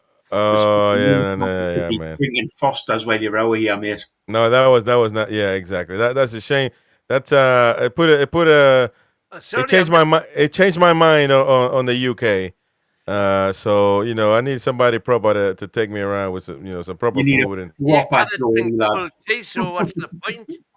No. I can drink. I'll just have a pint of water. No, listen. I don't eat and drink beer, man. That's disgusting to me. So no, I drink something else. I'm a regular human being, man. Not like you. Chris, you should work for Sky. No, man. I don't think they don't have they don't have enough money, man. They don't have enough money. They don't have enough money to pay me. And Gog Singh. So let me see more comments here. The people that came in later on. Irish says it's like judging your first night out on a date. You can't tell the future how it's going to go. You can't have a feeling on how you would like it to go, but knowing is another story. Well, yeah, that's why I don't judge these players on but you can judge the signing of it. Obviously you can do that, but whether they're going to work or not, I don't know. I don't know. One thing that scares me a little bit is Wissa ain't not getting a lot of playing time. I don't know how he'll take that. I don't know if he expects game time. I don't know. But that's one thing, because you cannot forget his attitude. And how you judge a good manager. A good manager has to learn how to manage a squad of quote-unquote elite players. The problem is that you're in the business of teaching Eddie Howe. I'm not. I'm in the business of making sure Newcastle United succeed. And if we can manage Eddie Howe learning on the job, that's fine. But the moment where all of this will be determined the moment we lose, because all of that will go out the window. But I don't know, actually. Let me take that back. Sorry. I have no trust or inclinations that PIF have any backbone whatsoever. So I think that we could lose 20 games in a row and nothing will happen to Eddie. So I think now after this window, it's been proven that PIF are just weak as piss. And I think right up until the final day of last season, PIF were just looking for an opportunity to I don't think so. Eddie Howe. I don't think so. I think that Manda went. That's what the plan had been. No, but they couldn't sack him. On that point, why when he stomped upstairs in his little legs, didn't they just say, right, Eddie, if that's your feeling, we don't agree with you. We don't agree with you. This is how we want to run our club. We understand your point of view. However, if that's it, we'll part ways. But because I believe that's exactly the ultimatum he went upstairs with. And they said, "Whoa, this could be a PR absolute disaster if we do that." If we do what? Sack the manager? Sack the manager instead of sacking. They wouldn't be sacking him. He would have stomped upstairs and said, "This is what I want." He would have left. That's right, and he would have He would have walked into any job he wanted. No, he wouldn't. No, he Stop wouldn't. lying, man. Stop lying. Would he get the Man United job win if United manager goes? Do you think? No, but so you think that? So why didn't he just? You think that the Amorim would have been interested to see what would happen if Man United they would have been knackered. Come in for him. No. Let him go. He won't go. I don't let think him go. If he wants to go, let him go. Well, exactly. That's your rule. If somebody wants to leave, they can leave. That's they're twats. They're twats, and they can leave. So there you go. So Eddie Howe would be a twat, and he can leave. No. I'm saying if so they wouldn't work with him then. If Man United come in for him, and he wants to go, absolutely let him go. But I don't believe he would want to go. I think if Eddie Howe hold on. If Eddie Howe was sacked in this beginning of the summer, you really believe that Amorim would have been sacked for Eddie Howe? Absolutely. Yeah. Well, they haven't even sacked him yet after losing to Frisbee, or whatever the club is. There's nobody available for them to fetch in. Can I ask a quick question then, Win? If Eddie Howe wasn't a manager and we were looking for a manager out there now, would Eddie Howe be our first choice? Knowing what I know now, absolutely. So With what he's done for the past 4 years, are you kidding me? All the other managers out there, Eddie Howe's our first choice as the manager we want for this club. If Eddie Howe had done with another club for the last 4 years what he's achieved with Newcastle United with the handcuffs that he's had on, would he be first choice? Absolutely, he would be first choice. Well, I don't know about first choice, but he'd be one of the choices. Not to me, mate. He's not a top-class manager. Well, so you say. And we already know that. That's... Well, but I don't think. Again, I don't think the manager is the problem. I don't think sacking the managers. And Chris, I've said throughout this window, I've got no problem with Eddie Howe being the coach. The problem I have is Eddie Howe being in charge of transfers, and that was absolute bullshit from the start of the window. And it's proved how far we've got in this transfer window, where they're going absolutely tits up, when Rubens and PIF have had to step in and sort it out. When are you going to realise where the demarcation was between the two? Do you think Eddie Howe has been involved in negotiations at all? No, not in negotiations. But Andy Howe and Steve Nixon, yes. Negotiations that have fallen down. Andy Howe was in negotiations. Ben Jacobs brought it out that he's been negotiating for Malik Chiao this whole time for 10 months. And he's the one that greeted him. He's the one that did the whole thing. So he's the one that negotiated. But he he only negotiated Malik Chiao, nobody else. He was not empowered to sign the check. No. In fact, it was bloody Rubens that went and did that deal. No, lies. Andy Howe, according to Ben Jacobs. Nobody else reported on it. Andy Howe has been involved in all the negotiations. And yes. You're assuming the only thing he hasn't had the power to do was write the checks. Okay, but you're assuming that. Go back. Yes, I can assume that the guy that's doing negotiators knows how much money he can spend and how much to get the deal over, to get the deal done. Which is why that would be a normal thing. That would be a common thing. Which is why the deals up till then didn't go through. Which is why we didn't get at a kid. Let's flip this win. There's been a transfer budget there, and they've been bottled paying more than they thought we should pay for players. Rubens has come in and PIF, and they've said, sorry, I'm just going to swear, bugger it. We're going to bring the players in. We've got to get players in. Exactly. When Rubens stepped in, it was a clear and evident that it was a bottle job until then, and they're like, man, we got to get players in. This all began when Isak... No, he didn't. Isak opened his mouth when before even flying to Japan, man. We signed Ilanga, nobody else. Look at the period that we didn't sign anybody. A long period until Ruben came in. All of a sudden we got Tiao. In the same days we got Ramsey. We got the Ramsdale deal before that. We started making signings rather quickly because we were in deep waters then. We were in deep waters. Because we had a person doing the dealing who was empowered. Okay, man. Yeah, well, it's a pointless conversation, really. Absolutely. You just won't get. I've got to read my pugs, otherwise I'll blow my head. In regards to this win, we had a transfer budget. Eddie Howe could have spent, and he bottled putting bigger bids in for players.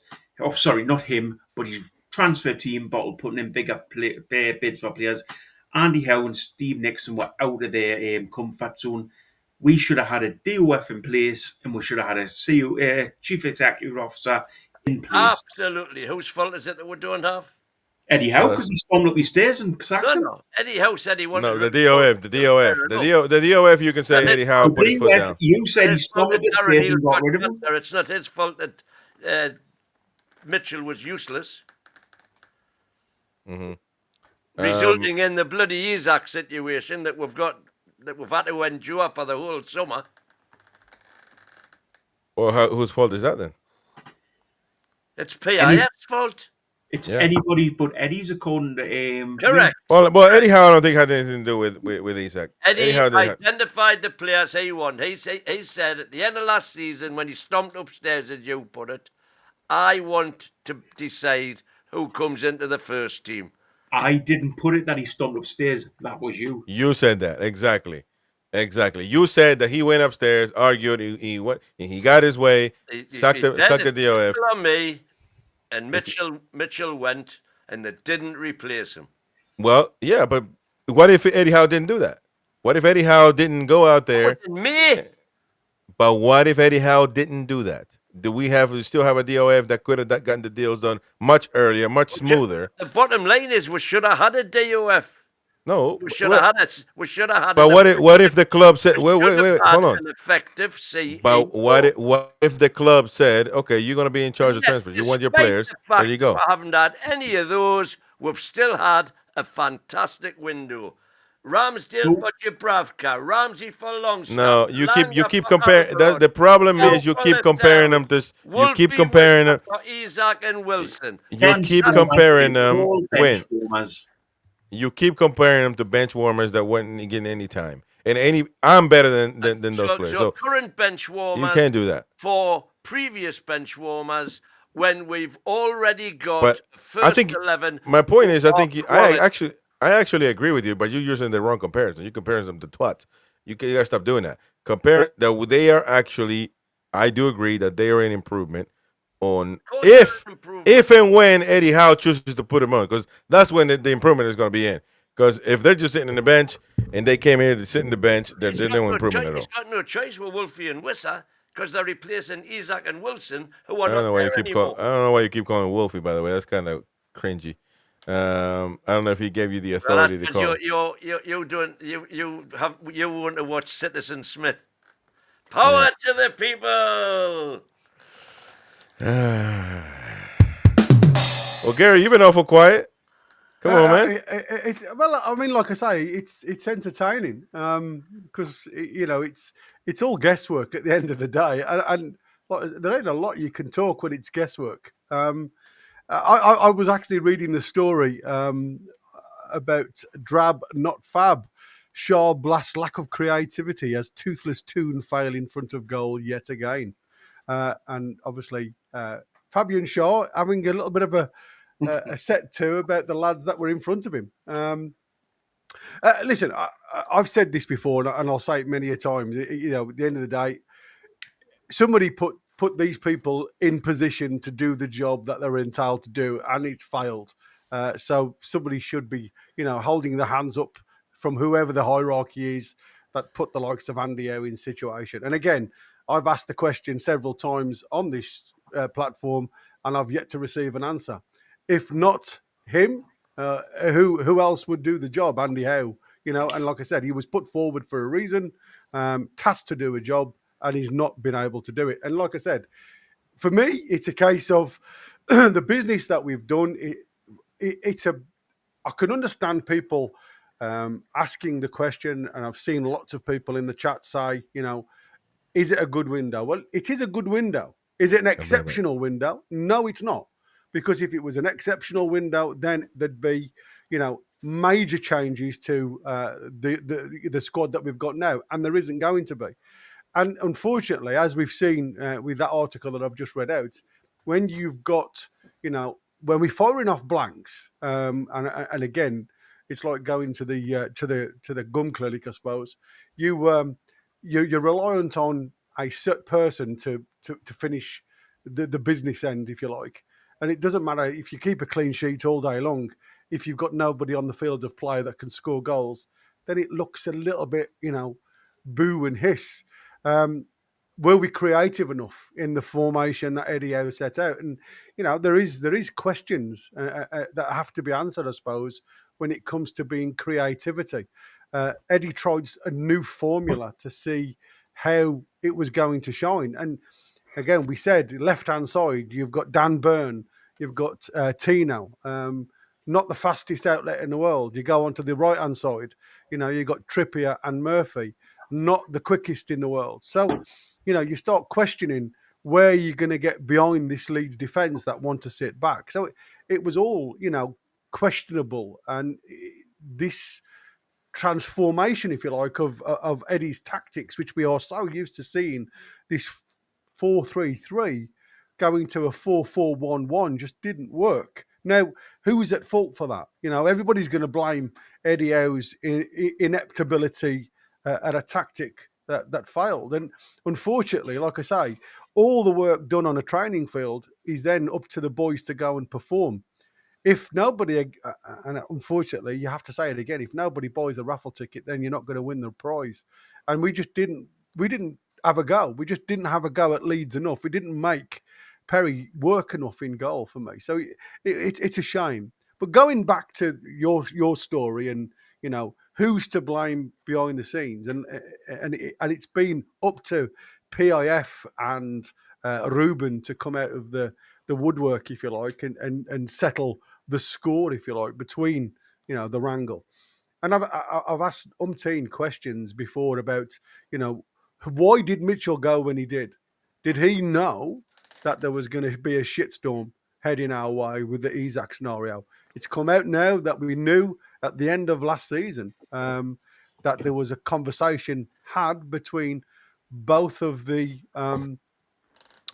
manager and Isak. So there was obviously the information was there for everybody to be involved with, and that must have been involved with Mitchell. That conversation has to have Mitchell involved with it, being the director of football. It's not about who's to blame now. It's a case of how do we move forward as a unit, and unfortunately, without any direction from a director of football, a CEO to look after the director of football and the coach, then we're all just at loggerheads and scratching our heads and trying to come up with answers that might potentially we could be miles away from. It's not about me now saying you're wrong, because we've just got theories. Nobody knows the full answer that's gone on behind the scenes, and nobody knows the full answer if you had hand on heart, apart from we've heard that Andy Howe has been negotiating some business. It doesn't say that he's been negotiating every single piece of business that's been out there. So again, we just put two and two together and come up with a sum. So for me, it's about how do we get forward with a situation now. Behind the scenes, it's been a bit negative. It's been pretty drab. How do we move forward as a positive? Well, the only way you're going to do that is by replacing the ones that have gone out the door and bringing somebody that apparently has a little bit of kahunas to get behind, the system and tell these people what's happening, rather than asking the question, "Are you happy for me to do this?" Because I think that is where we've gone wrong. And like I said, there is no point in me having a conversation, because there's going to be certain individuals that just disagree with it every single time. So it's like I say, it's just a case of me, giving a thought and an opinion. And I don't have an opinion on what's happened, because I have no information of what's happened behind the scenes. So you guys can argue the toss as much as you like about what you believe has happened. I can't give any thoughts on that. It's like I said, the only bit of credibility I know is the fact that certain individuals weren't very, very liked behind the scenes and have struggled. So you've just got to start asking whoever comes in, whether it's this new guy who apparently has had a good relationship with Eddie Howe, is that going to be at the detriment of us moving forward? Thanks, Matty Gorman. You need to demand better from your owners. The best in class is the key positions, DOF, CEO, data analyst, global commercial team. I totally agree. And you know all about that, because Liverpool, up until this window, have been calling Fenway Sports Group worse than muck. But this window, they've come up trumps for you. And Gary, I completely agree with what you just said there. We sit here, me and Wayne, to be fair, sit here and talk shit at times, the both of us. In that, we've got no idea what's actually going on. We have our own sides of the argument, and we'll sit and argue with them. And I think on match days, we can actually argue about the team that's been out there and be a little bit opinionated on it. But as you say, with the transfer window, we've got no idea that there's no idea whatsoever, and that's what I said. What's happened from the club, and I'm just looking at the end result. We're looking at it from different points of view, and I think that's what makes it a good channel. In that we can argue with each other, and nobody can prove we're wrong. Basically, exactly, and that's what I said. And I keep asking. When you haven't got people in the right areas, and we have to keep going back to the DOF, right? Because he is the mainstay of anything that happens in the transfer window. When you haven't got this person there, who is going to do the job for you? And like I said, who gets that mantle? And again, it seems very like, and I've said it before. People say it's a conspiracy theory, but is it just coincidence that both DOF and CEO walk out the door at the same time? It just seems a little bit. It just leaves a little bit of a sour taste in my mouth, if I'm honest with you. It doesn't matter what anybody tells me differ until I hear from the horse's mouth the reasons why they left. I will change my opinion on that. But it is a case of now, and we go back to what you said about changing the 11. Who comes in to change the 11? And it's something I want. I want to start seeing something happen with the first 11.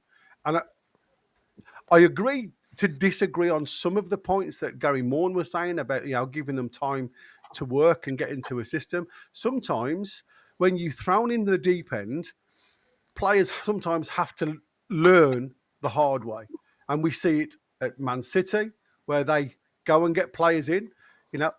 Liverpool didn't wait for Ekatike to shine. He was thrown in the deep end. Arsenal have done the same with Gyökeres. Man United have done the same with Sesko.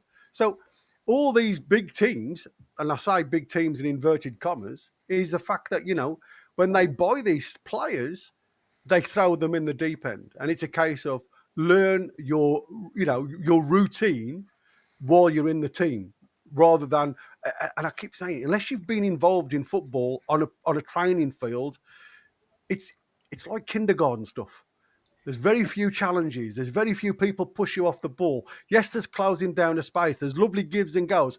Trust me, everybody looks a bloody world beater on a training field, but they can completely look bloody ordinary when you put them in an opposition 11, where somebody's going to come in and hurt you. I think Jacob Ramsey, with the labelling of being an injury-prone person, I think he was just bloody unlucky. He got a smack on the side of the ankle, and it was an inflammatory response, and that's why they took him off. But, again, I didn't see a lot from him. He did look a little bit rabbit in headlights at times. But that doesn't mean to say that he's not going to learn the trade and he's not going to understand us better from being thrown in there. And that's why I said I don't want to be hypercritical, but I think sometimes when you see performances that just don't blow me frock up, you have to highlight it. We can't always be looking at the positive without highlighting the fact that, you've just spent all this money on somebody that just doesn't give you what we're looking for at the end of his good run, because he's done all the hard work, but he just fails, and it gets frustrating when it's just the final end. So I do think there's a potential that we need somebody in the middle of the park, a Fratesi or something like that, who's a little bit more technical minded, that can see a pass on the turn without taking 3 touches and slowing the play down. Because I think at this present moment in time, and again, if you see the game different to me, but I do find that sometimes we're a little bit too slow on the build-up. We don't get the ball forward enough. It has changed slightly, but for me, it's about getting the pass into feet and out of feet quicker, so you've got an option to get in and behind the defences.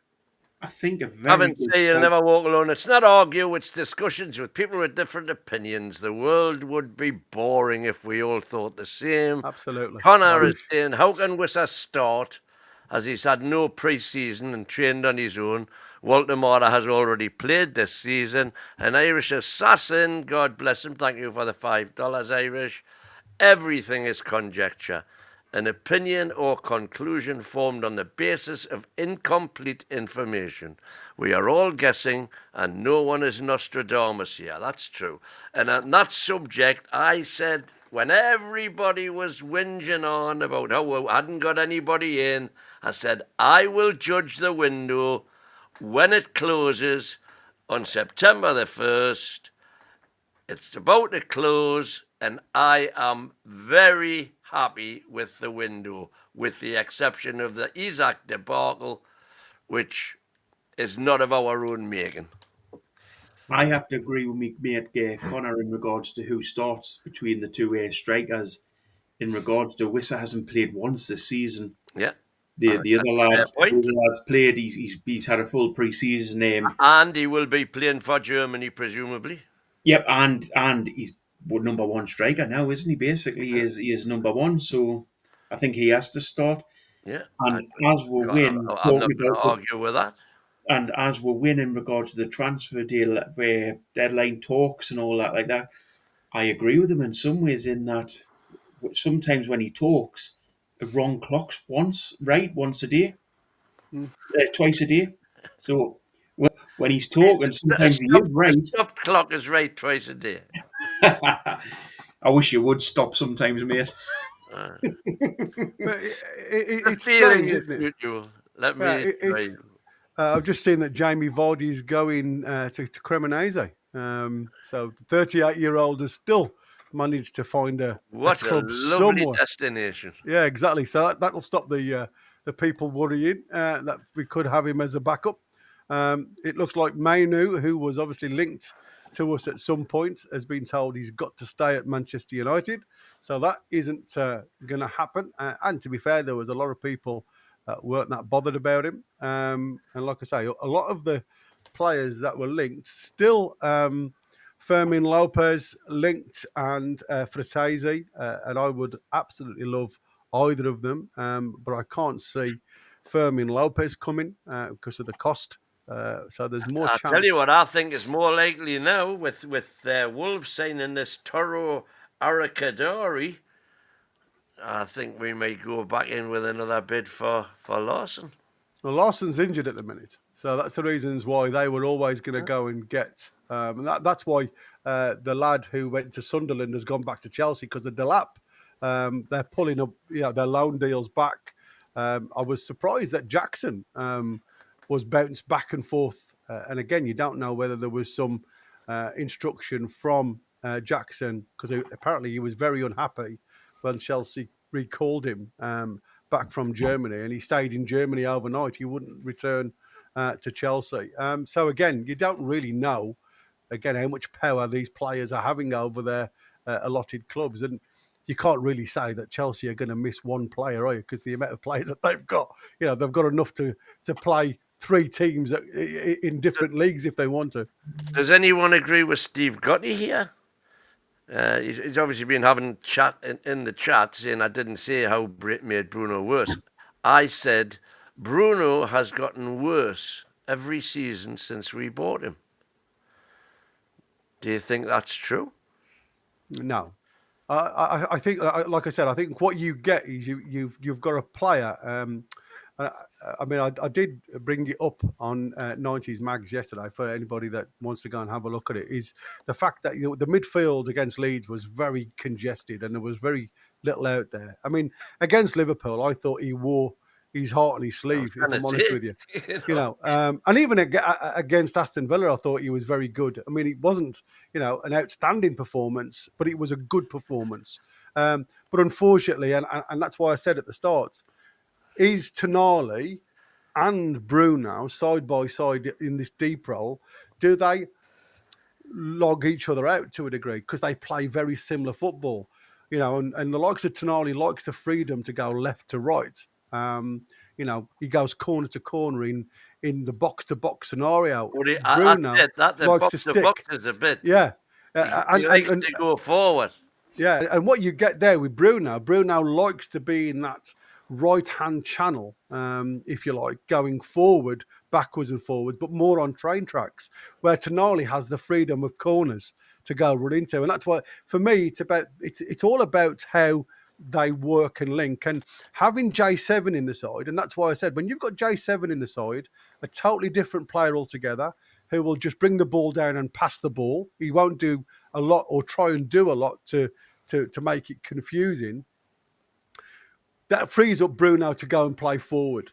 When you've got Tonali to his side, it also frees Tonali, because what you get then is J7 will just hang just in front of the back four or the back two and allow the fullbacks to push on, and he'll just block up or mop up anything else. So there's a number of takes to give from this, but I think you get a negative effect when both Tonali and Bruno play in the deep six role. I think with Bruno, he's a good. This will probably sound ridiculous, but he's a good captain at home, but a poor one away. He's a great player, and I'll never call his playing style, but he gets so pumped for home games, it's great. But away games as a captain, I don't think he's a great captain away from home. Interesting point. I think you could perhaps argue that he plays better at home. 100%. And as I say, I'm not calling the lad as a player. I'm not saying he does any worse either side. But I would need to have a look at what I'm saying is, watch back a few of his games win, and yeah. me on this one in that he hasn't got the same impact away from home as he has at home as a captain. I make you probably right there. Yeah. I mean, you do get that sometimes, that bounce from the fans. You know, it's what we call the crest of the wave, isn't it? You get that extra 5% because of the home fans pushing you along. And you know, I think that happens with a number of players, mate, to be fair. Some players are just continuous. You know, they just perform to a level and you go, worldy. You know what I mean? Where it doesn't matter whether you're home or away, they're just class. But like, for me, even like I said, Tonali didn't have an outstanding performance against Leeds. And again, you do have to question, was that just due to Leeds being negative, being very narrow, and it stopped everything going, from developing? Again, Longstaff doing his homework, because it seems very much like Longstaff was the one that curtailed a lot of Bruno's work. You know what I mean? If you have a look at what Bruno was trying to do, Longy didn't give him 5 minutes on that ball. He was through the side of him. Like I said, I think a lot of the times it was potentially fell that the ref allowed to continue. But I think, like you say, we've probably played Leeds at the wrong time for me. With having the injury to one of their main midfielders, bringing Lungi in, it could be a little bit of the fact that Lungi just had something to prove to the away fans. I think that's how it felt to me. Not only his first, I think it was his first start in the 11, if memory serves me right. So it does. It does. Well, make Longstaff you had Bruno in his pocket on Saturday. Yeah. I mean, his interview post match was very positive. He was bubbling. You could see the confidence that the lad had got. He enjoyed the game, obviously. And listen, he'd had some criticism, massive criticism from a lot of the Leeds fan on social media from what they'd seen previously. But I think they all stepped back a little bit after Saturday's performance. Indeed, Rooney. Have we got any more stars? Can I just say a quick thing? We've been on for nearly 4.5 hours and we haven't got 200 likes yet. I think we need to get that like count up a little bit. Come on, 700 watching. How are you? There's a Mr. Bait Red or Batty Red. A question for the panel: are you concerned with players in the squad that are not having sufficient experience in the Champions League? Not particularly. Not particularly. I think it definitely cost us the first season we're in, because everybody then was kind of overawed and, newfound. Even though Bruno had played in the semi-final, of course, but he was the only one. I think we've got a far more experienced squad now, including, the first 11 have virtually all got Champions League experience. So they've done the travelling, they've done the 2 games a week, So I'm not really. I think the squad we are going into this season with, go on, Borky, I'll say it, is probably the strongest squad we've ever had. I agree 100% with that, mate. I don't agree it's the best team we've ever had, but I agree it's 100% the best squad we've ever had. And to be fair, I don't have any worries going into this this Champions League season in regards to the players we've got. I've got European experience as well. I've never ever slagged off the fact that we've signed players that are poor players. The thing that I've called out is we haven't signed players to replace players in the first team. Steve Gutty is saying Bruno far too slow. Gets caught on the ball multiple times in a game, doesn't score enough, doesn't create anymore like he used to, and he's a shadow of the player he was the first season for us. I completely disagree with all of that. Be waiting to pass out win because I completely agree with you. Bruno epitomises Newcastle United. He's never ever been the quickest. No, he's never been the quickest. And as I say, I don't think... And he gets caught on the ball multiple times and invariably gets a free kick when he is caught. Yep. There is the odd heart and mouth moment every game, at least once a game, when he gets caught doing his 180 and will lose possession and he doesn't get the free kick and it puts us in a bit of bother. So that's something that I would love to see eradicated from his game. But I think that is his game. I don't think he's a captain either. If I'm perfectly honest, I don't think I think he's a leader, but I don't think he's a captain. I think on the pitch, he does a great job. If I'm honest, the player I would have as my captain now, if I was in charge of that team, would be Toon Army. Toon Army he bosses the midfield 100%. He's the player that everybody looks at as the pinnacle of the team. And I just think if you put that lad as a captain, he is going to be all out. He's brilliant. Oh, there's Andy Bowick saying, "Where's the yellow ties, lads? Very disappointed."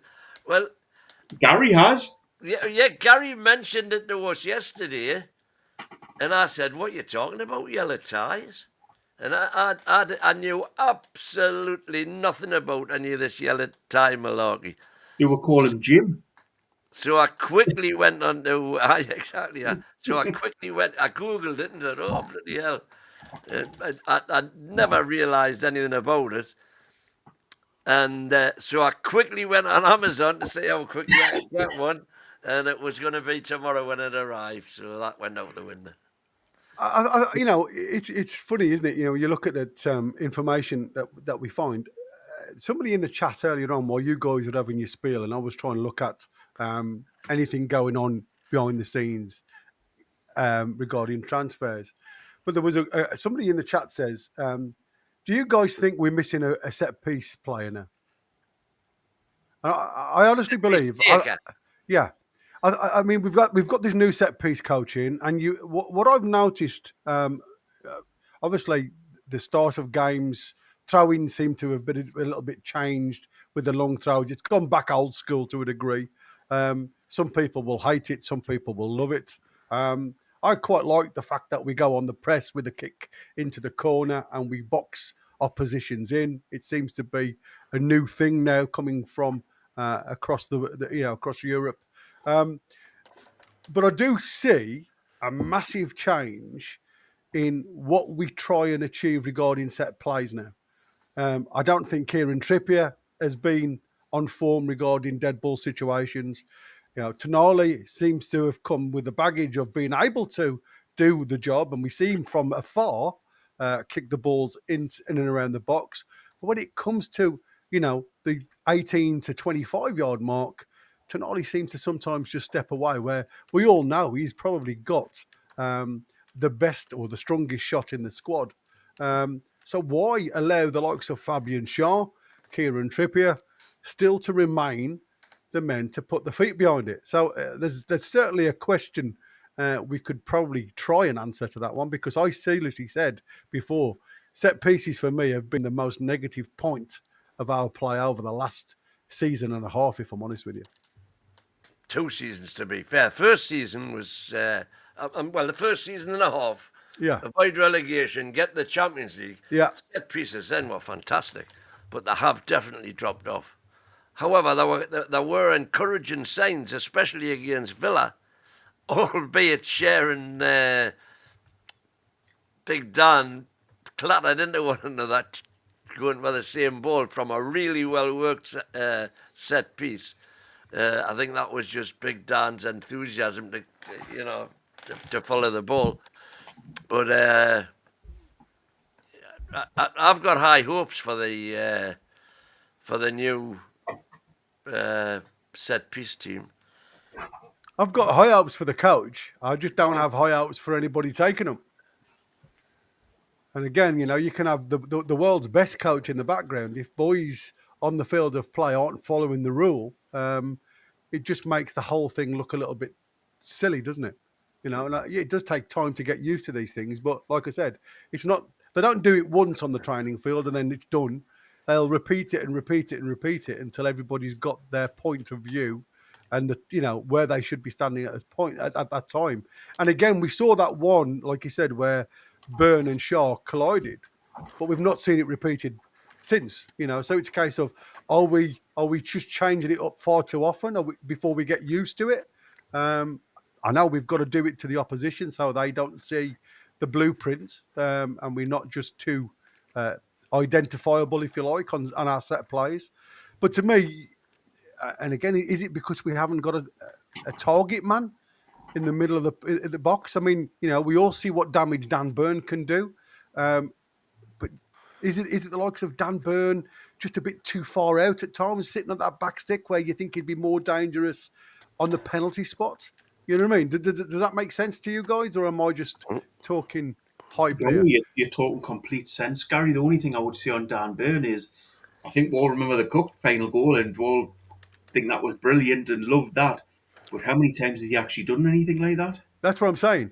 But if you look at the way that is the only time I have seen Dan Byrne attack inside the post. Yeah. You know what I mean? He's come from outside, which is ideal striker, if I'm honest with you.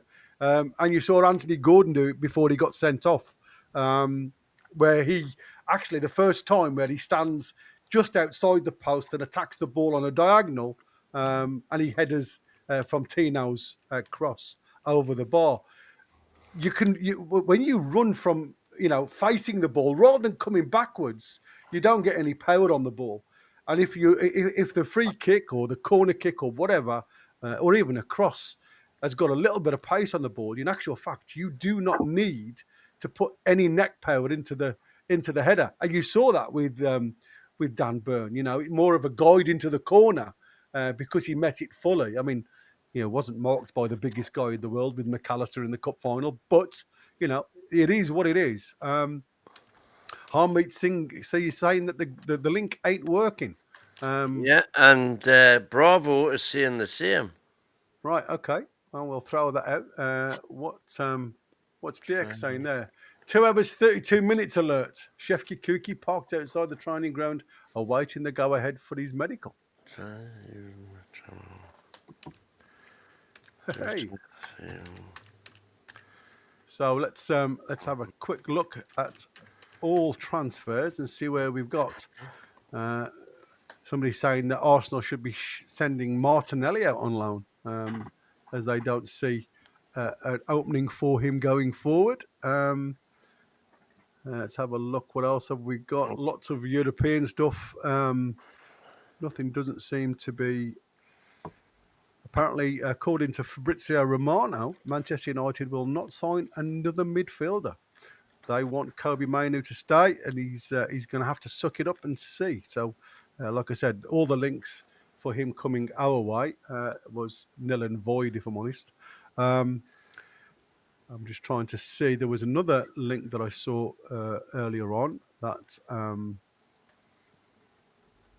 most expensive signing. They've ranked them now.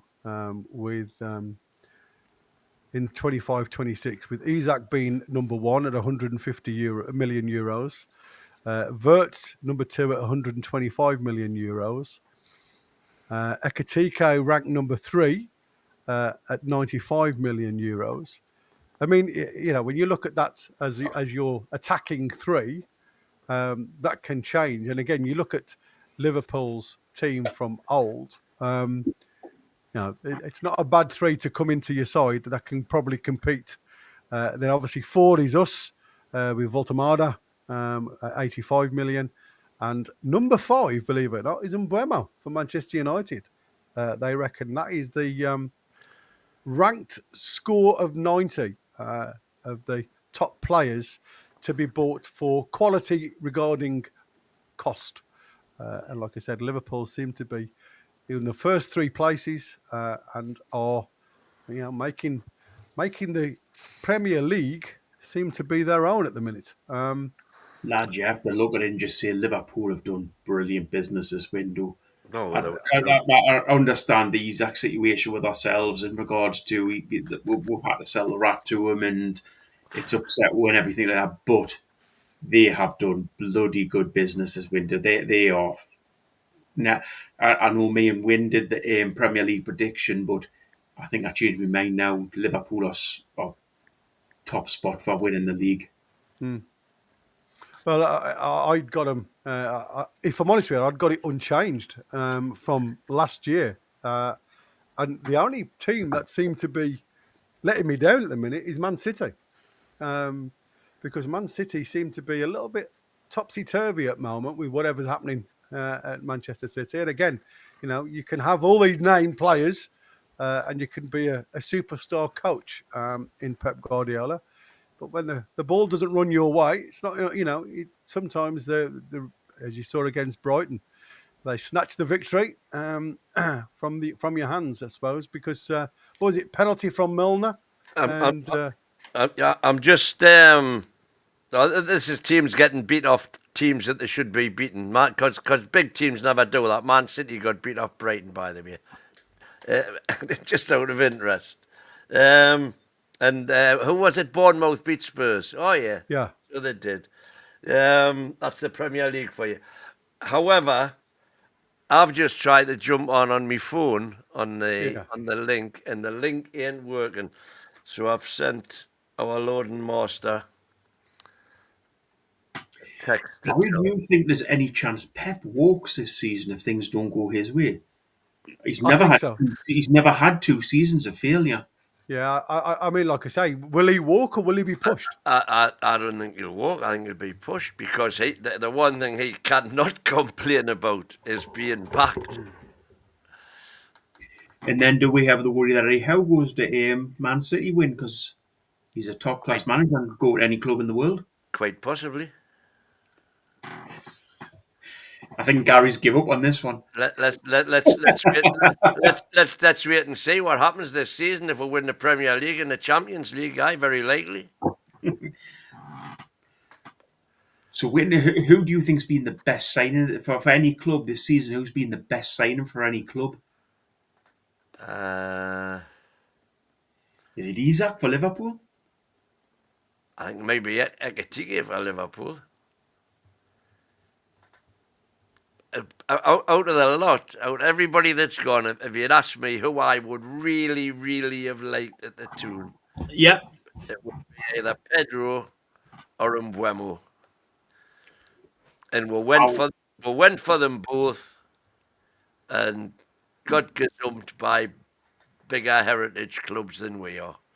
But I've discussed this one before. Do you think with Pedro, if we had went not win saying we're a small club again? Fucking hell.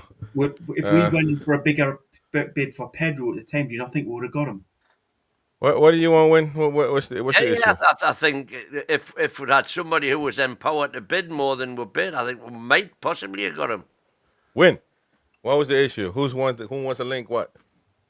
Everybody's trying the link, and I've just tried the link myself on my phone, and it's going to sort of an outer studio place. Okay, so we're going to regenerate the link. It's never coming in. Regenerate link once again, and then we copy that link and we send it to the twats. So there you go. We're a new link. Call in now.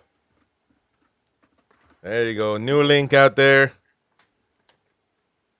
Should work. There's been 4 now have come on and said they couldn't get through. There you go. There's a new one. Link. And we'll sling that in the chat as well. You're only allowed to come on though if you're a bedwetter. Exactly. Yeah, enough happy clappers. No happy clappers. The Igor loan move from Crystal Palace is off. If you want to know, I got Sky Sports. Let me tell you what, we should never promote this, and I'm not going to tell you the name of it, although I want to because I want to serve people, but I'm not going to tell you because it's illegal. And no, I'm not part of Mighty Wind's ring operations that he's got in Newcastle, Biker and Blythe, and all of that stuff. But I got me a dodgy stick. It's not a dodgy stick though, but it's a website. Wonderful. I'm watching Sky Sports now. I'm watching I'm a proper mag now, man. I got everything set up right now. I see the deals going through. Man United just assigned. They got a goalkeeper. Talks ongoing of Ederson's move from Man City to Fenerbahce. Is the deadline is approaching, so that's one to keep an eye on for the league. Liverpool agree on a £35 million deal to sign Mark Gehi from Crystal Palace. Man City closing in on signing Gianluigi Donnarumma from PSG. I tell you what, a lot of goalkeepers making moves, man. A lot of goalkeepers making moves this window. We got Ramsdale. We won in Trafford. We were rubbish, Eddie Howe and company. And that's the biggest one out of all, really, isn't it? I mean, and the fact that we sold him to Bravka, that shows you how inept we were in this window. 100%, Bunny lad. Before PIF and Ruben stepped in, we couldn't even get a keeper that is the difference, right? Over the line. That is the clear and evident proof of one group handling business and the other one handling the other business. That is the proof, right? That's the proof right there. Colomwani, we got images from Colomwani landing in London or being in London, walking around and going to finish his move for Tottenham. That's one that hurts me as well. Nothing to tell me, nothing indicates to me that Colomwani would have said no to Newcastle. If it's a proper player, if it's a really good player, and Spurs are in for him, so we need to be in for him as well. If we need somebody like him, and we could have used Colomwani in a heartbeat. It would have just sealed everything off. But it is what it is. We didn't. So the links are out there. Come join us. Hit the like button though. Bravo, you said you wanted to join, so there you go. Come on now.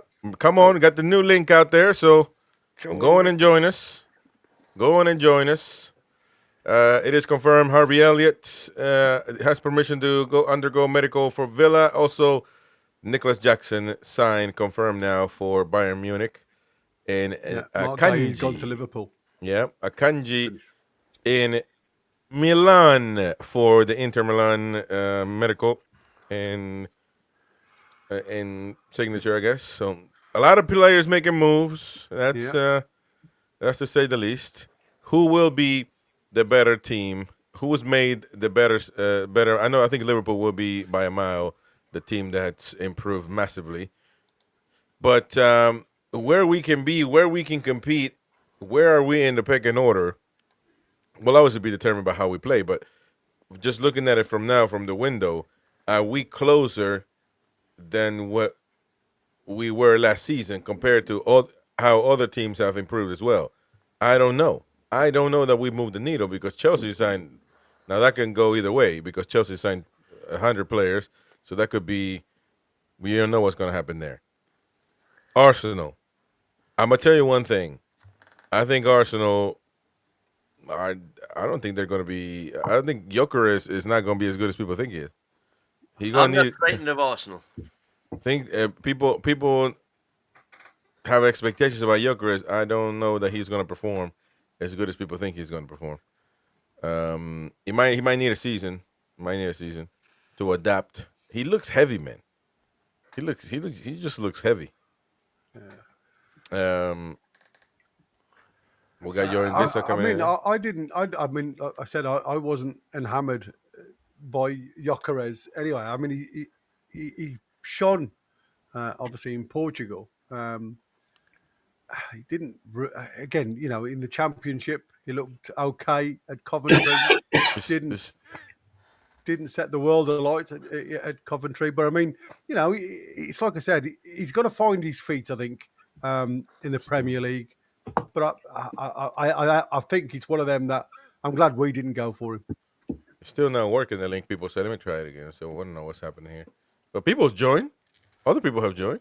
Yeah, that was near that link. I don't know about this one. Let me try. It's not because we've gone past 4 hours, is it? It could be. Think so. Well, man, I don't think so. Well, I don't think that would have anything to do with. Have you froze, Chris? Yeah, because I'm trying to join now via. It is. I've just joined. Yeah, but where you haven't joined the studio. Oh, there's Bravo. Oh, actually, maybe we need to refresh. Let me refresh. Because I seen Bravo. I seen Bravo there. I got into there, but it wasn't coming up here. So maybe we need to refresh. Stay right there, one at a time, though, because we all refresh. Bulky's going to be like, wait a minute. One at a time. Oh, actually, I'm frozen, man. Let me. Can we refresh everyone but win? Or we refresh and win? I'm quite refreshed.